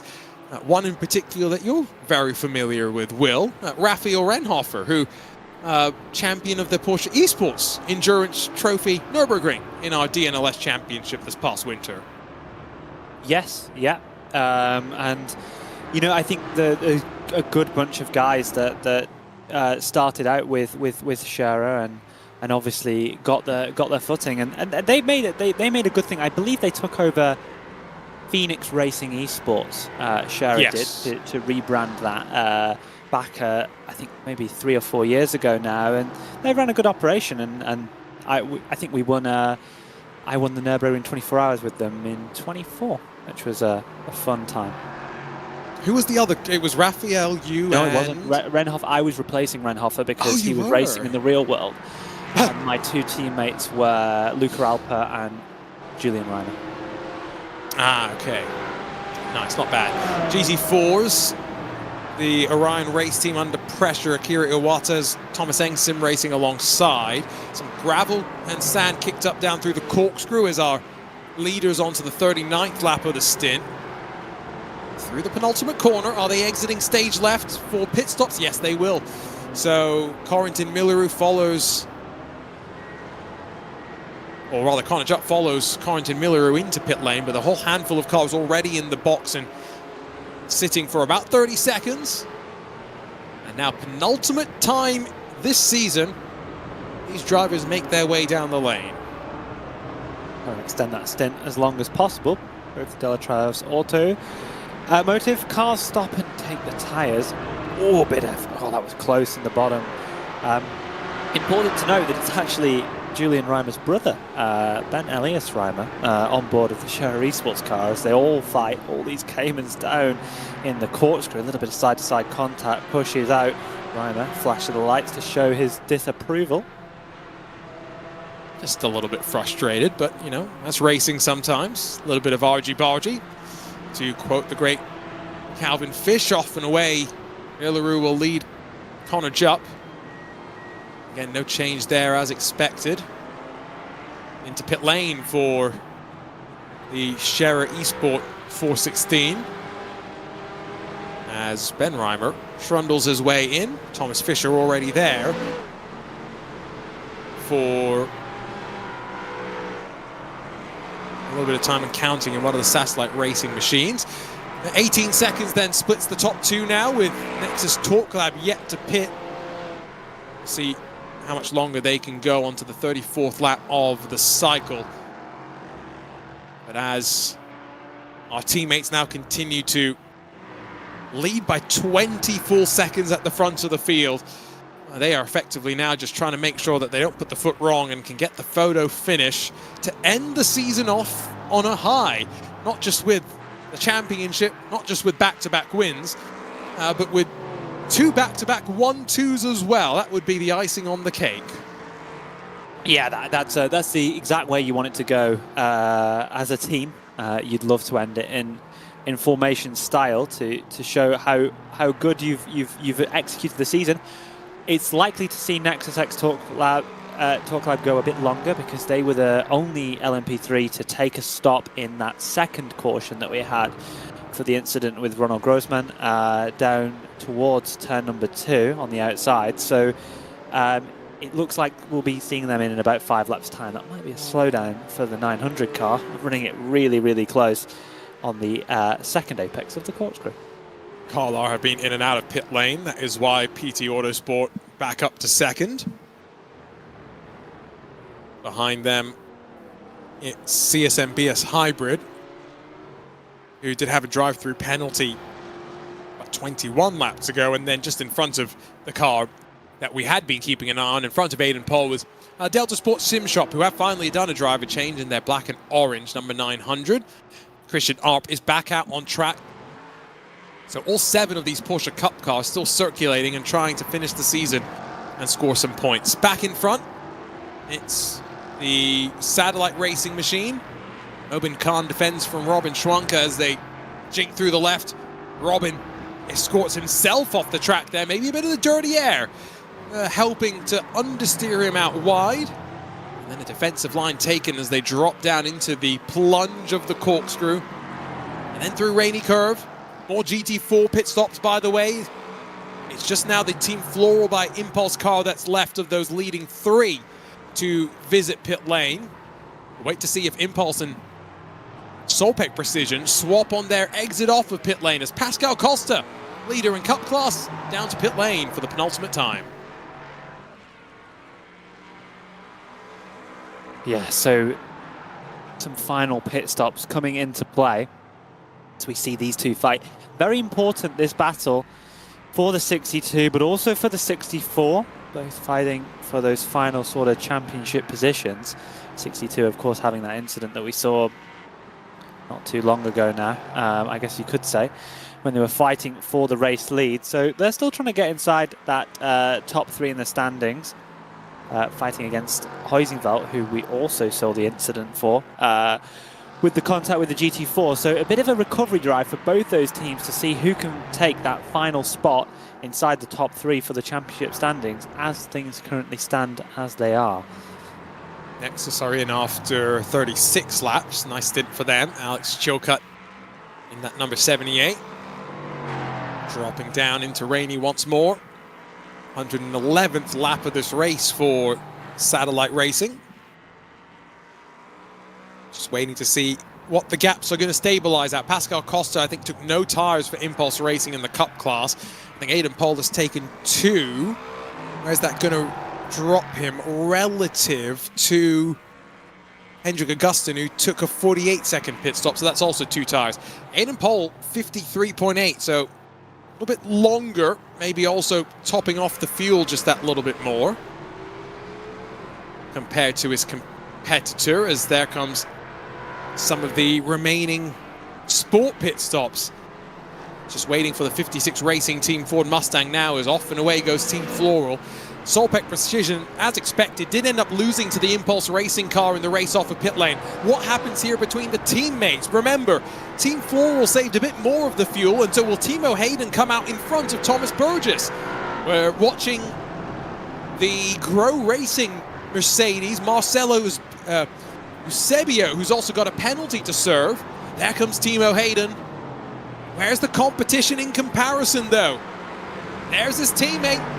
Tires up to temperature and pressure. But Timo Hayden has got the net lead in the sport class.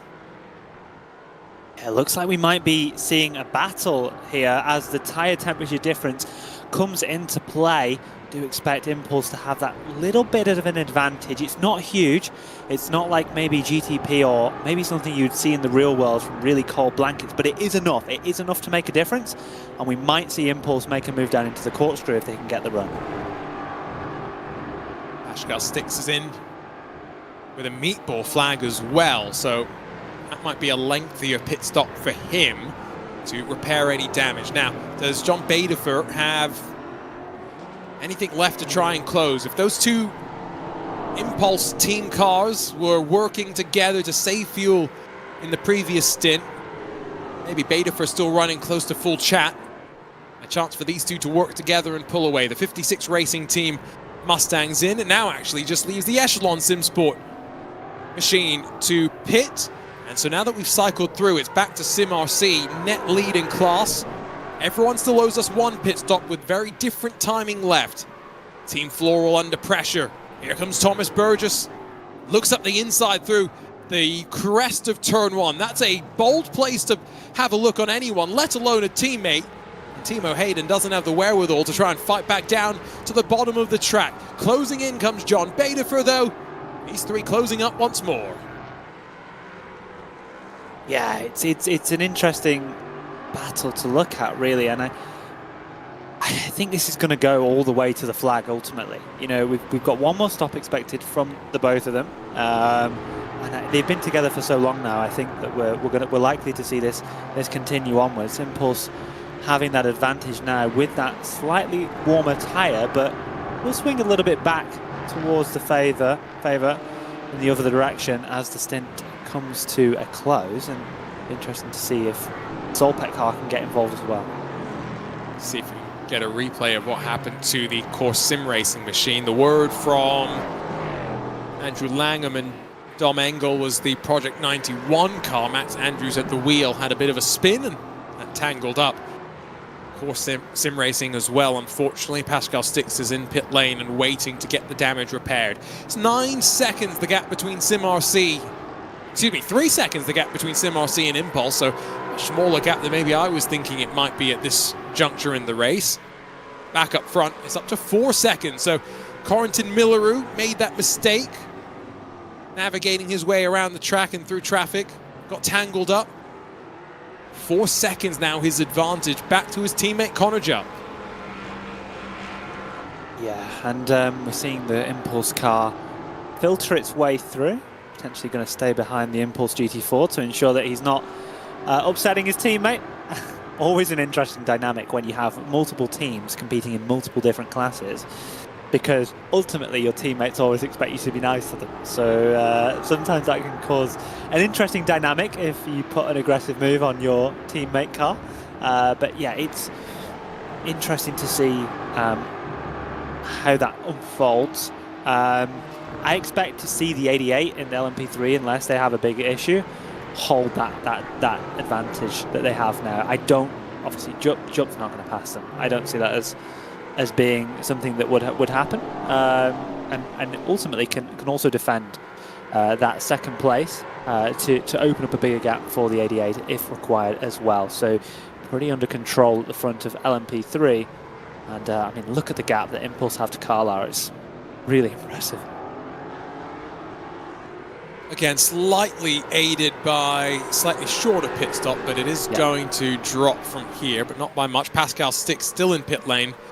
3.5 minutes and counting.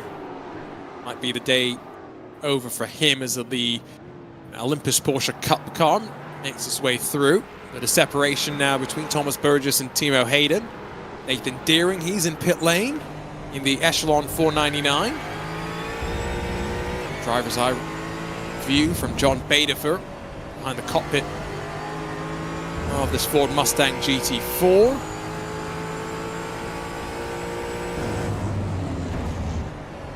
You were saying... sorry. No, you were saying earlier, Will, it's got a lot of electronic stuff going on compared to some of the other cars. It's just a little bit more advanced. So you see the bottom of his screen. Obviously, it's maybe not representative, but you've got 2 TC options. You've got longitudinal and lateral TC, which you don't have in every other GT4 in the class. So something like the McLaren is extremely primitive. The McLaren only has like settings, like road settings. Same to the BMW as well. They have limited sort of settings. So in the Mustang, you've got a little bit more variability on how you can affect how the TC intervenes, which is more like a GT3, to be honest. So it does potentially give the Mustang a little bit of an advantage in tuning the drivability to what you want to achieve. And yeah, we're watching a replay here of Max Andrews in the Project 91 who spun, and yes, there you see the number 1 car unfortunately collecting it, and as we heard in the chat from Dominic Engel, getting a meatball, unfortunately. Yeah, not much there that I think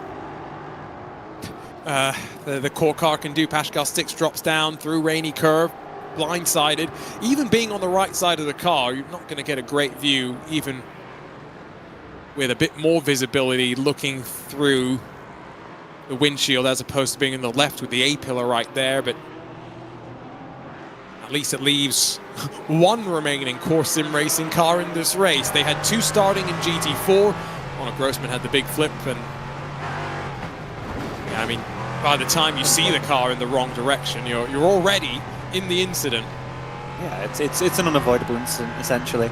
It maybe looks slightly easier to avoid when you see it in a replay, and when you go, oh well, you could have done this and you could have done that, but ultimately these cars don't even have ABS, so it's very difficult when you see an incident like that. I think the moment he got on the brakes, he locked them, and that just helps him going to the back.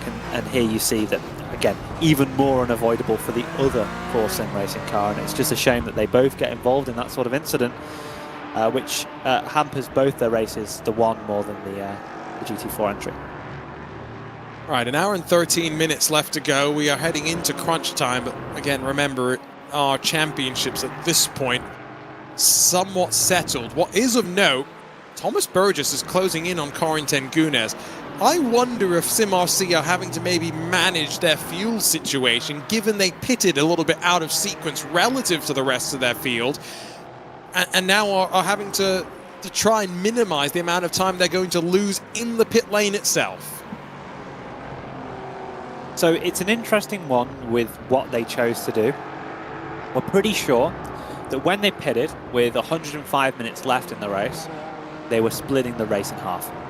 So they should be able to go fairly flat out, but of course they are taking a full service next time by, which will not be the case for the Ford.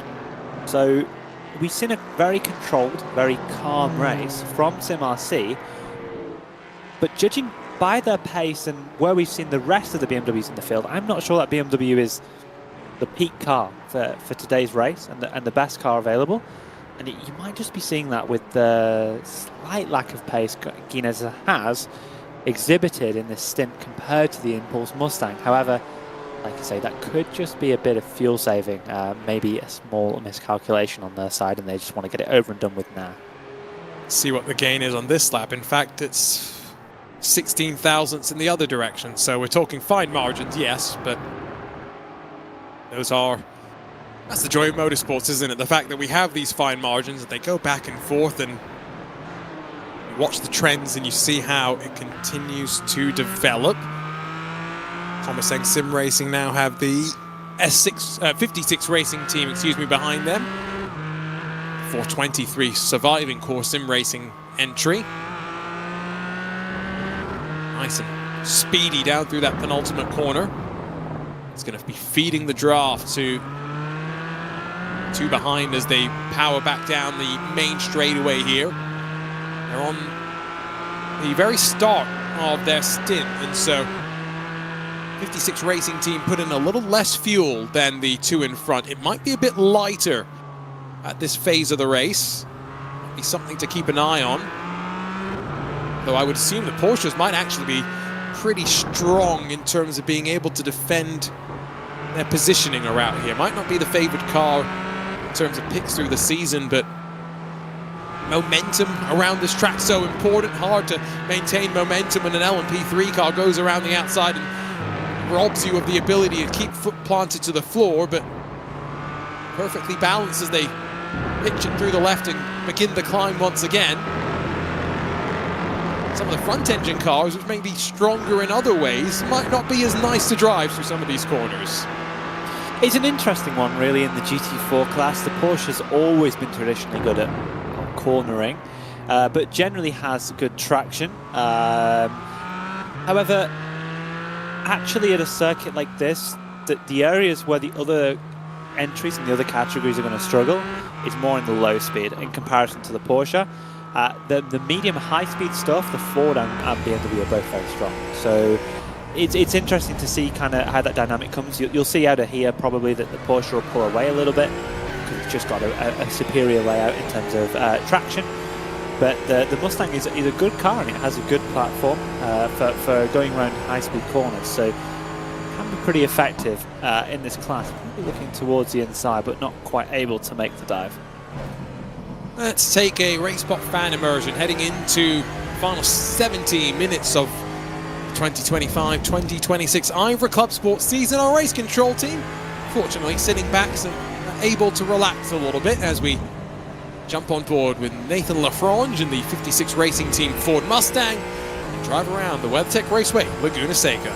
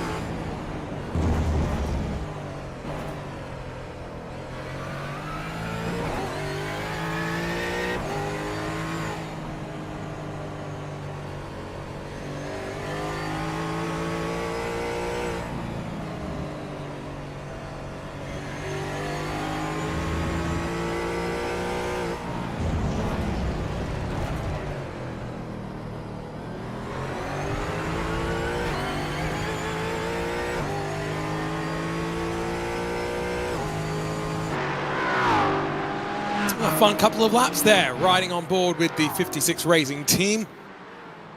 Arjuna Kankipati alongside of Will Chadwick in the broadcast booth as we are heading into the final moments of this 4 hours of Laguna Seca. Quick chance for us to catch our breath and hopefully get set for an action-packed end to the season, although our championship's looking relatively settled right now. It's close at the front of the sport class for the lead of the race, though, as much as the championship looks like a foregone conclusion with a 100-point gap between the points leaders who are leading the race and Solpec Precision Racing fourth on the road, but hunting down the SimRC BMW and increasingly looking vulnerable. It's the Impulse Racing pair of Ford Mustangs on the prowl. Will that SimRC car, we've been wondering if it's got damage to the front end. Whatever they're doing, they are managing the race expectations. For sure that is the case. We would also expect to see them into the pit lane within the next sort of 10 minutes, judging by what we've seen in terms of how long we expect the GT4 class to go on fuel. But SimRC, it's not critical for them to win this race. Of course they want to do so, but at the current point standings, it's not really necessary. So maybe Impulse are able to risk it that little bit more in order to try and make this happen, make this victory happen, that they look like they have the pace to be able to do so. And that gap in Cup is still above 30 seconds. We did mention how we do expect it to come down a little bit.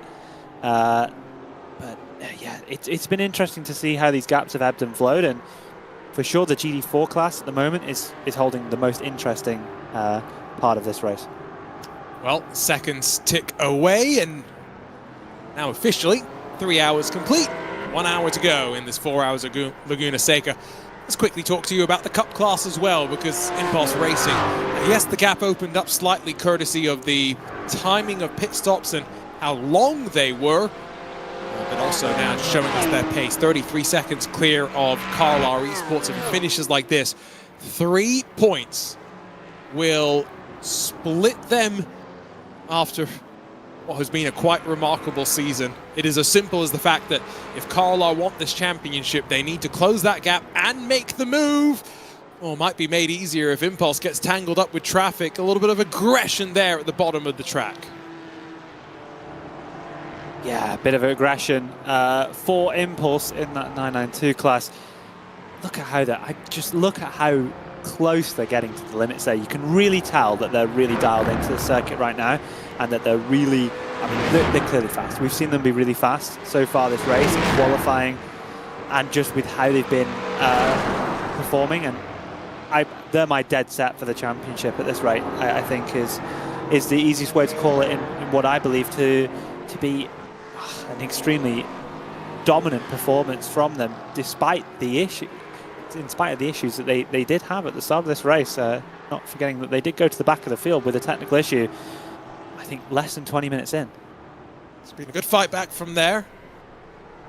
And nonetheless, even without that issue, let's be real, the pace since the drop of the green flag in qualifying has also been there. Last but not least, LMP3. Delatrouse Automotive, the championship leaders coming into the day. They continue to run at the front of the field, although some of the other contenders have found themselves mixed up in incidents. Core Sim Racing, Team Hoisingveld, they were second and third coming into the championship finale respectively. They unfortunately have been involved in incidents. What that does mean is that the Solpec Precision car is going to grab third. I don't think it's a 13-point deficit to the number one. It would need to finish in second, and I think that's probably asking for a bit too much, but nonetheless, decent season for Solpec Precision as, well, I don't think any of our championship games get thrown out too much, although having said that, again, remember, Cup class, now it will be wheel to wheel between Impulse and Carlisle Esports for the championship itself. I'll have to figure out what happened here. I think it's the Team Checkmate Edent team that may have been involved. Yes, it's their Porsche Cayman. Oh, goodness. Physics, man. We've had 3 cars upside down in one race. That's crazy. I mean, this was the most egregious we have seen so far. We should be clear. Oh, this is brilliant. Can we race here every week, Arjuna? I'm loving this. No, obviously they don't love the fact that they crashed, and commiserations to them. But it was a very cool flip. Yeah, the worst part about it is he'd actually had a moment the previous lap through the corkscrew tangled up with an LMP3 car. So it's just adding misery into the wounds right now for poor Olivier Jaziak. But okay, so we got to fight for the Cup Championship now at the front of the class. I don't think Impulse Racing will be too thrilled about that caution. What this also does, Solpec Precision Racing will now be eyeing up second place. And the fight for the sport class win today. Yes, the championship's going the way of SimRC, but the win, Impulse, Solpec fiercely forward, Orion Race Team, Grow Racing Team, and then Talk Freak Racing by TFR Blau down in 8th position. Yes, they started at the back, but they've shown some good race speed. We've got some fast GT4 cars who will be fighting on this restart. Yeah, it's quite interesting actually when you look at it, because we expected SimRC to be coming into the pits around about now. So they're really low on fuel, whereas realistically, the likes of Impulse have got a lot more fuel in reserve. So likely to see a shorter stop. They're not going to get the payback in terms of actual time on the track, but I wouldn't be surprised to see Impulse leading the way when we go green. It is going to be everyone down into pit lane. I don't think there's any question about that. When the pit lane gets opened, we've got to catch back up to the safety car, and then we will cycle any wave arounds that we need to as well. This becomes our 4th caution of the race. By no means the most caution-filled race that IVRA competition has seen. Unless the record has been broken, I get the sneaking feeling that that race at Phillip Island a handful of years ago where we had, what was it, 7 cautions in 4 hours? It's probably standing up there in terms of cautions per hour of racing. 4 or 5 here today, no? 4. Pretty sure it's 4. 4, yeah. Yeah, I can stand behind the number 4. 100% 4. We had the one at the start. Yeah. When the first flip. Then we had the second. Then we had the flip after Ronald, you know, on the restart. So that was 3 right there. And then we had a good hour and 17 minutes of green flag running. So and then another roll. And then another roll, yes. Sorry, I was holding the seriousness until he brought that one back. So the previous green flag run that we had would have been an hour and 15 minutes. So that was the longest of the green flag runs in the race, if you are curious. But you know what they do say. Cautions, what do they say? Cautions? Yeah, there you go. There you go. Yes! It's 20 points. For, what house would you be in Harry Potter world? If you were having to pick. What house? Yes. Well, I don't know. In Harry... Did you not watch Harry Potter growing up? Read Harry Potter? I am English, but I've never watched Harry Potter. I forget that you are a little bit younger than me as well. So. No, it's a me problem. Yeah, there's also that. You're just, you know, you are Will Chadwick. Yeah, that is it right there on the head. You aced it, my friend. What would Will be? That's what I'm trying to think. I would definitely be not Slytherin. Team 62 in LMP3, who I've been supporting since the start. True, for you have. unknown reason. I don't know why. I just decided that I support them, and now, I would like to give compliments to them. I am going to go back to what we were saying though at the start, where you did say that who was going to win the champ. Will, who did you say was going to win the championship? 62 was going to win the championship, Arjuna. I also talked about Audi R18s as well, but you know, we all make mistakes. Sorry, it just took me a second to clock what the mistake was there, and now you remembered. Yes, you won't forget that mistake ever again, will you? No. Can we have a different pace car? This pace car annoys me. But IVRA organisers, please, can we select something interesting and not this brick? I don't like it. It is a bit of a slab, isn't it, this car? Yeah, I don't Here we like go. it. Pit stops, although interestingly, not for LMP3 and not for the majority of the GT4s who... They did this last time as well. They pit off sync as well. They pit one. I think it was last time they decided to go 1 lap later than everyone else, and now they've gone 1 lap earlier. So it's almost a strategy, unless it's a huge coincidence. So unless pit entry wasn't opened, because I'm not listening in sim, but I didn't see a message come through about pit entry being open. So maybe that is something that they only do on the radio, but we'll wait and find out. Where's Corentin going to end up? I think that's the other question. Surely everyone comes in, right? Surely. Why would you not? Great point. I think everyone will come in. I don't see why not. No, I can't figure it out. Going back through the regulations, trying to figure this one out. But yeah, this is. There's a couple more GT4. It wasn't just one, fortunately, it would seem. From 20th place, Mono Competition are in as well. It was only just those two, so expecting a much busier. Maybe as well for LMP3s, they were right on the verge of maybe. The later you come in, the less you need to worry about maybe saving some fuel. So, you know, they'll always try and push this as far as they can. It is kind of on the edge. Like, I don't think we're like, oh, it's going to be a fuel save game right to the end, because we're not going to have quite enough fuel. But I do think LMP3s, when we had them under green flag, were coming in like 47 minutes, maybe. So I don't think it's clear cut. How long's, I can just do a calculation. They've been doing 39 laps since, haven't they? Is anyone going to come in? No. Yes. No, they baited me. They baited me hard. Looks like Project 91 for a second thought about it, but you could be right. Remember, they are running, what was it, 75% of their regular fuel capacities. Fiercely Forward have come in, though, so I think they see something as well here that SimRC have seen. 39 lap stint for an LMP3 takes you 49.4 minutes, roughly. So they are bang on the edge. So I imagine if they can avoid it, they're going to decide to pit next lap just to get that 0.5 or 1 litre of extra fuel. Well, pit entry was closed. I was right on that.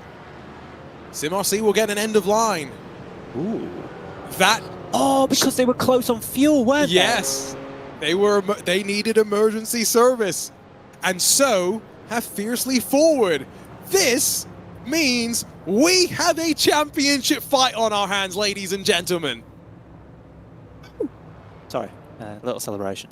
Yes, no, we won't tell SimRC about that. Don't worry. Oh, sorry, Corentin. Corentin's he's been posting more photography recently. I saw him at Spa.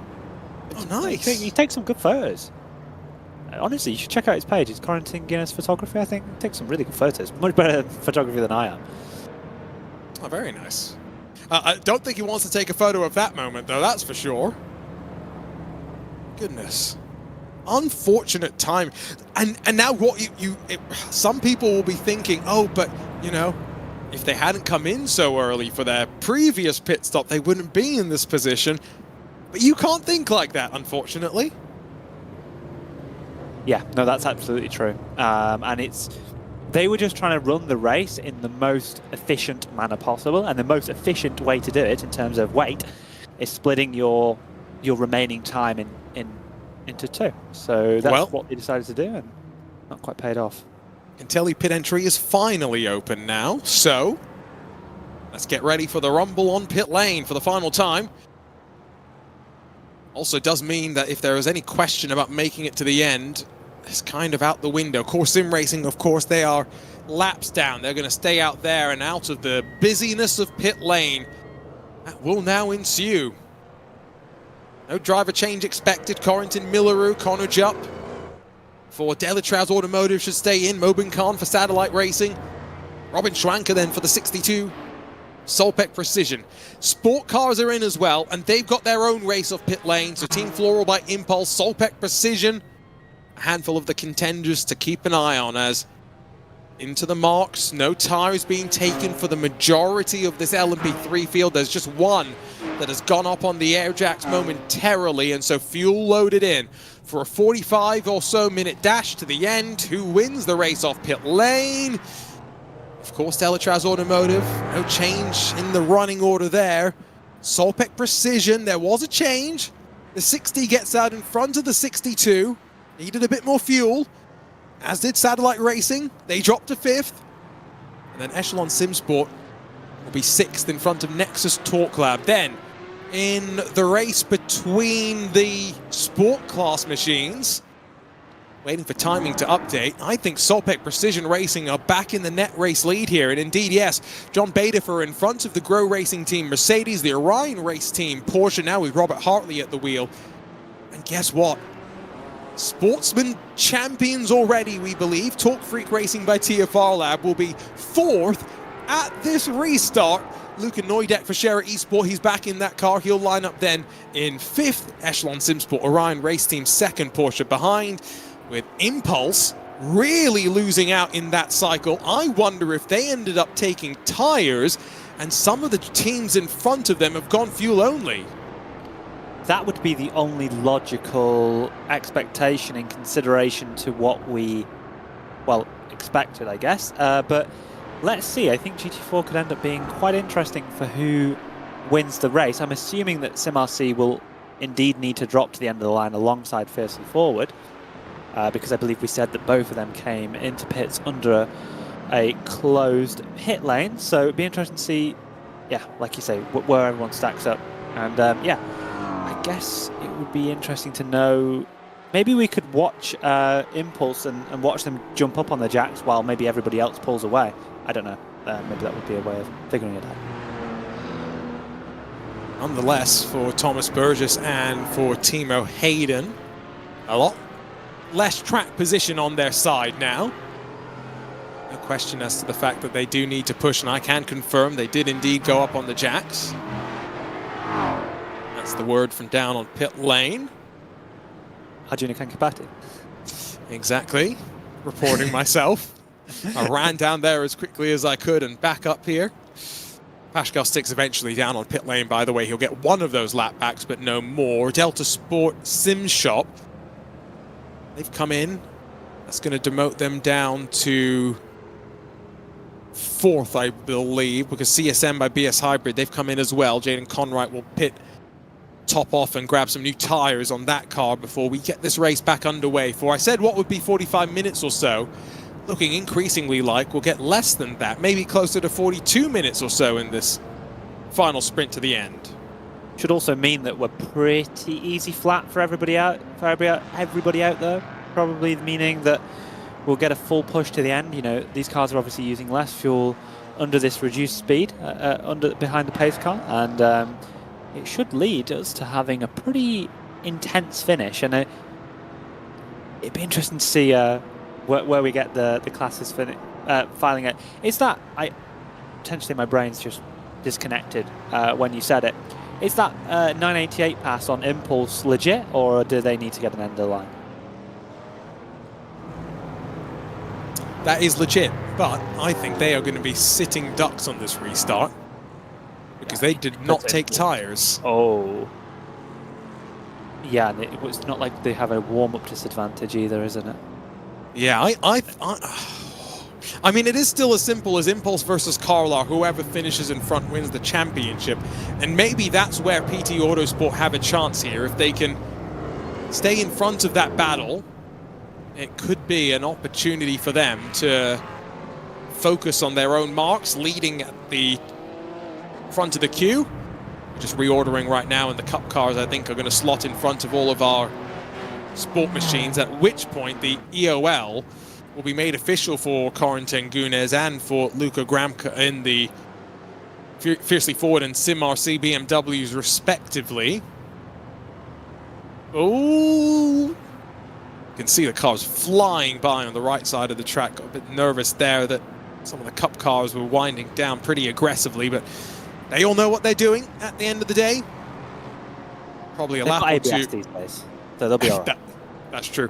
A lap or two before we're back underway. And again, remember, for our sport championship fight, if this ends up being SimRC dropping all the way down to 22nd, game on. Yeah, I'm all the way up for it. I can't wait to see them. And look, let's face it. Let's put it this way. we're pretty sure they're going to win the championship. And No, we're I'm pretty not. Sure. To be Sure? clear, I'm not right now, because what's going to happen, Will, is that's going to be 541. Yeah. If I've done the math correctly, it's somewhere around there for Solpec Precision. Once the top two get dropped down, I am almost 100% sure SimRC at the time of the restart will be closer to the 520 mark than anything. Just watch and see here how the points are gonna swing as SimRC, the Bumblebee BMW, drops down the running order, and it's gonna get closer and closer, although the points delta between positions lost gets smaller and smaller now. So you can see now that SimRC are 10th, it's a 10-point advantage that they have, so that's what they're looking to try and get up to. 10th is comfortable. 9th, 8th, less comfortable. Have we found the magic number?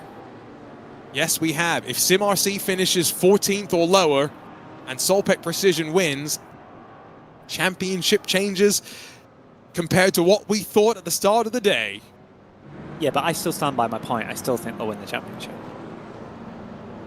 Because it's SimRC. Like, SimRC in a GT4, Corentin Guinez, Kieran Harrison. They're 8 points behind right now. They only need 9 points. I'm not disagreeing with you for the record, but at least we've got a different picture for the 40 minutes that lie ahead. Certainly interesting.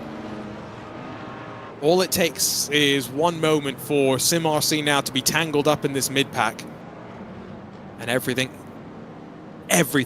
looks very different. One pass is all it takes. Amazing. Sorry, I was just I can't go into solo out by myself. But yeah, you can't, because you're going to get us taken down. Oh The yeah. copyright machine it's going to hear your dulcet tones. Yeah, And it's gonna know exactly what you were doing. Right. I think we go racing this time by. Indeed, confirmation has just popped in from race control. So that will mean 39-ish minutes to go. Get ready, Will. Get ready. That's all I can say. I'm so ready. I'm so ready, Arjuna. I'm so ready. Woo! Right. Race time. Unfortunately, I really feel like I'd like to not see Connor up there in second in LMP3, but that's my only complaint so far. This is where Tom Reicher now has his own part to play, because if Solpec Precision want any chance at this championship, they need Tom Reicher to get Connor Jupp out of the way, and for Robin Schwanker to be on the back of Corentin Milleru as soon as we are climbing up the hill, basically. It is as simple as that. Confirmation, by the way, time of the restart, 8 points.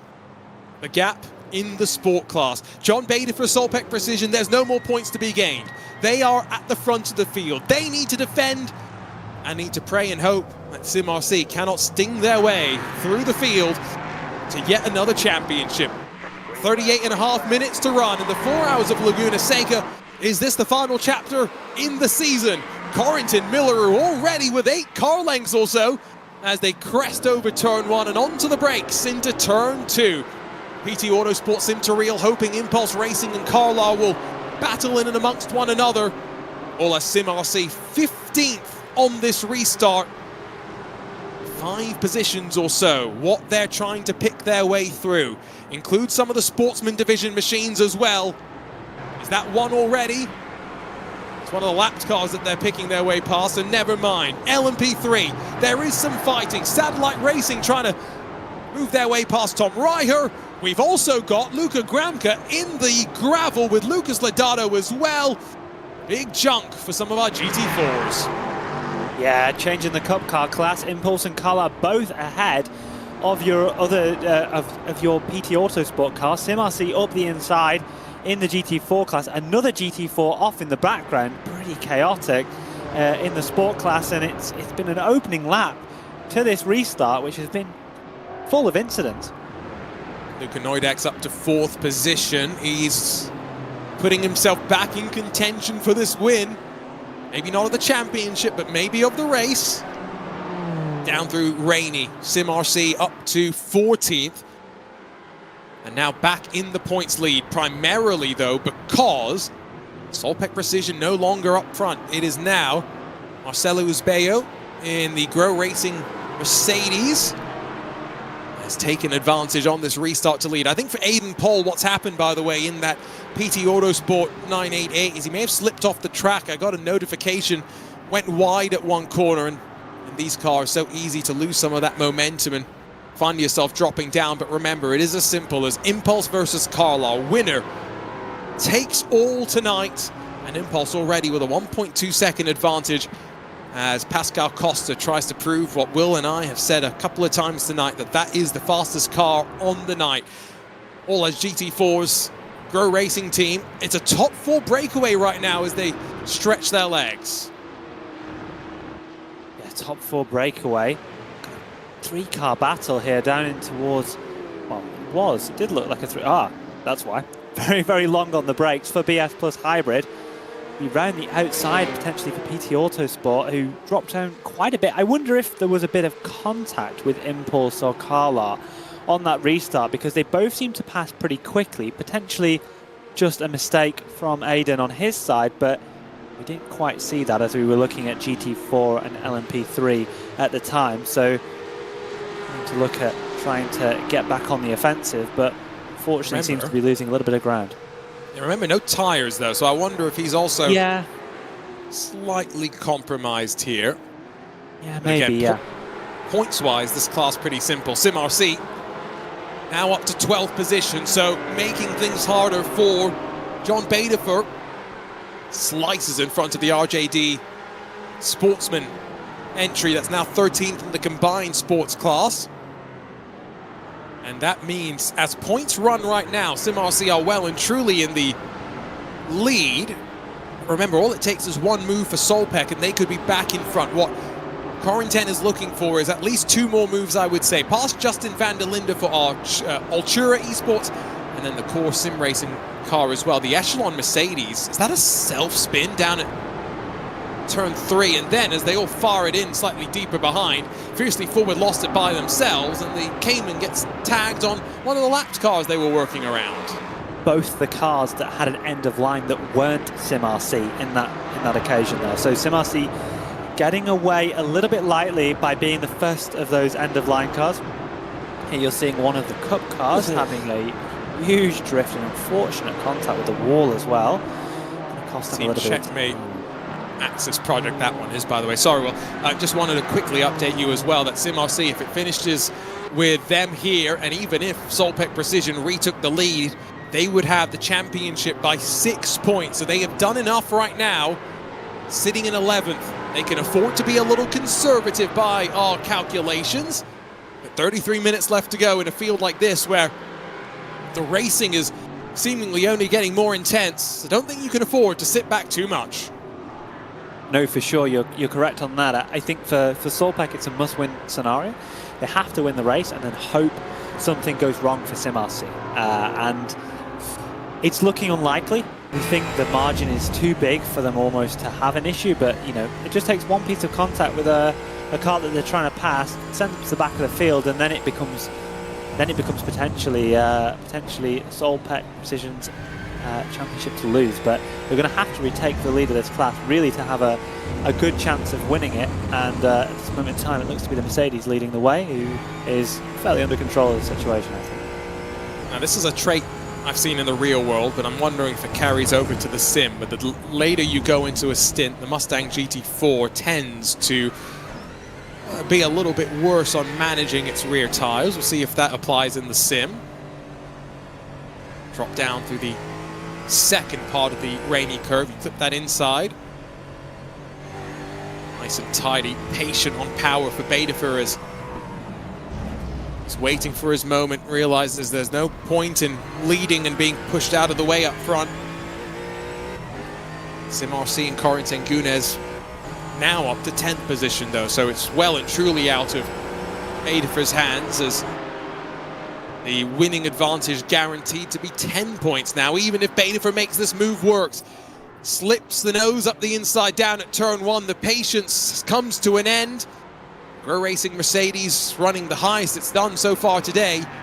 Not much it can do as the Mustang takes back over. Yeah, so Mustang back into the lead, but it's not enough to win them the championship as things stand. But still potential for drama. For SimRC, they've got to try and stay out of it. I assume they'll try and progress to just get that few more positions up the order, but any move that they make could be their downfall if they end up getting a penalty or getting spun around in any contest. They've got to be very careful, which will undoubtedly halt their progress a little bit. Meanwhile, in the Cup class, it's 1.5 seconds that splits the top two. Impulse Racing holding their championship rivals at arm's length, and it is going to be a 3-point gap between those two teams if it finishes like this. Quite remarkable. Quite remarkable that a 6-round championship where there are 12 opportunities for points to be paid out, remember, including the halfway points in each of those races.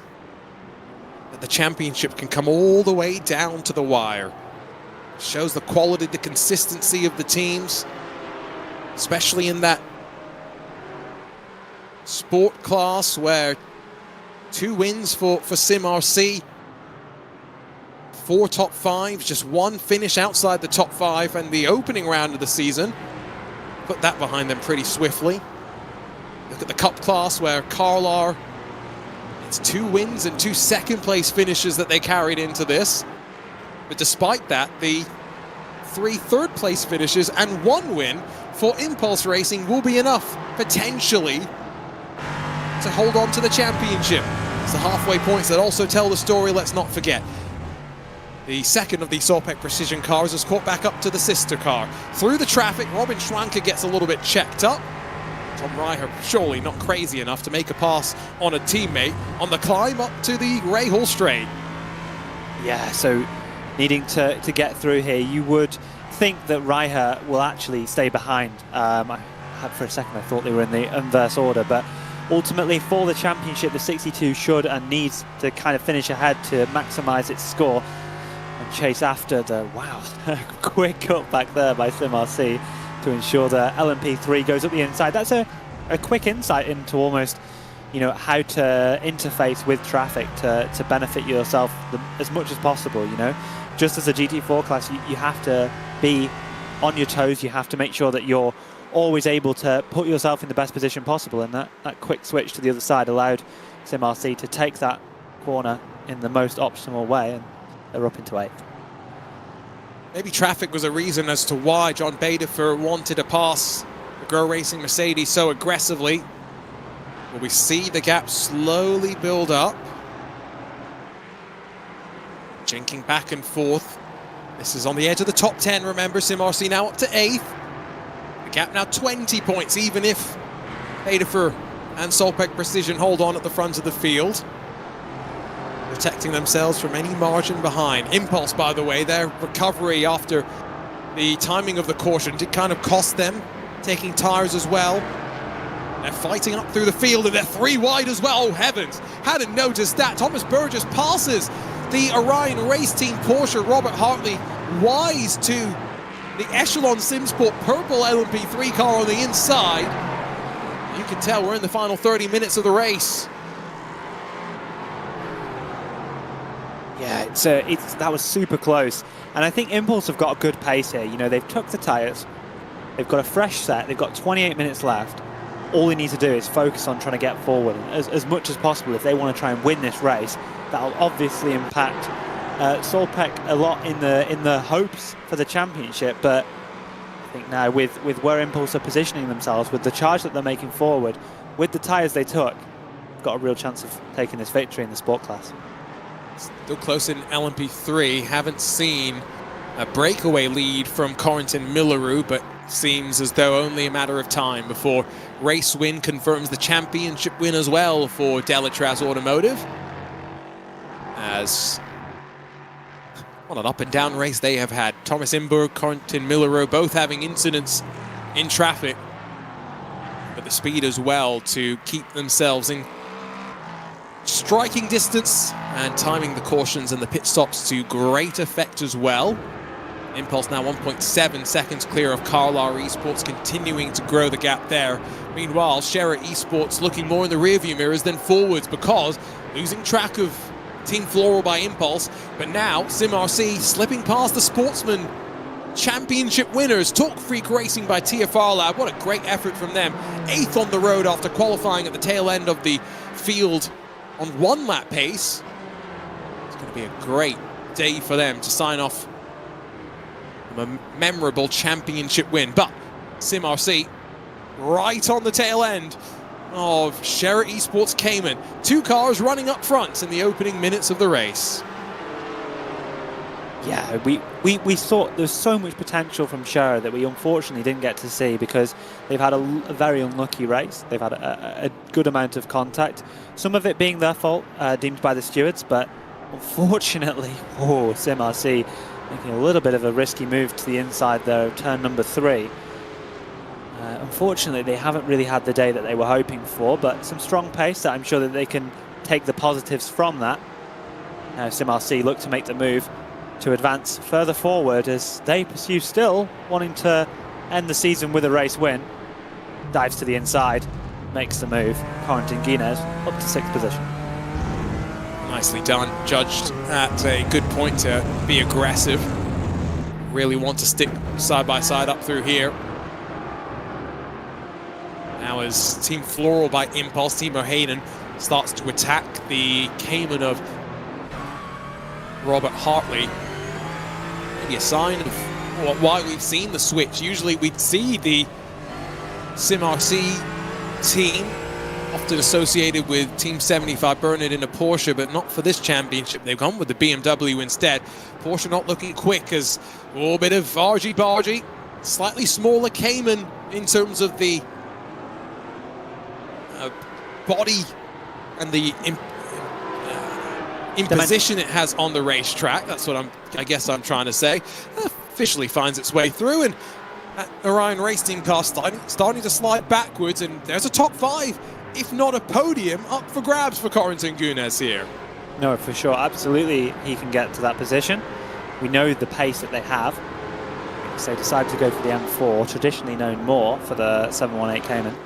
But fancy the change after a few years? Watching the bottom of your screen. Race between BS Hybrid and PT Autosport to the outside. Pole not quite able to make the position.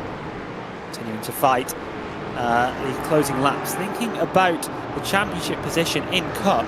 These Cup cars are surely coming to lap the GT4 soon, which could impact your championship fight in the Cup car class. Gap now down below 9/10 of a second.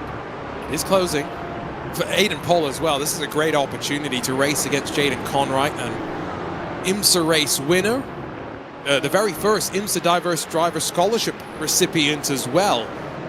Jaden racing this year in the TCR class of Pilot Challenge and in Lamborghini Super Trofeo. So, Californian kid, a Bay Area kid to be specific. Jaden knows this track maybe like the back of his hand. Back out of the final corner. 3 points as mentioned in that Cup class, as the gap comes down to 0.8 of a second as they work onto this pit straight behind the Sim RC car that's shaping for a move to the inside. That was always coming. Robert Hartley aware to it in his mirrors. Closed the door as they dropped through the left-hander. Keep an eye at the back of the shot. There's the Impulse car, the blue flash for a moment, leading in Cup. And now only 0.6 the gap between him and Hendrik Augustin. It is on for the Cup lead and for the championship win as well. And a crucial time as well, because they're going to catch 3 of these GT4s on the climb up into the corkscrew. Yeah, this is critical moments here in the Cup car class and your race for the championship, coming across your leaders in the sports car class. Impulse down the inside, looking to try and clear all 3 cars. They do have a teammate car ahead of them. Unable to make the move, able to slot in behind. Is it going to allow Carlar to close, or are they also getting slowed down? Guinez looks to go defensive into Rainy Curve. You know, this generation of Cup car might actually be as capable as the GT4s under the brakes with the ABS and the downforce that it has. Go the long way around to the penultimate corner, though. That shows the importance of this fight for Hendrik Augustin.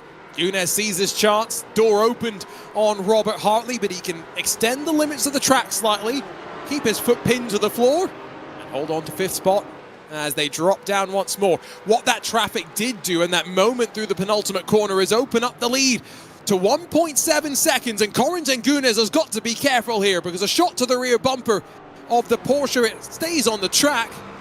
That can be something that could have gone a lot worse. Seen race control intervene and the championship start to look different.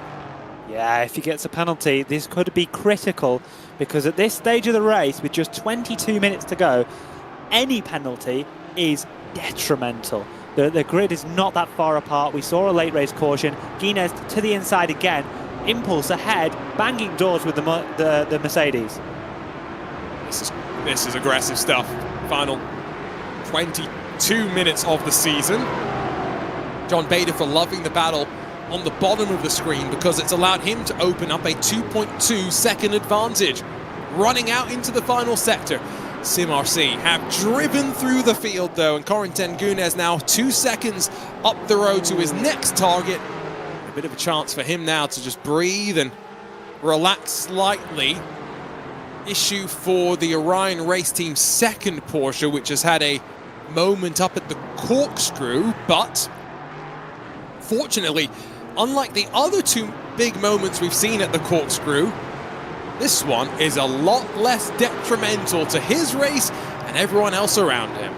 Good avoidance, though, by the two cars that came over the corkscrew behind. We've got LMP3 traffic for your sport class leaders now, and that's going to maybe cause a little bit of carnage in behind them. Just becoming air traffic controller with the tree there. That's how they say the three, isn't it? Tribute to Max Verstappen. On their way to the 153rd lap of this race. Probably looking at another 10 or anywhere between 15 to 17, somewhere in that range, I would say, depending on the overall pace of your leader from some very quick guesstimations in my head. Gap at the front of this GT4 class back down to 2 seconds. So John Bader for being hunted down. Luca Neudek with a poor run up the entry into the corkscrew. Nathan Lafrange has taken the opportunity to plunge down side by side with him. Have to give room to LMP3s that then split the middle. Satellite Racing on the hunt of Tom Reiher and Solpec Precision Racing. And all of this is starting to bring a bit more breathing room to all of these GT4s. Yeah, impressive driving consideration to the damage to the 416, and struggled a little bit with this race, but able to hold on that move at the moment, and closing down on your sportsman leaders. And wow, what a dive that is from Core. I only just noticed it at the last second. You often see these LMP3s locking an inside front in late braking transitions. That's because the chassis, for whatever reason, the way we set them up on iRacing, just tends to three-wheel a little bit on the inside edges, and yeah, that is something you kind of just get with these cars on iRacing.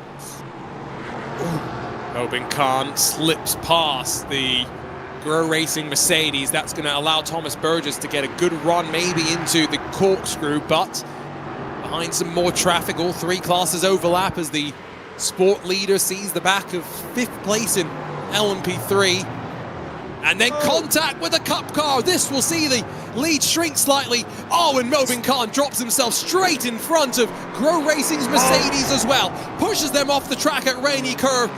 That's about as slam dunk a penalty as you get right there. Wow, what a clumsy maneuver, I would call it. Just wanting to rejoin as quickly as possible. I guess he didn't see the Mercedes on the outside. Commiserations for Grow Racing, who've dropped 4 positions due to that action. Say, looks like a penalty involved. We get a quick replay of that. I guess they just didn't really realise where the Mercedes was, and fortunate contact pushing the Grow Racing Mercedes back down the order. Will be no consolation to the team, but at least they can be quite proud of the effort they've put today on the table, because yes, they ran as low as edge of the top 10 on occasion, but timed their strategy at the end well to put themselves in that spot.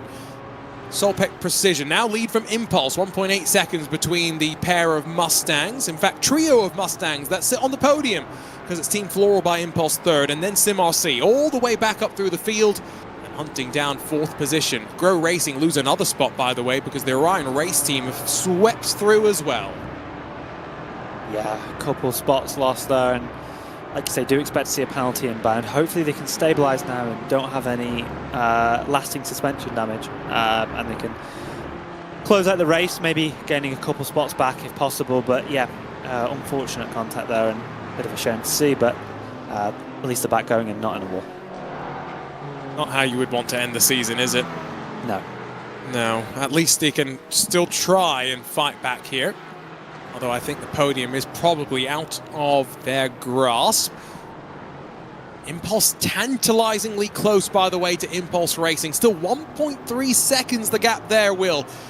They are trying everything, I am sure, Carlisle. But Pascal Costa, wily veteran in the Porsche machinery through the years, he's doing exactly what he needs to. For sure that is the case. I think the real question is if the traffic starts to play a factor. You know, I think that when your gap is this big, any moment, any small inconvenience in traffic can make a huge difference.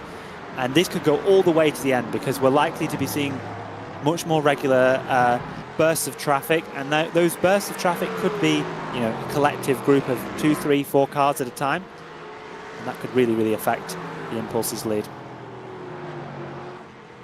It's been a fun championship finale, to say the least. I know the rest of the season, if it was anything like this, has probably been quite fun for our competitors as well.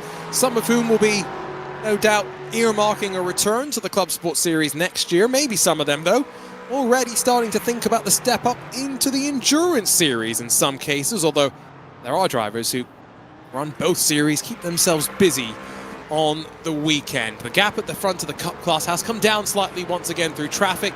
See if it stays that way. Opens back up down at turn 3.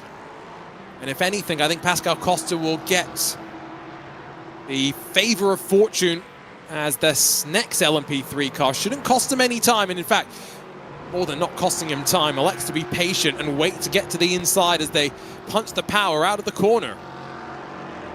Yeah, so that's fortunate timing for Impulse. This gap is, you can tell Impulse have a little bit more pace, because every time the gap comes down, they're able to just extend it that little bit more, but we've known this all evening. It's more a question of, can Carlisle put themselves in a position to be close enough at a point to try and make a move? This is the most important thing for them. If an opportunity arises, they need to be clinical, they need to try and make that maneuver happen. It's right on the racket edge, a little bit of neutral steering on the way into the second to last corner. Only 14 minutes to go, and it's really looking like it could be tight, breaking the toe off the exit of the corner as the Impulse car ahead. I love these cars. One of my favorite things in real-life motorsports to watch and commentate on. Down into turn 1. Then breaking into 2. Body language of both cars looking very, very strong right now. A little bit too much of the inside curb, nibble of it through turn 3 for Carlisle, maybe costs hundredths here and there. Giving everything in the fight. It's closing up at the front of Sport as well. It's down to 1.3. Thomas Burgess, Impulse Racing, they want this. Edge of the top 10, Corsim Racing defend. They've got 56 Racing Team in front of them. Altura Esports behind them. And then at the very tail end of this train, RJD, one of the Sportsman entries. Whoa, big send around the outside, down into turn 2. The Grow Racing Team trying to re-establish themselves in the top 5. They'll get run out of room by the Porsche, although racing room was given. Inside now into turn 3. Costing each other time as they have to delay their application of the throttle. The Torque Freak Porsche sat behind, waiting for them to resolve things and get single file, and finally the Mercedes in front.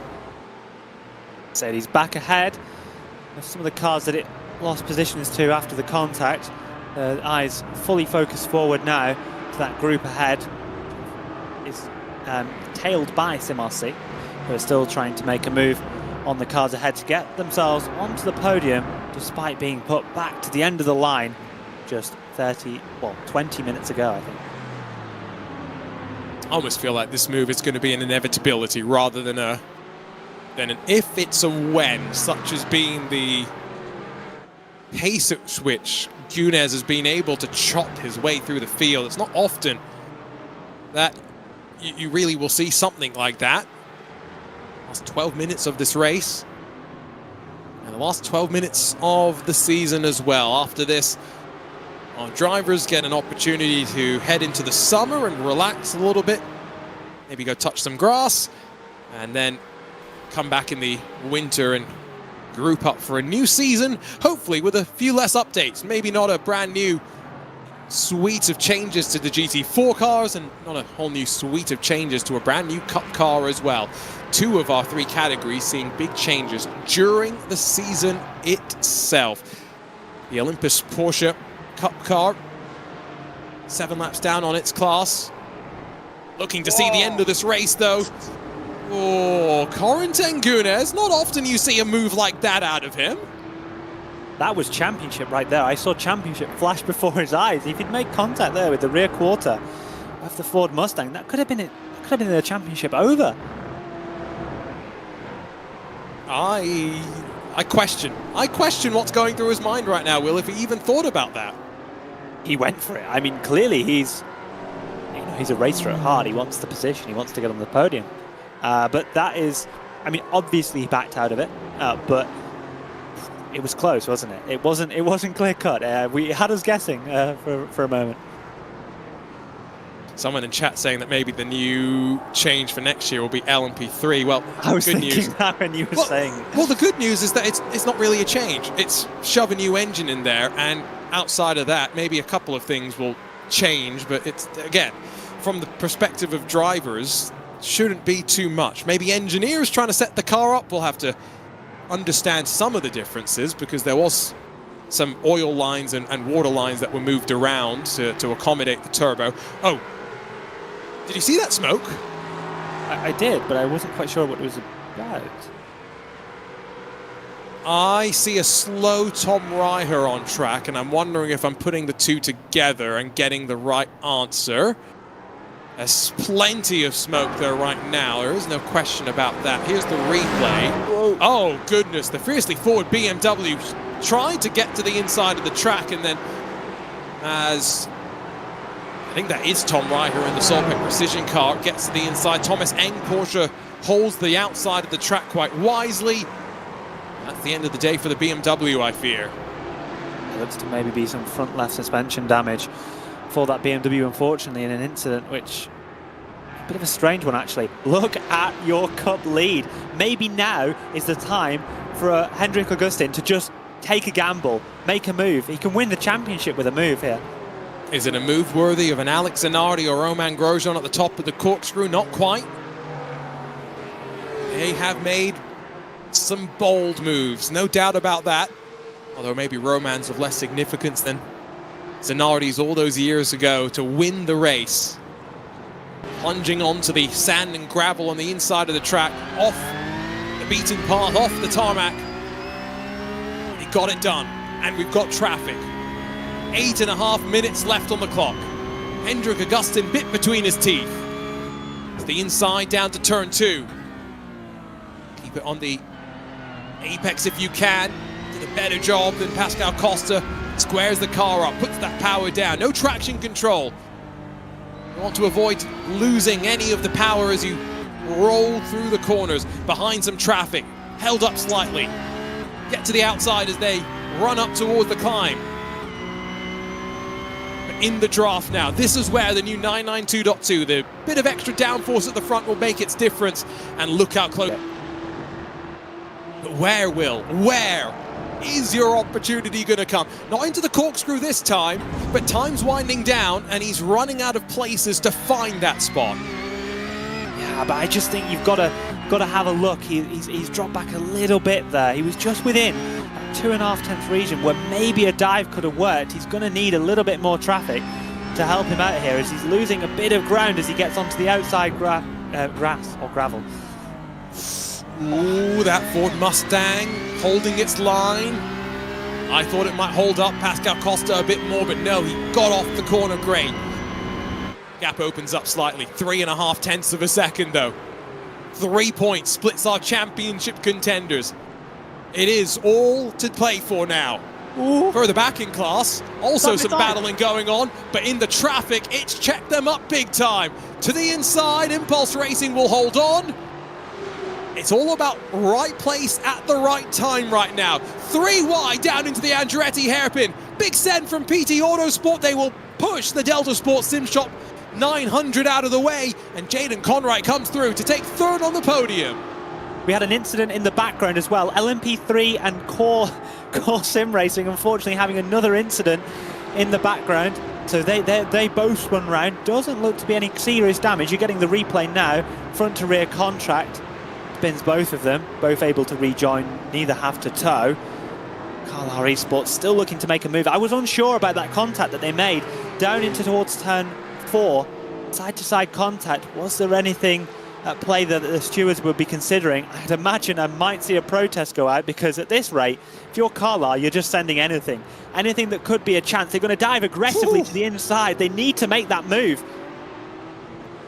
That was a send from almost Salinas itself, but laps winding away. Delatraz Automotive comfortable at the front of the field now in our LMP3 class, but we are anything but comfortable, not just for the cup lead, but the sport lead as well. Increasingly, John Badefer is under pressure. Corentin Gunes for a moment had clawed his way back onto the podium, but Timo Hayden regains that spot as they unwind out of turn 3. This fight in the closing stages for third in the cup class. Aiden Pohl, I do get the feeling Race Control's already probably looking at his contact with the Delta Sport 900. Be careful. Jaden Conright, CSM by BS Hybrid, don't want a second investigation by any means. No, they certainly don't. And we've seen the GT4 battle split the likes of the 2 cup car classes now. This is so close, and so many of our classes, so much action with just 5 minutes left in the season. It's all kicking off.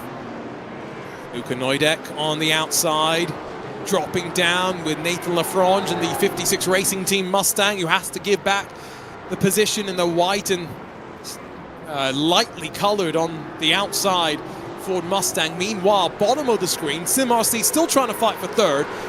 As top of the screen, Carlisle have lost out a little bit more now. It's 9 tenths their deficit to the leader in class. Is the championship slipping through their hands right now? Around the outside for Corentin Gunes. LMP3 playing its part too. Where do you even look right now? So much going on around the track to end out the season. Oh, Gunes, that was almost defining. Oh, they've been spun, and podium for SimRC. They've got onto it. It looks like the car ahead had contact with the LMP3. Bit of a let off there for SimRC. That could have been them. That was the Nexus Torque Lab 78, which is already, by the way, under review for contact with the 423 Core Sim Racing car that you had called out earlier. There's another look at the slow slide off. Well, Project 91, another team caught out by that outside curbing. And Max Andrews eventually able to point it back in the right direction as we head now into the final 3 minutes. Hendrik Augustin is now 1.5 seconds off the lead. He's gone off the track as well. And is this it? Has Pascal Costa done just enough? Hendrik Augustin threw everything he could at this championship, but Impulse Racing and Pascal Costa are maybe a handful of laps away from the title. Our race leader is about to come through the final corner and make it 3 laps to go for him. Or 2 laps to go, excuse me. Or was it 3 laps? Hard to judge. It'd be a 77-second lap, so it's closer than I thought, actually. 3, I would guess. Oh, a bit of front-to-rear contact. Maybe BS Plus Hybrid. Looking at, they might get a penalty for that. It's hard to say, but certainly looks assisted from that view. You're watching back on your leaders. They're safe. They're going to be leading this race unless an absolute disaster. Bottom of your screen, you've got 2 LMP3s going side by side. One of the Solpec cars looking to try and maintain position. They're going to have a GT4, make it 3 wide, down into turn 2. Side by side through turn 3. Solpet car loses the place. Not sure if that's the 60 or the 62. Going to go dive back to the inside. It's Tom Reicher and Mobin Khan who continue their fight with the Core Sim Racing car that is 5 laps down, staying out of the fight behind them. That could, I think, now be fourth settled with a bit of breathing room for Mobin Khan in these closing stages. 1.8 seconds still between Costa and Augustin, comfortable there. John Badefer is still 1.2 clear of Impulse Racing and Thomas Burgess, so he's holding on to the lead in class. 5 incidents that race control will have to work through in the post-race. Let's hope we don't add to it as we still get 3, maybe 4 wide up towards the start line. And your race leader did not see the white flag, but I think this might be the final lap of the race, Will. We'll have to wait and see. We'll have to wait and see. It was very close, like we expected it to be. Either getting slowed down a little bit this time by a bit of GT4 traffic, so more likely we could see that checkered flag fly, but I guess we'll have to wait, see what the flag waver... Is it Barney? It is Barney. Right? Yeah. They were 3 wide down to turn 1, 56 Racing Team, Shera Esports and Altura. That's all in the fight for 8th position in sport. You can see the points in LMP3. As it runs now, Pascal Stix has done enough by heading back out onto track, finishing in front of Hoisingveld and Delta V Racing. That second in points will be theirs. Delta Sport Sim Shop have just been off the track on the bottom of your screen coming out of turn 5. More chaos to end off this race. And what a race it has been. Barely a chance to breathe outside of those caution periods for many, given the hecticness of the racing that we have seen. Will the flag change? Seconds tick down. And it is the final lap of this race as Barney holds that white flag. Couldn't have gone any closer to going one less lap. We've decided that the car's clearly good enough. We're going to go one more.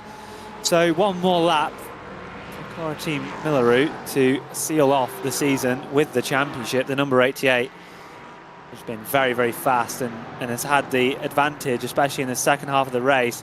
Contact between 2 of the GT4s. Shera Esports getting pushed aside as they go into turn number 1. Some LMP3 traffic for them to deal with as well. Justin van der Linde in front now of Luca Neudek.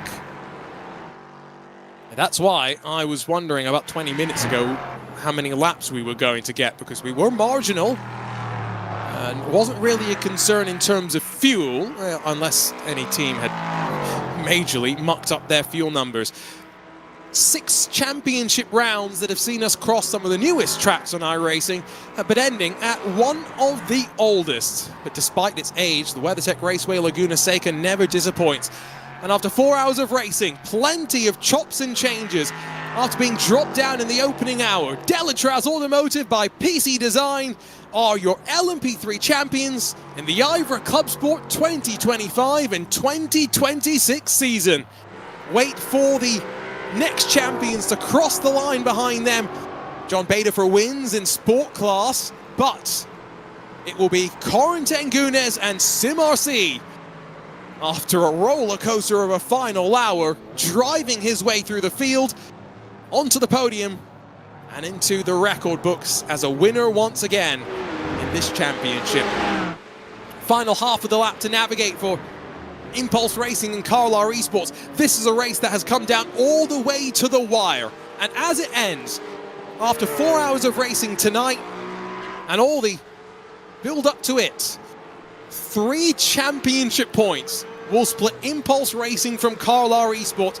Hendrik Augustin did everything that he could after taking over from Jan Winter, but they could not crack the wall. Impulse Racing, Pascal Costa, champions in the Cup class.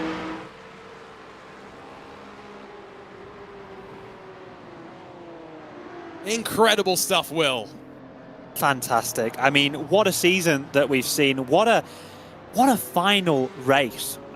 Filled with chaos, filled with unexpected things happening. We saw a lot of recovery drives from your men on screen there. SimRC, late end of line penalty for an emergency service. But also from your Cup Class winners, pulled off to the side of the track at the start of the race and able to fight back through.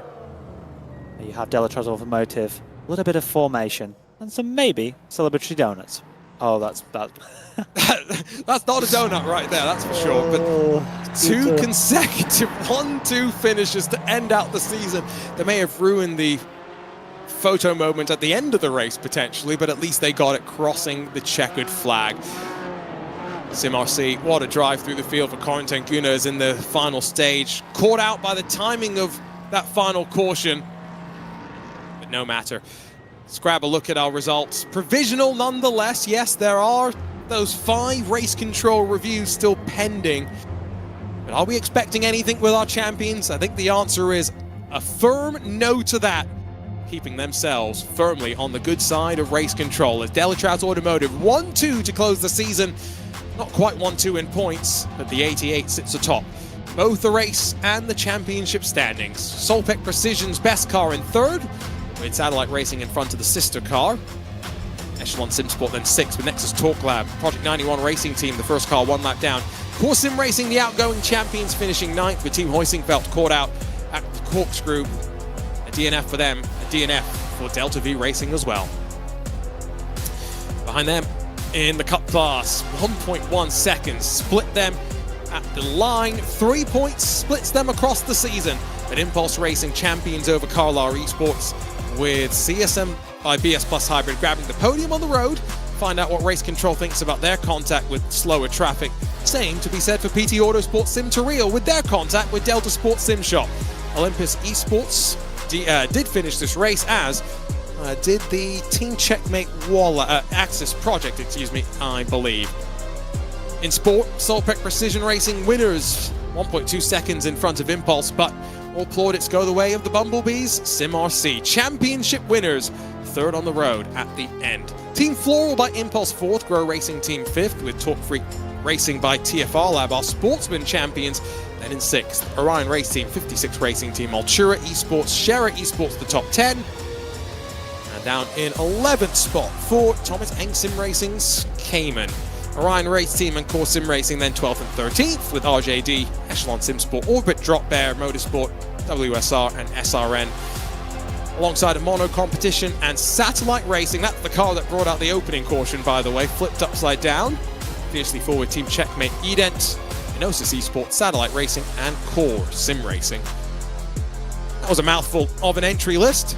Let's catch up with our champions. I see Corentin Miller standing by. I see Thomas Imberg standing by there with Will Chadwick. Would help if I unmuted my mic. Congratulations, guys, on the championship. Started off, realistically, in quite a dramatic fashion for you guys. Turned around the 3rd to last corner of the lap, less than 30 minutes in, I believe. How did you guys mentally deal with that and bounce back from the contact early on? We knew we were well prepared and we had a really strong pace today. So the main thing was to not get too much damage. Like, we had quite a lot, but at least we didn't have to like terminal damage or damage that were not possible to do. And then it was managing a lot the traffic, because it wasn't easy today, but everyone in the team did it perfectly. And yeah, after that we knew with the pace we've had, we would fight for the win. And having your teammates behind, did that help you guys out to feel more comfortable in the final hour or so of the race? Yeah, for sure, because Connor was fast as well. So yeah, it's always easier when it's your teammate behind, because we talk with each other, so we know everything that, like, what is going to happen. So like, it's a lot less stress to compared to another competitor behind. Well, congratulations on your championship. Congratulations on the season. And well done. We hope to see you back next year. Thank you. Thank you, and thank you for the broadcast and this the organization for this championship this year. Yeah, thank you. And a true team effort. Let's not forget 1 and 2 to close out the final 2 rounds of the championship. We also have our Cup winners and champions. Pascal Costa representing Impulse Racing. I mean, Pascal, what a fight to the checkered flag. It ends with just 1.1 seconds and 3 points splitting you and Carlar Esports. How are you feeling after that finish to the race and the finish to the season? Relieved, very relieved. It was very stressful, the couple of laps to the finish with all the traffic and trying to stay ahead and hitting every break point, every turning point near perfect, because Hendrik was he was right at my bumper, and yeah, he was pace-wise as fast, maybe faster than me, and yeah, it was crazy. Yeah. Talk to us about this new Cup car, because obviously it's been a kind of season of transition as well for this Cup category. I have a sneaking suspicion that this new Cup car, I hear some people like it. You'll have some strong contenders hopefully next year if you choose to come back and defend this championship. Yeah, for sure. Yeah, it grow more to a little GT3, so with the ABS and the TC, it was a major change. I loved the old Cup car. I felt very comfortable in it. I guess you could see that in the first race on the bend. I was loving the car. You could play with the limit very well and feel out the car, and yeah, just fly around the track and hitting every curb and flying over every curb, and yeah, it was a very engaging way to drive. But now, yeah, with the TC and ABS, the field got a little bit how do you call it, together pace-wise. So it doesn't make there is not a big difference on braking now. If you understand how the ABS works, you have an indicator where you can find a lot of pace, and a lot of people did that. And yeah, it's a strong competition right now. Well, strong competition, and it went all the way down to the wire. A hearty congratulations to not just you and the team for coming out on top, but also I want to give the credit to Carlar Esports for a great run to the championship as well. Some great racing, great respect, and Pascal, I think I really enjoyed that fight, and I'm hoping we'll see plenty more of it as we return to next year's Clubsport series. Congratulations. Thank you very much. Have a good night. Pascal Costa representing Impulse Racing, and I think the quote from today that I'm going to remember is the streets will remember that battle to the very end. Let's catch up as well with our SimRC championship winners in sport. Let's start with Corentin Gunes, because Corentin, the caution comes out with about an hour to go, and you guys have to come in for emergency service. It means you have to fight your way through the field. Did you have fun in that final hour, charging your way back up into the podium spots? Well, the fun question is to ask to Marvin, but yeah, it was a bit unpredictable, because at first we thought that we could make it when the pit lane was open, but we were like one full lap behind the safety car, and obviously you have to catch up with the race pace, so we couldn't save. And yeah, then Marvin knew that P12 apparently was enough, so it was just about making moves. But obviously when you race, you don't race to finish P12. So yeah, then when the comeback was started, I mean, I just tried to make moves. But yeah, happy to get the title, but at the same time, we're disappointed not getting the win. Well, Marvin, let's hear your perspective on that. Corentin says I should ask you the question. What do you have to say about that race? Yeah, well, it was one of the best movies I've watched so far. Yeah, it was tough to calm him down, huh? When P12 or P10 was already enough. He was still sending it, and yeah, he just wanted to win. I was just scared that we get any penalty or we're gonna crash, but yeah. It was good to watch. So were we. So were we. Congratulations, guys. Another championship for SimRC. A well-earned fight back through the field and a well-earned title. And hopefully we'll see you next year back to defend the crown. Yep, thank you guys. Thank you.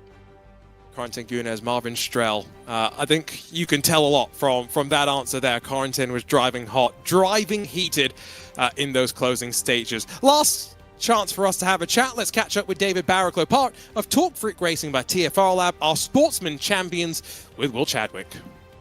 Congratulations on the championship and the race win in Sportsman.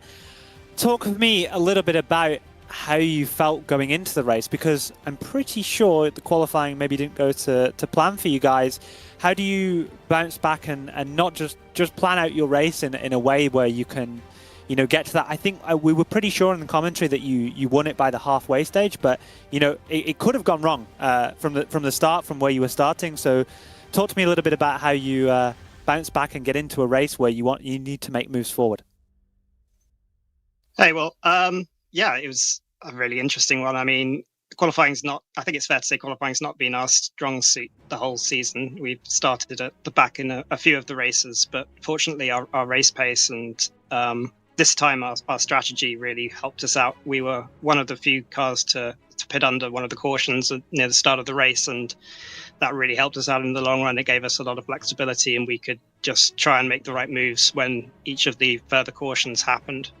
Being able to take 2 tires really, one of the pit stops jumped us up well inside the top 10, and from there on in we were able to basically keep our position and have some fun, go for a high overall result, which I think is the highest we've had all season. So yeah, really happy with this race. Yeah, top 6 in the order, especially for being in the other class. This Cayman, you actually end up being the top place Cayman in the race. Obviously, I think seasons past, SimRC tend to run the Cayman. See, it's got 20 kilos BOP for this round. Does it become a challenge? Do you think the Cayman was maybe a bit slower this season, or do you think overall it was a good car for you guys? Well, I mean, for us, it was clearly the car to take because of like the driving style that both myself and Kara have. We like a planted rear, and out of all of the cars on the field, I think it's fair to say that the Cayman easily is the one with the best rear end coming out the corner. So yeah, for us it was a no-brainer. I probably not the right one to ask about whether I think the bot was fair for the season or not, given that I've been assisting as part of my work with TFR Lab the series to set the bot this year.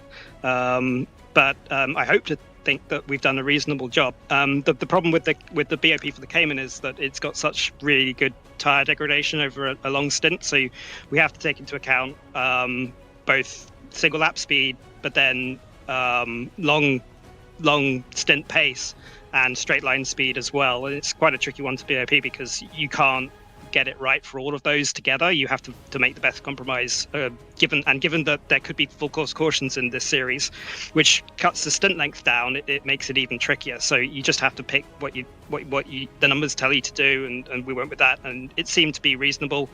Most rounds, I think there were a couple where maybe one car had one advantage and maybe another one where another one did, but over the course of the season, I think it balanced out reasonably well.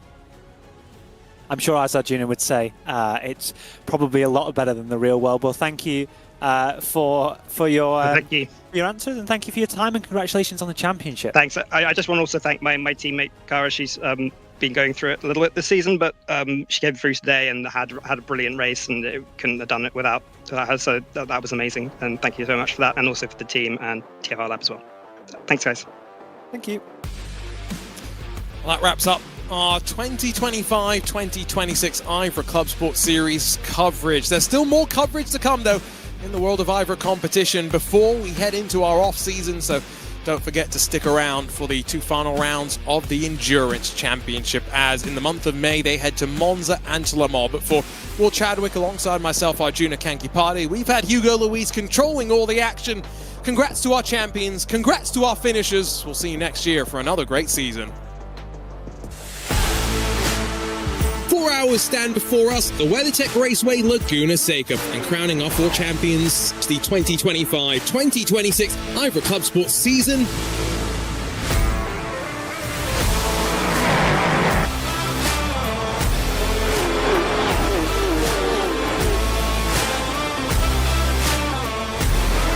second gained.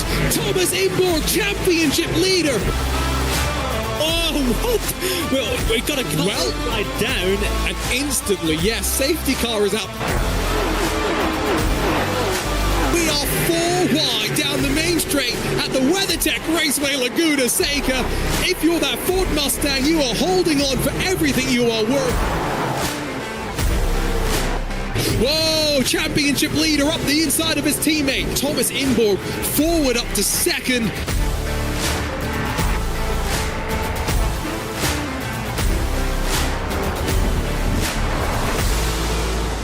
So pit lane is open.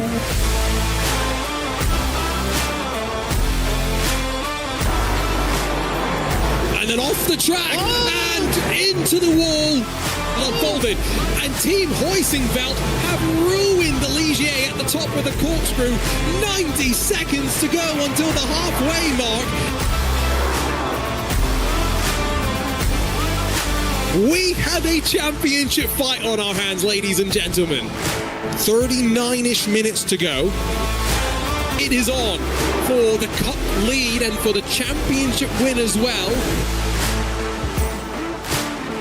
Impulse Racing, champions in the cup class. Latraz Automotive by PC Design are your LMP3 champions in the IVRA Clubsport 2025 and 2026 season.